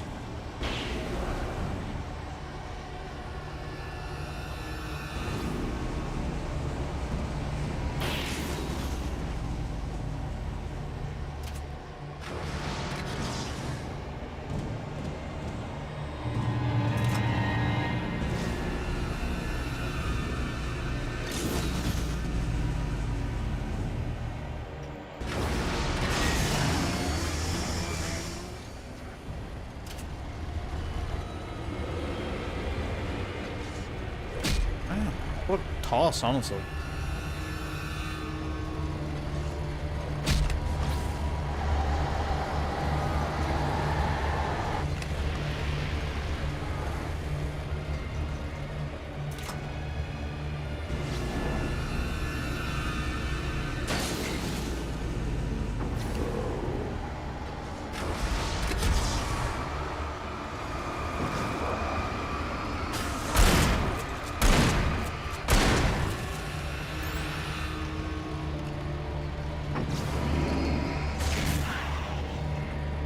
Fuck you. Fuck you.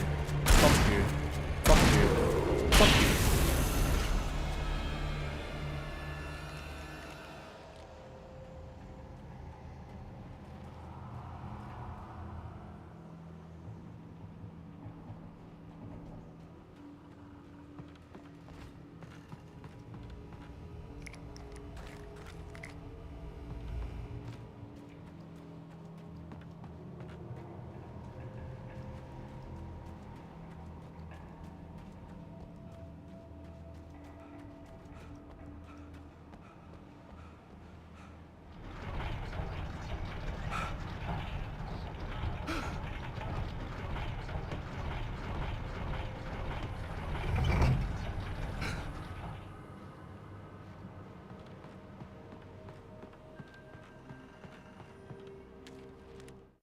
The dark place I found myself in was unlike anything I could ever have imagined. It wasn't solid. It flowed. It was conceptual and subjective. For someone else, an artist in another field, it would have been very different. I could sense the story of the manuscript all around me, the words and ideas floating in the air, poised to become real.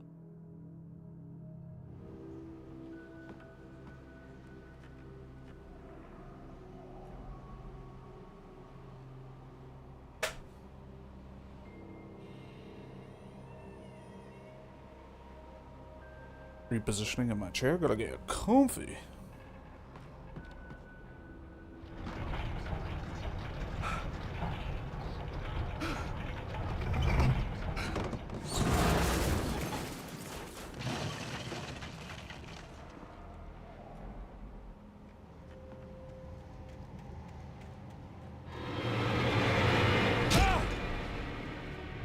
Ah, fuck you. I could see Mirror Peak in the distance. That's where Cauldron Lake was. My god, I'm so far away.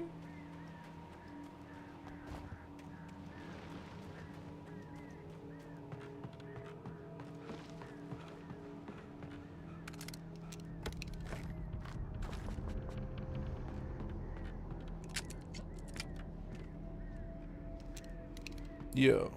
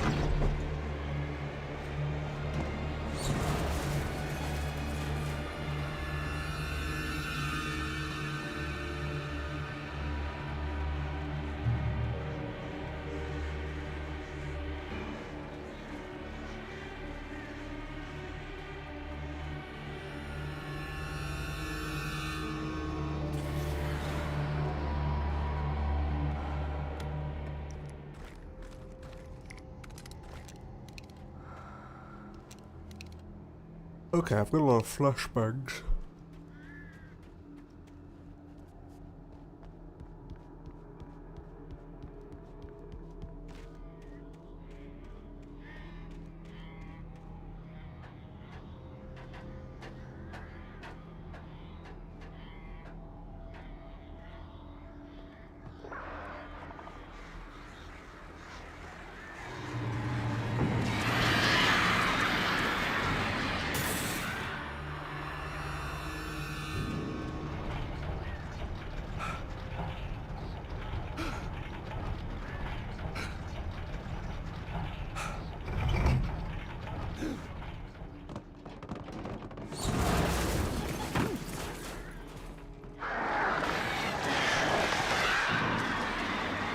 Pre-fired them fucking brutes.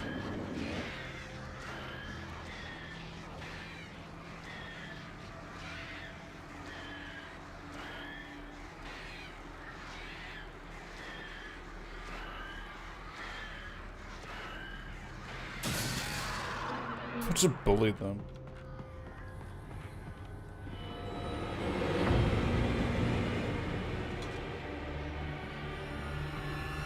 My music.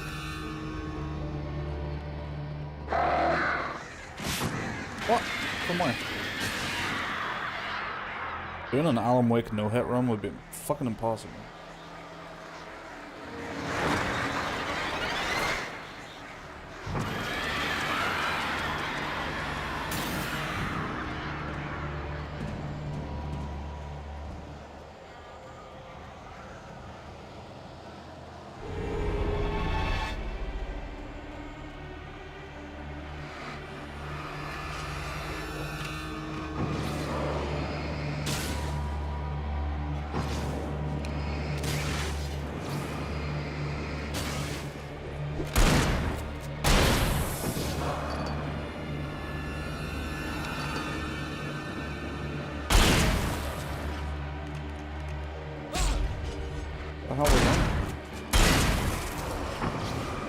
Oh, I think I stood in the goo. The gabagoo.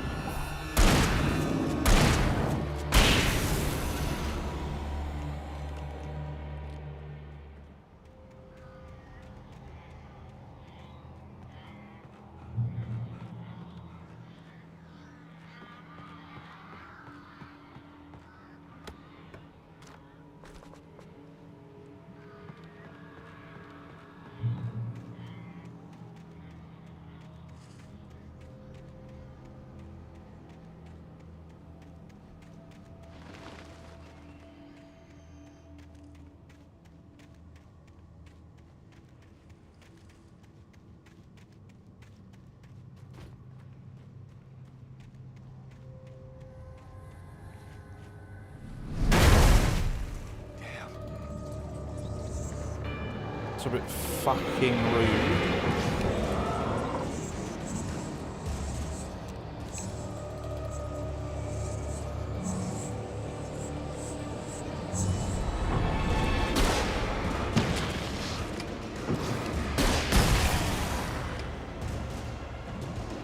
Bloody dickhead.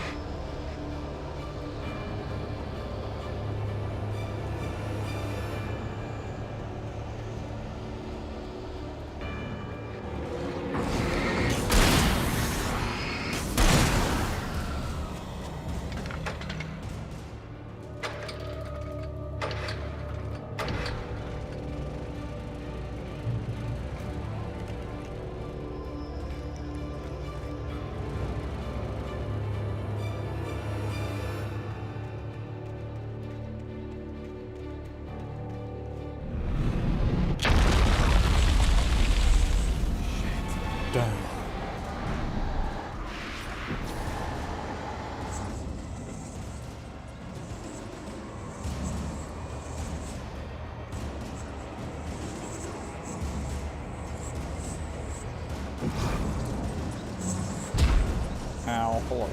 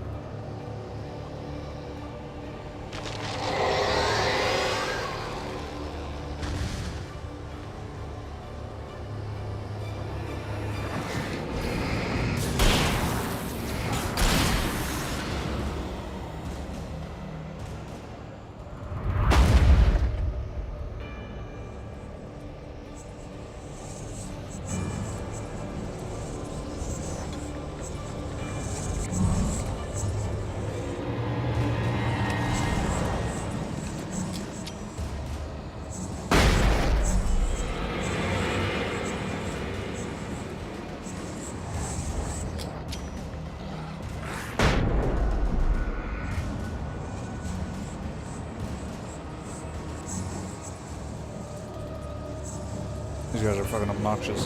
Shit.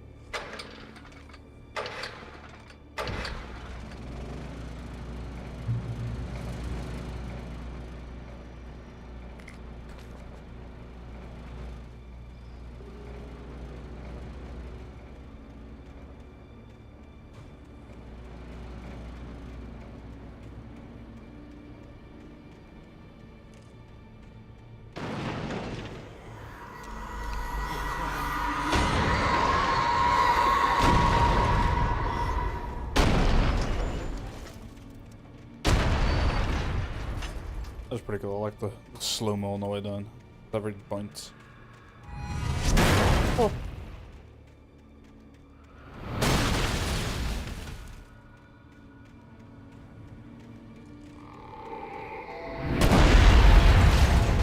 That's a big-ass boat.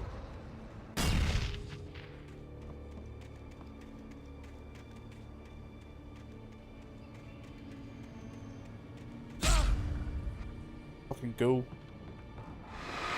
That gabagoo.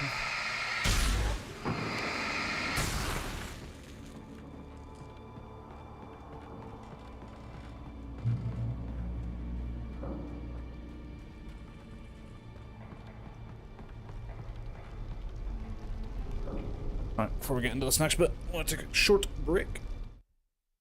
Stretch my legs, get a drink, go to the bathroom. BRB.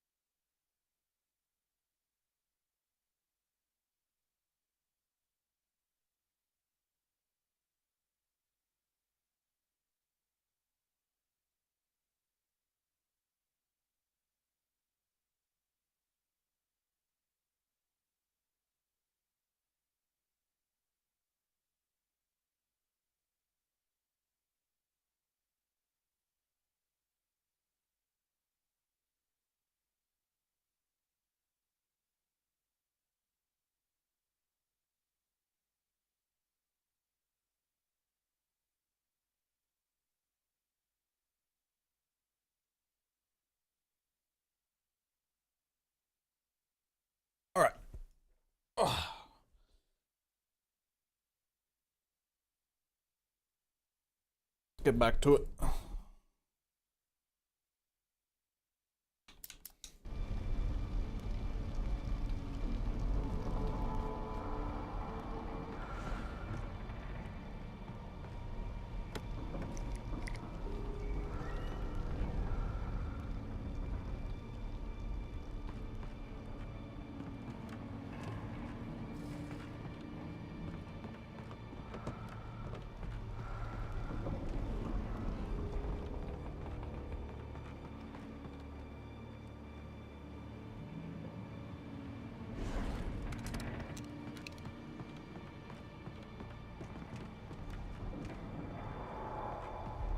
Big fight time?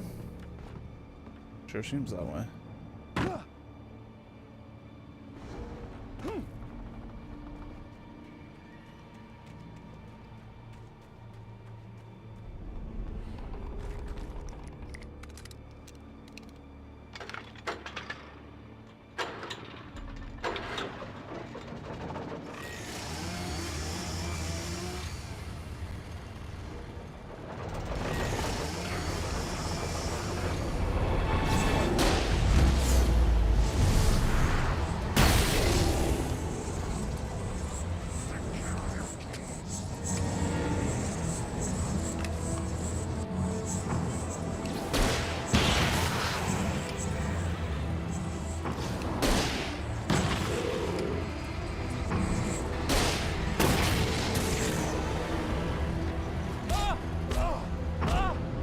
Can you not do that?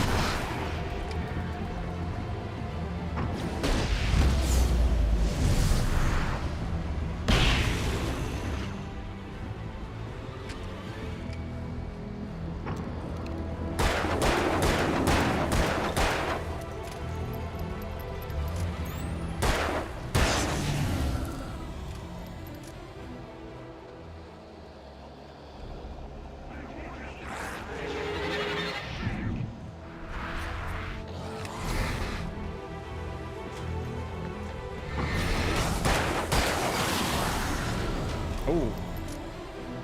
Who gets that?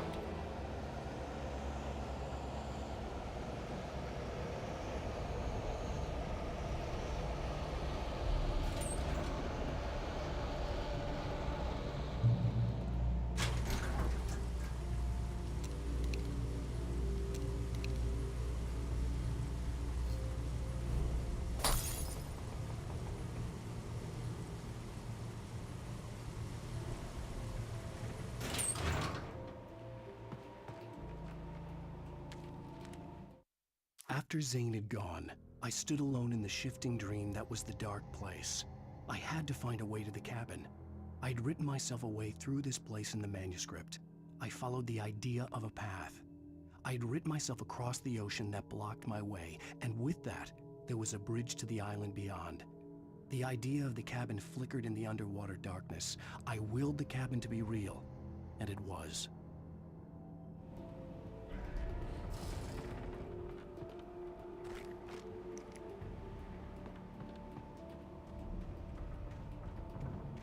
Turn back now.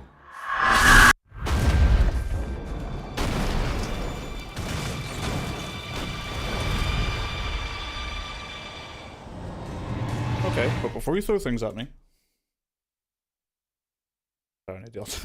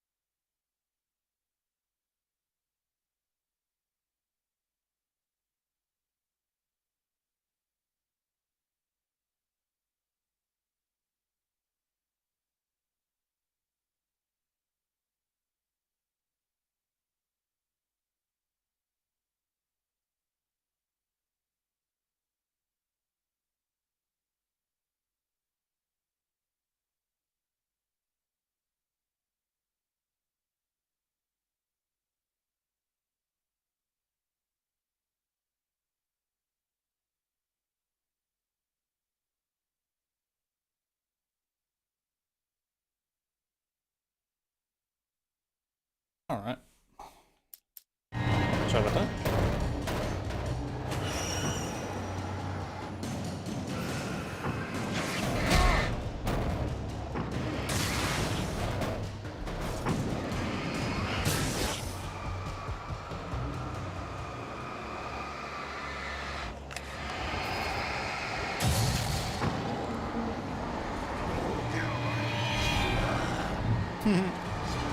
Get fucked, dumbass.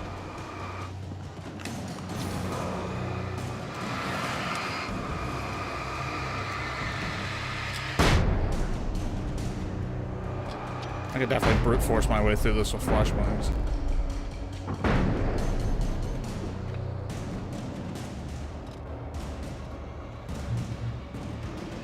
Do as you're told.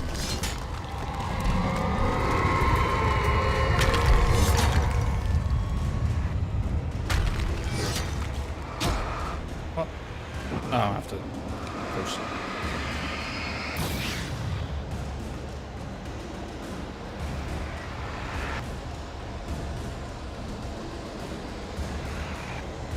Alice never loved you.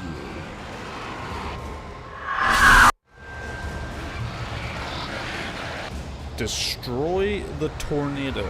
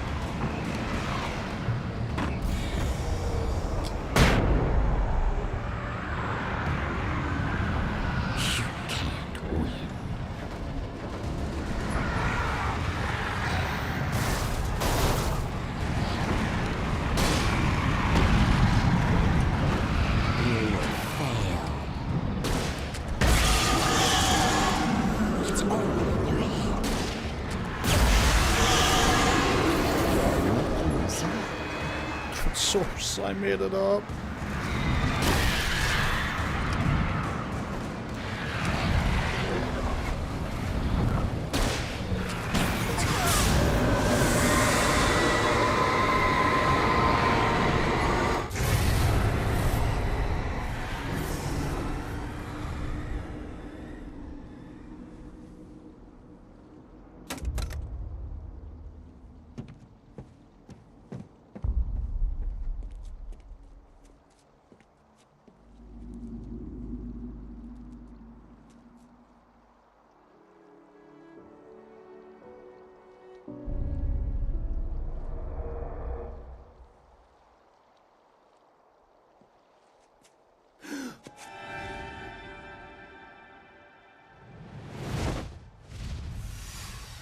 Hell!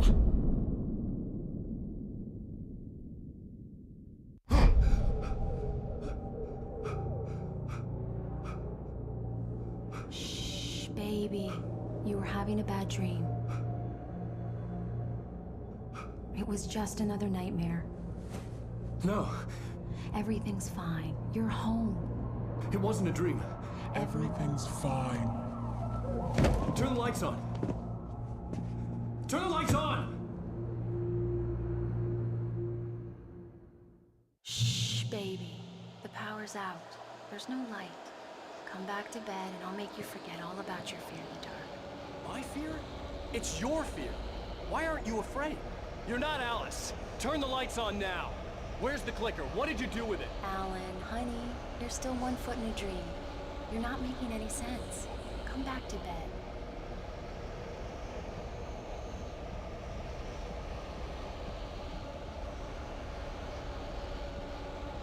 Alan, you're scaring me now. Come back to bed. You taking your pills? Do you want me to call Dr. Hartman? I read your manuscript. It's brilliant. Departure is your best work. You're a genius. I'm so proud of you. Come back to bed.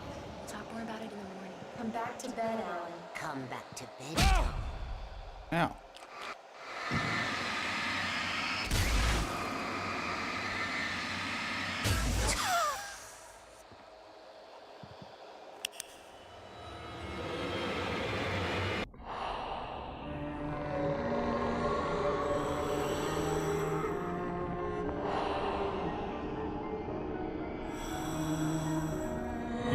Find your way to the cabin.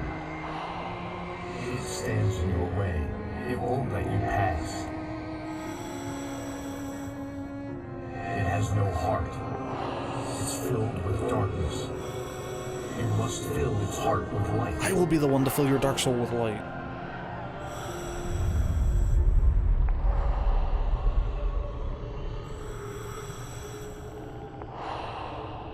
Don't mind him. He's Mr. Scratch. Your friends will meet him when you're gone.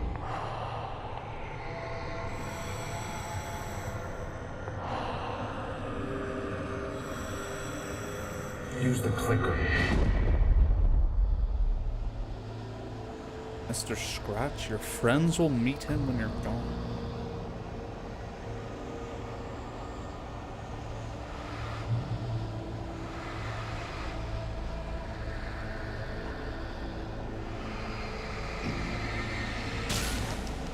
Infinite torch. Oh no, it's not infinite. Never mind.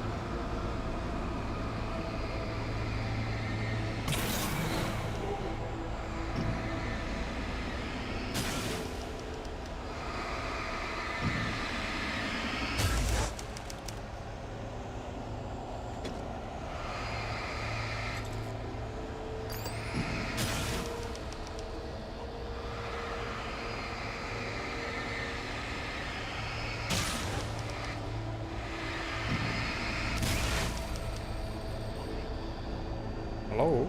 I followed the idea of a path.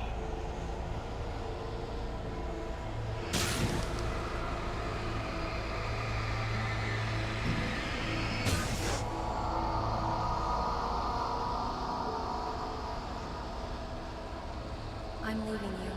What? I'm leaving you, Alan. I met someone. I'm in love with someone else. Alice? No, what are you saying? You can't. You don't love me. How could you? You don't even love yourself. All you do is torture yourself with work and can't do it anymore. No, I love you more than anything in the world. You're my muse. I'm not. Who are you? What have you done with my Alice? Alan? What are you doing? Put the light back on. What are you doing, Alan? Stop. Put the light back on. It wasn't true. Nothing like that had ever happened.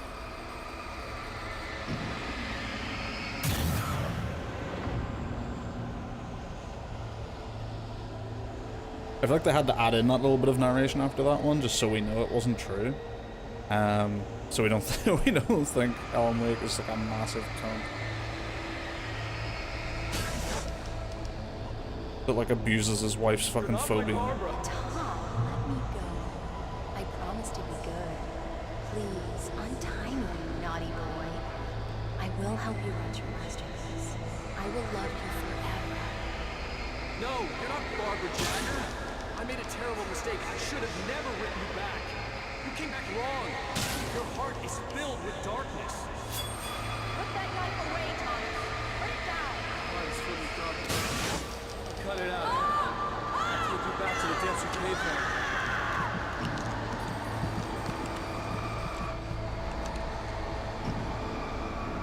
Filled with darkness.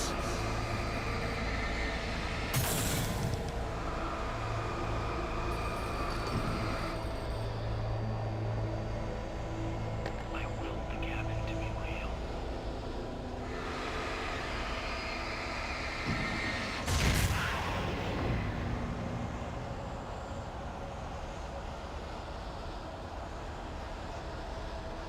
Get away from me, you hag!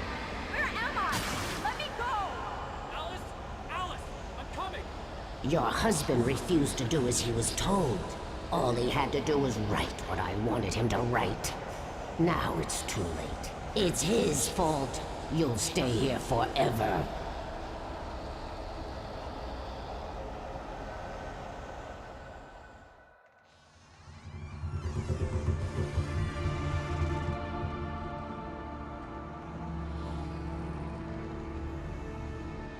Now you will never get her back.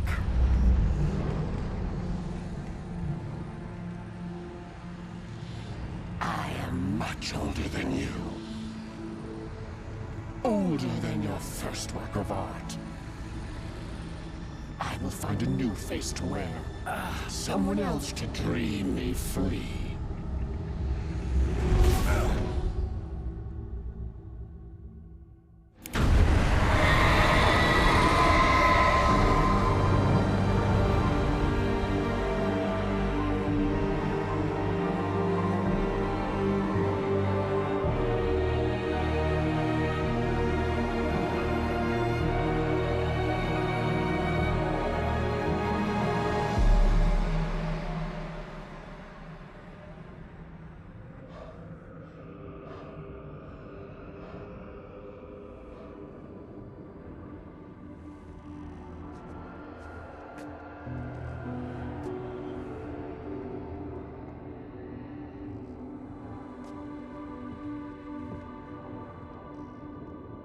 I could feel Alice's presence close by.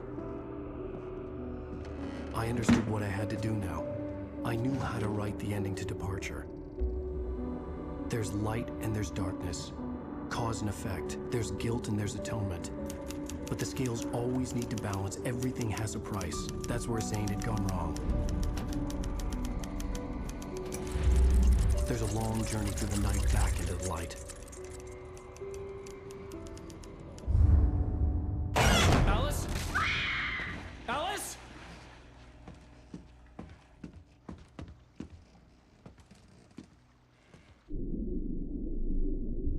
Oh no!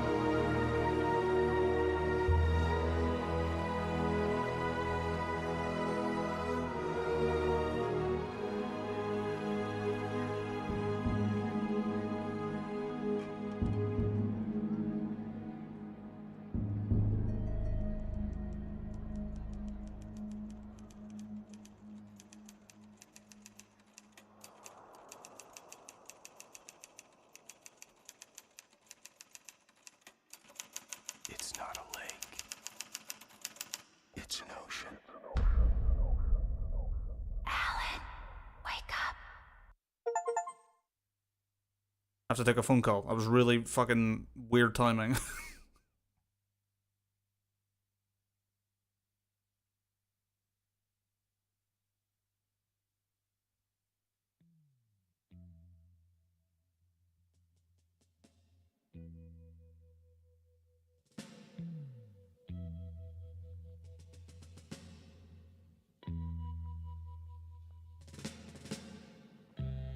Ground control to Major Tom. Ground control to Major Tom. Take your protein pills and put your helmet on. 10.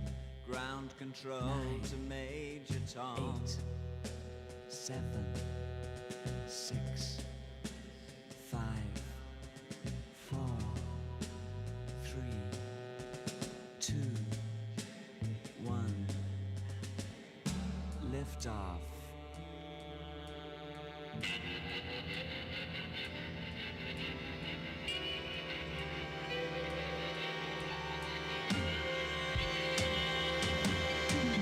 This is ground control to Major Tom. You've really made the grade. And the papers want to know whose shirts you wear. Now it's time to leave the capsule if you dare.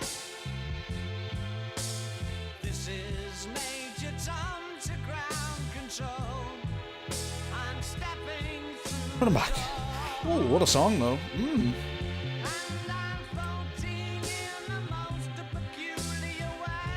So Alan Wake was pretty good. I enjoyed it a lot. I'd say the last like quarter or maybe fifth kind of dragged from the combat perspective. The story was good the whole way through, and I loved the story the whole way through. Really interesting.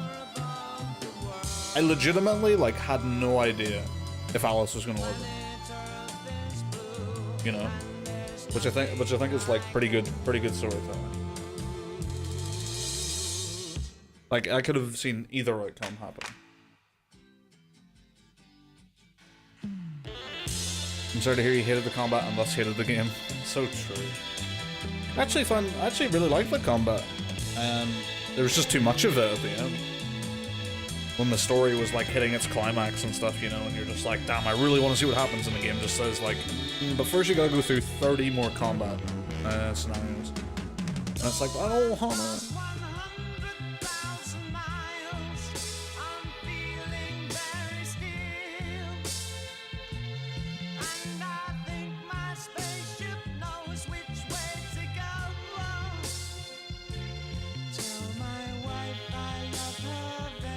Chapter 5 was fun with Alan and friends.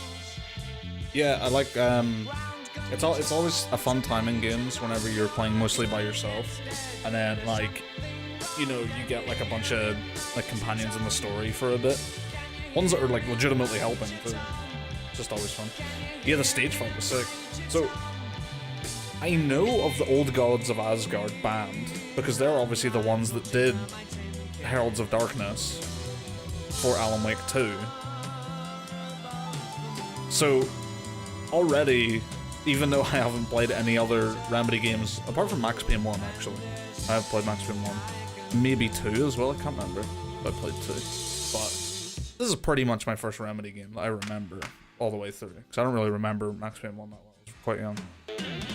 And already the references are starting, so I can imagine what it's like if you've kept up with all of Remedy's stuff from start to finish.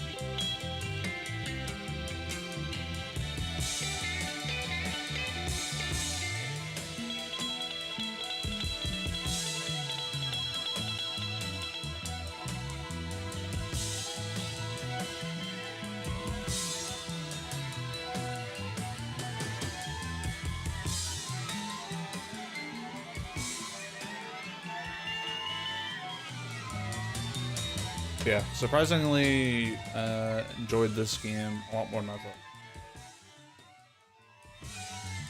I Like, I thought I was gonna come into this game and be like, you know, I can see why people liked it, or I can see why it was a cult classic, you know, that sort of stuff.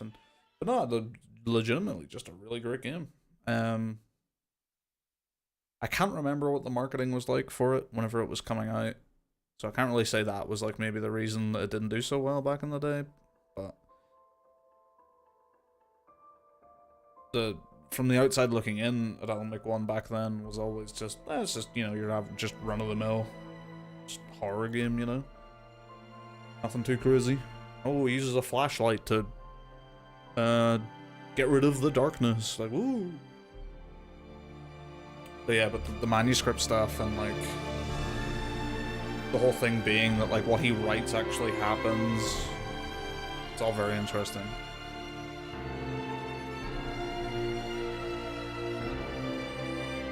Wasn't Gears, Halo, or COD, so it wasn't played. It was right at the peak of all that sort of stuff, wasn't it? I mean, for me, personally, the main reason I didn't play it, or wasn't even, like, a possibility of me playing it, is because it was an Xbox exclusive. And I was on PlayStation, so that was just never happening.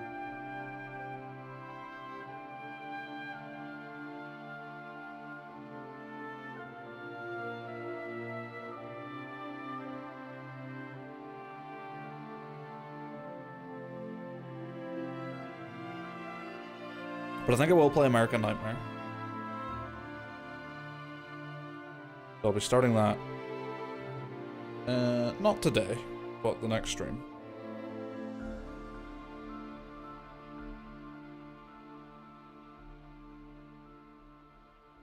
Too busy with Haze? Yeah, the Halo killer.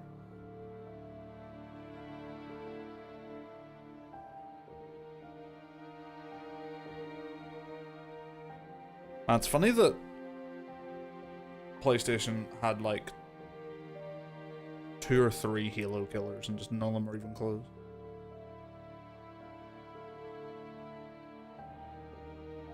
It's also kind of like how PlayStation attempted to have like a mascot the same way Nintendo did at one point, and then they just sort of chucked everything at it and never really landed on one.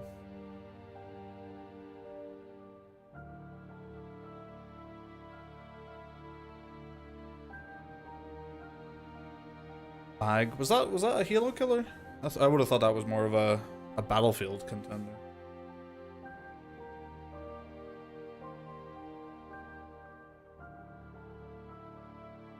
I suppose it was Sony exclusive, so. Yeah, Killzone was, I think, the first Halo killer. And I really like Killzone. Killzone 2 is, like, genuinely up there for me in terms of, like, games I really, really love. Killzone 1 is like, it's pretty good, yeah, it's alright. Killzone 3, it was like, you've kind of done away with the things that made Killzone 2 really good. Killzone Shadowfall was poopy dog doo-doo. Did not like that. But Killzone 2, fucking love Killzone 2. Resistance, yeah, that's the next one I was about to say there. I love the Resistance games. I think they're really, really interesting. All 3 of them, super fun. Resistance 2, I remember it had like... It was before MAG, I believe, and it had like 120 versus 120 games. Or player games, and there was like no lag whatsoever. Like, I don't know what kind of fucking magic they pulled off. But they're fucking insane. SOCOM, love SOCOM.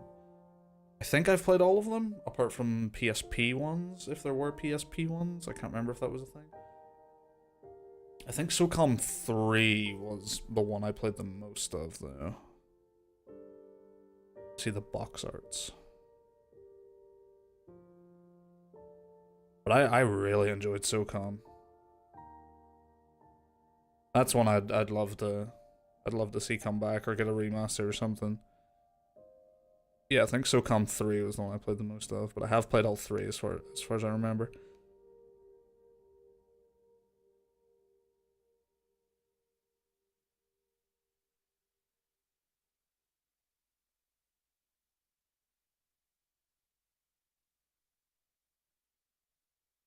How did Phil Spencer go by in the credits? How did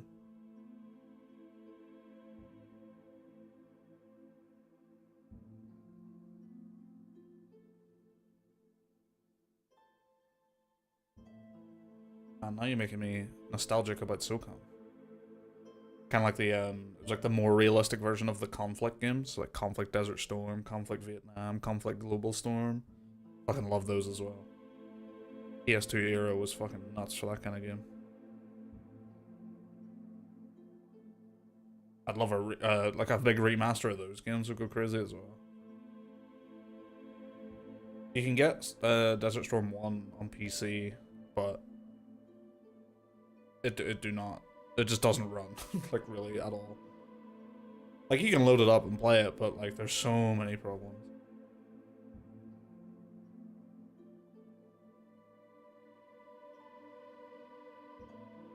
Also, is there still DLC to do, or I assume there is more of Alan Wake 1 to do.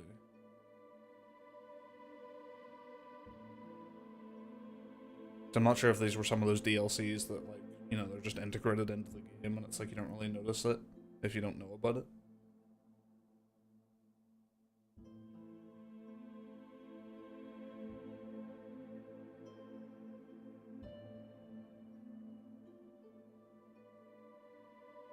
It says it should be. I think the original version on PC got like just a enhanced PC version or something like that that just added them in. This would have been like a good while ago now, but that's like the only version on PC you can get anymore, I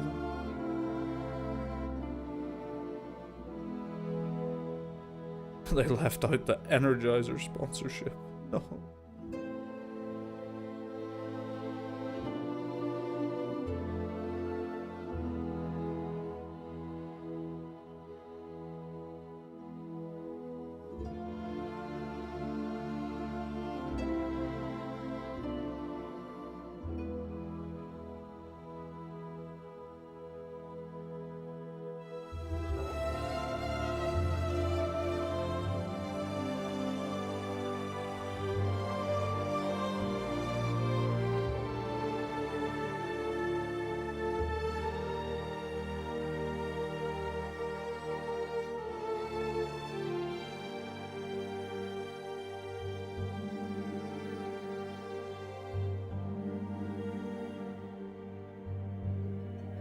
Oh god, not Don Matrick.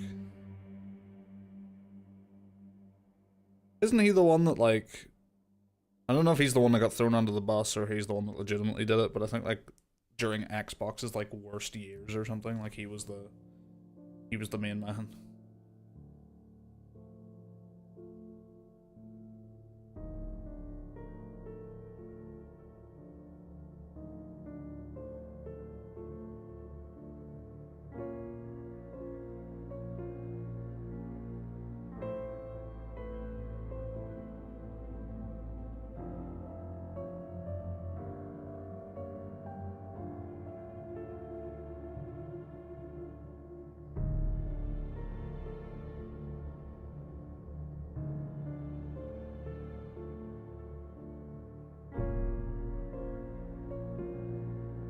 So I think the DLC is on here.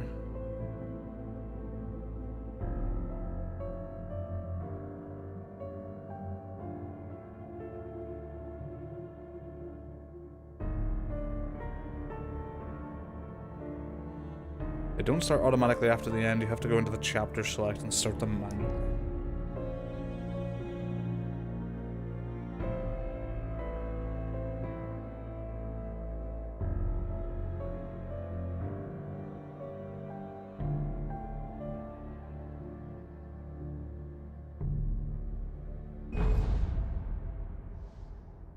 Press any key to play.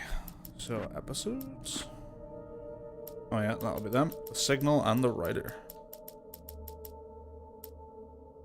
Well, we'll make a start on those next time. Yeah, Alan Wake 1 was great. Base game, fantastic. Looking forward to doing those DLCs. And then I'm more excited about American Nightmare than I was initially. I'll definitely give that a go, especially because I've heard it's like fairly short. That should be pretty fun. And then one I've been wanting to try for a long time is this one, this bad boy.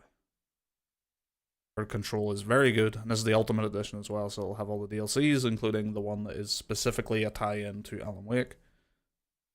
I was really curious about if there's any point in playing Quantum Break, 'cause it's also made by them, but apparently there's just some like Easter eggs and some very tiny references and stuff like that in their other stuff about it, so I don't think I will play this. I do not think I will be playing this. Unless something changes between now and then.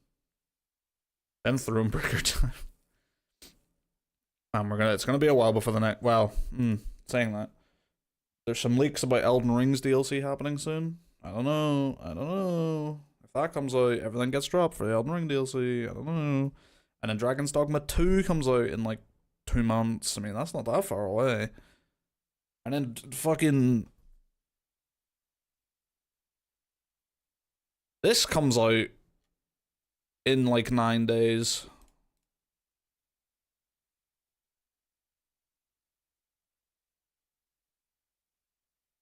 So many games to play. So many games. Souls games, Souls clones. Man just ain't got the soul for it. But righto, thanks for watching. I shall be back. Probably not tomorrow, because I'm in work. But I will be back. I'll be back the day after. And probably the day after that. And then hopefully the day after that. And then we'll see. We'll go from there. Well, thanks for watching. See you then.